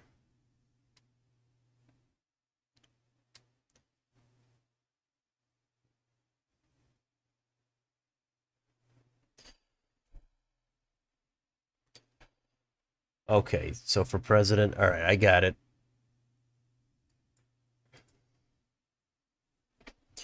And Robin Ficker is back up to 30% now.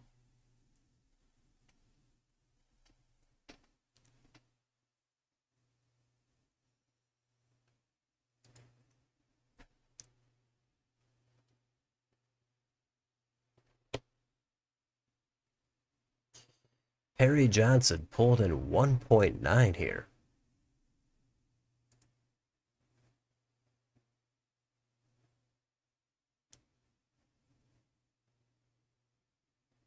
New Jersey trucker running in the New Jersey House again.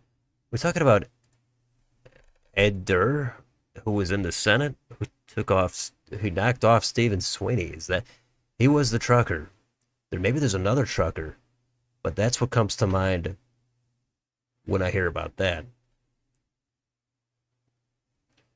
New Mexico is pretty interesting, especially with its majority Hispanic population, but the college-educated suburbanites in Albuquerque keep the state from zooming to the right.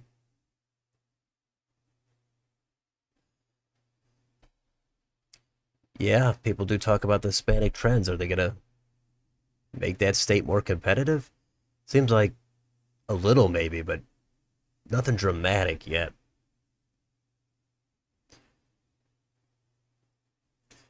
Santa Fe, Los Alamos.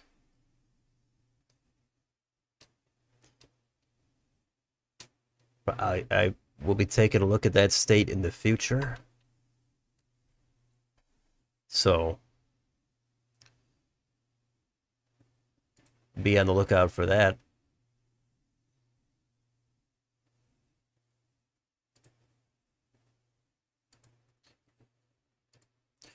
But I think we're pretty much wrapping it up here.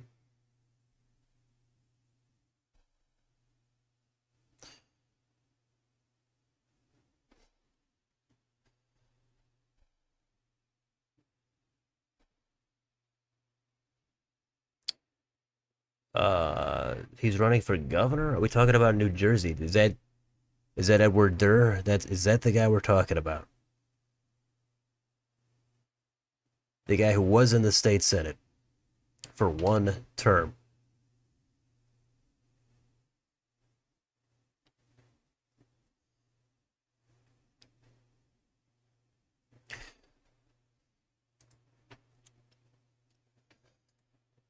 That was an upset there in New Jersey, South Jersey.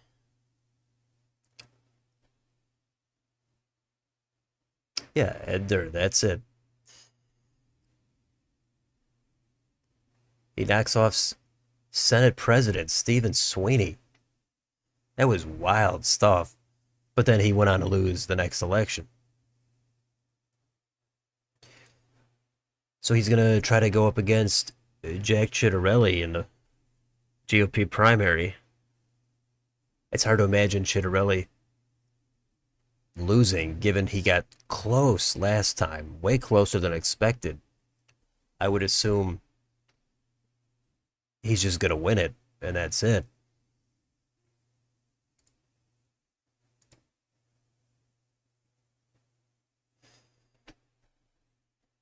Didn't a trucker run for governor a few years back?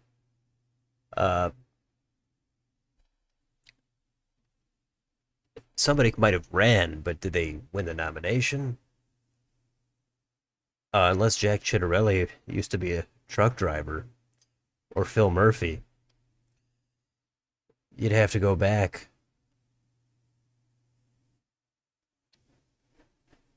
Before that, it doesn't seem like it.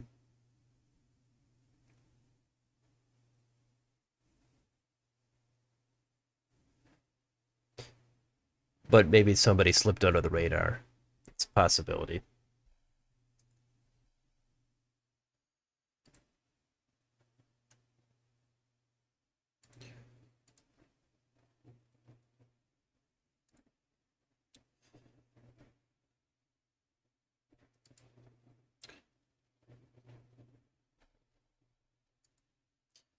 So what else? We've got still waiting on a call here.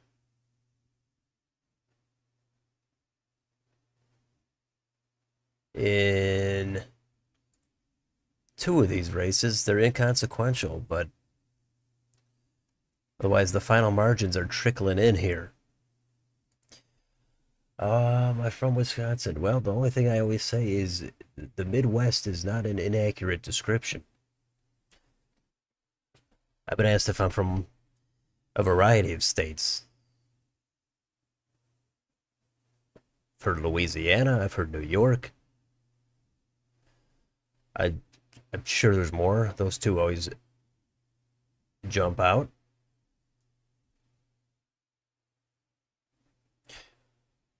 Getting races confused? It happens. There's so many races, so many states. It easily confuses anybody.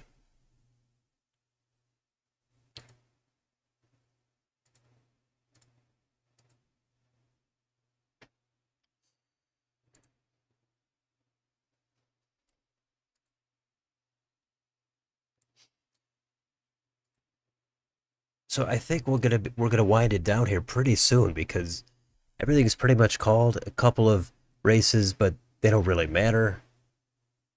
It's getting a little bit late. A lot of people showed up and they left. And well, still up to 22 people. That's not bad. A lot of people lurking, a lot of people probably just showing up for 5, 10 minutes.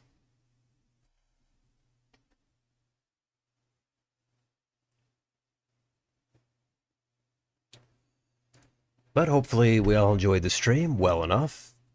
Try to cover everything, answer as many questions as I can.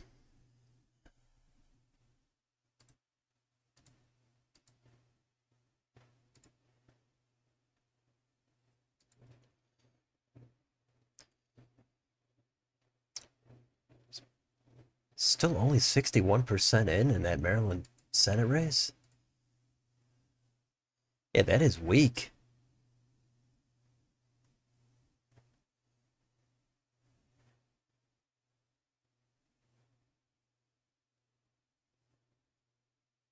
You'll be back next weekend. What's next weekend? Fill us in.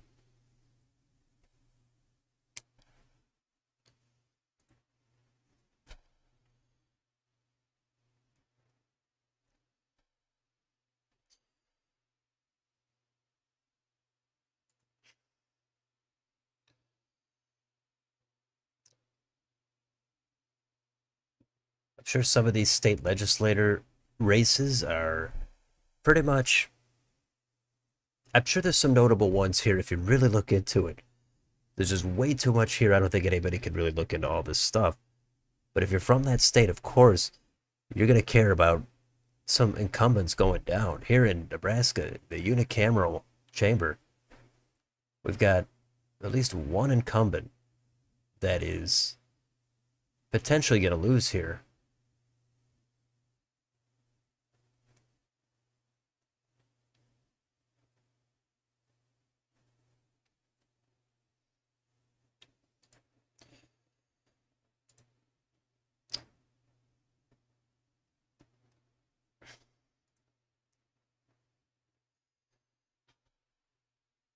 But Nebraska finally over 95% of the vote.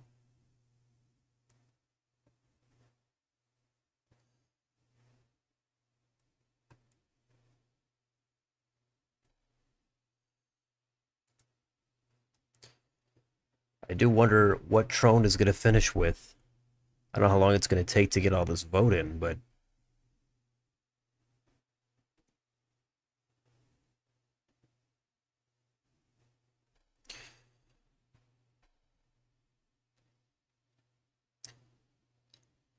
did Trone make his concession speech? I think that'd be interesting to know.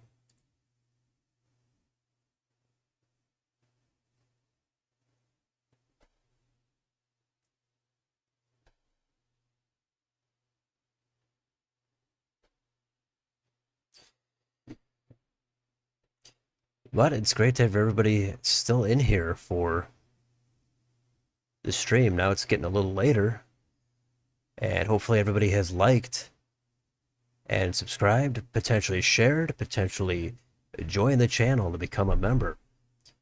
If you'd like to support it, Had one super chat tonight, and can't forget about that. That's highly appreciated.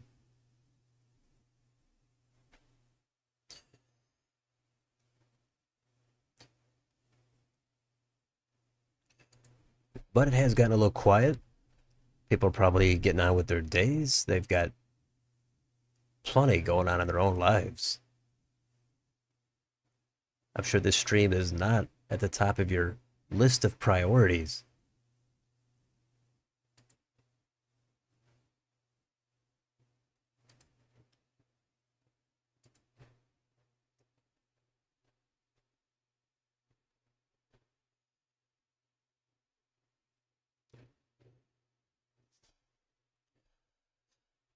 So again, I'm not sure where the next stream is going to be. It's probably not going to be for the next few weeks, I would say. But you never know. It's hard to totally plan these things.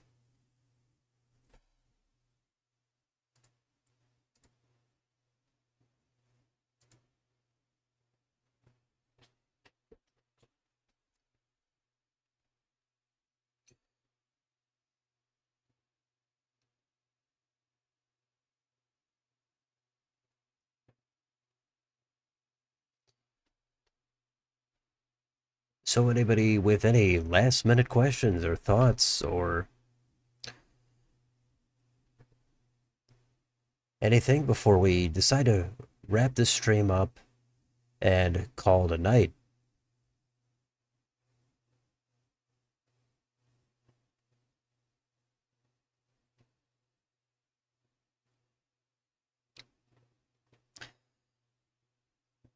Judging by the silence, I'm going to say that is not really.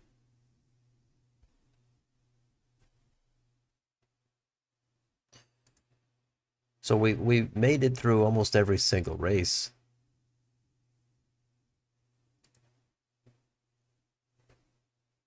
You got nothing. That's something. That's funny. There's points where there's just a ton of action in the chat, and then eventually it just completely evaporates.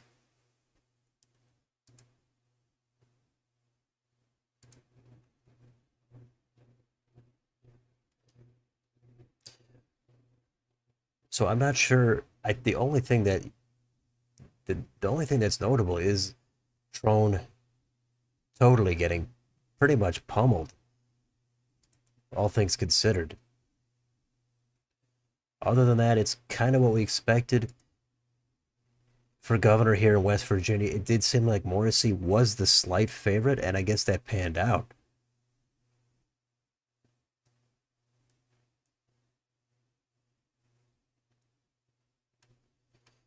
So I'm sure there's going to be a lot of discussion about the margins for Trump and for Biden. It's going to go on and on. It's a primary. It's May. Let's see what happens in a couple months. Hope everybody checked out my latest video covering the New York Times Siena College poll. Yeah, it looks like that did happen.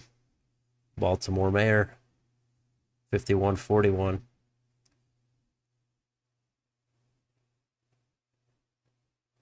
But yeah, hopefully everybody's checking out the latest videos. It's good stuff.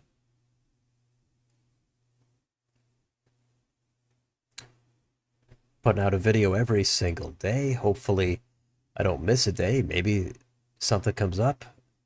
Maybe I do a stream instead of putting up a video. There's all kinds of different possibilities. We're trying to expand the channel. I'm trying to get it up higher, over 3,000, and then 4,000, 5, and the sky is the limit.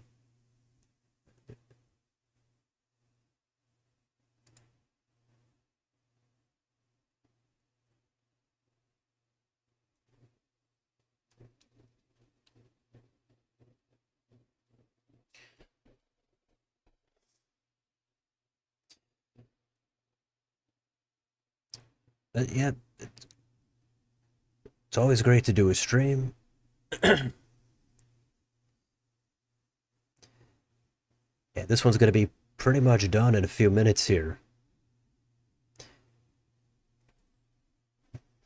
Oh, we got more hearts coming in. Is it the same person as before?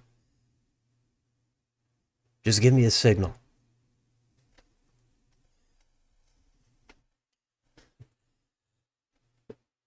Maybe that's a sign we should keep it going. Maybe we should do 4 more hours, you know?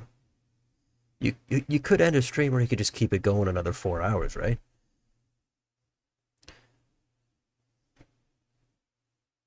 But I think there's not much more action here. Election night, I expect that to go pretty late.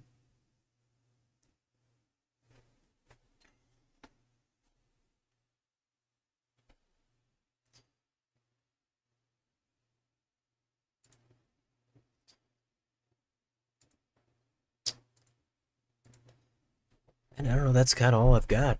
I've covered everything. It's great hanging out, great having the community interaction in real time. Plenty of other channels out there, but this is the place to be if this is your thing.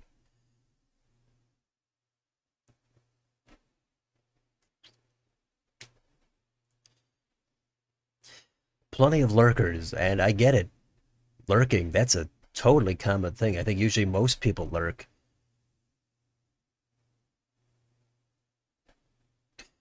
Sometimes you're just here for the show. You're here for the results, the commentary. You got nothing you need to say. There's no pressure.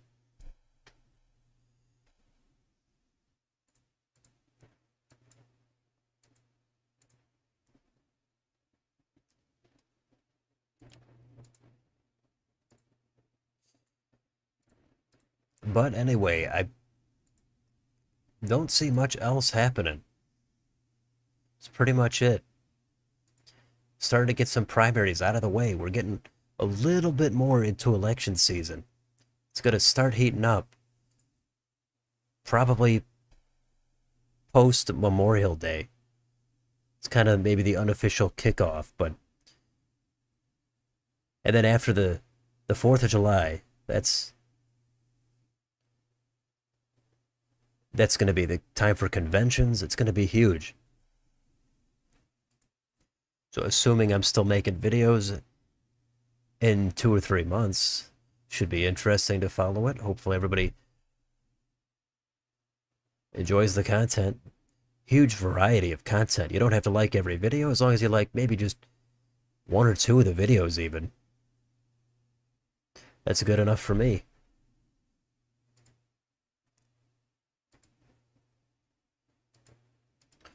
So again, in conclusion, in the North Carolina runoff, Hal Weatherman is the winner there. In this U.S. House race, this had Kelly Daughtry kind of drop out after Trump endorsed Brad Knott. So, kind of was almost uncontested in a sense. And then in West Virginia, it's going to be Glenn Elliott for the Dems, Jim Justice for the GOP, Patrick Morrissey for governor for the GOP, and Steve Williams uncontested there. Still yet to be called here, Attorney General Dem primary. And then, of course, the margins for Trump, those are going to be up for debate, him and Biden, their margins in those presidential primaries. And in Nebraska, not much to say. Still got one race not called, but it's not consequential. Deb Fisher and Pete Ricketts, they put up almost 80% totals. And in Maryland, we've got Larry Hogan, the winner here for the GOP, 62%. Angela Alsobrooks takes it for the Dems over Trone by almost 12%. Still got some vote outstanding. And one uncalled race here in the U.S. House.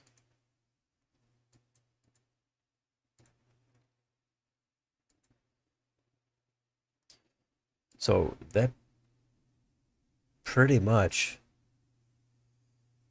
sums up where we're at. This is the overall summary right here.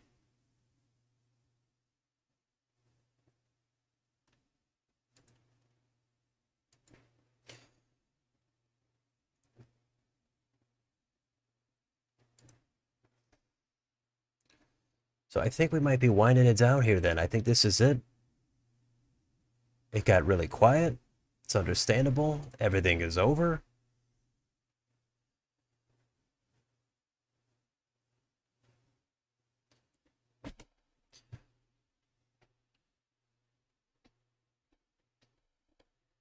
So I think that's going to kind of be it here. So again, I appreciate everybody that stopped by for the stream. Like, share, subscribe. Everybody have a great night. Not sure when the next stream will be. We covered the results. It was good. It was a success. Some good comments.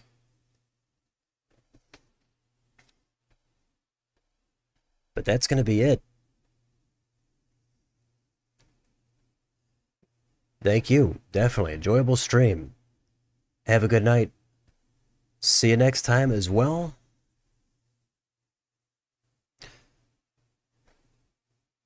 So that's it. Good night, everybody. I'll see you on the next video.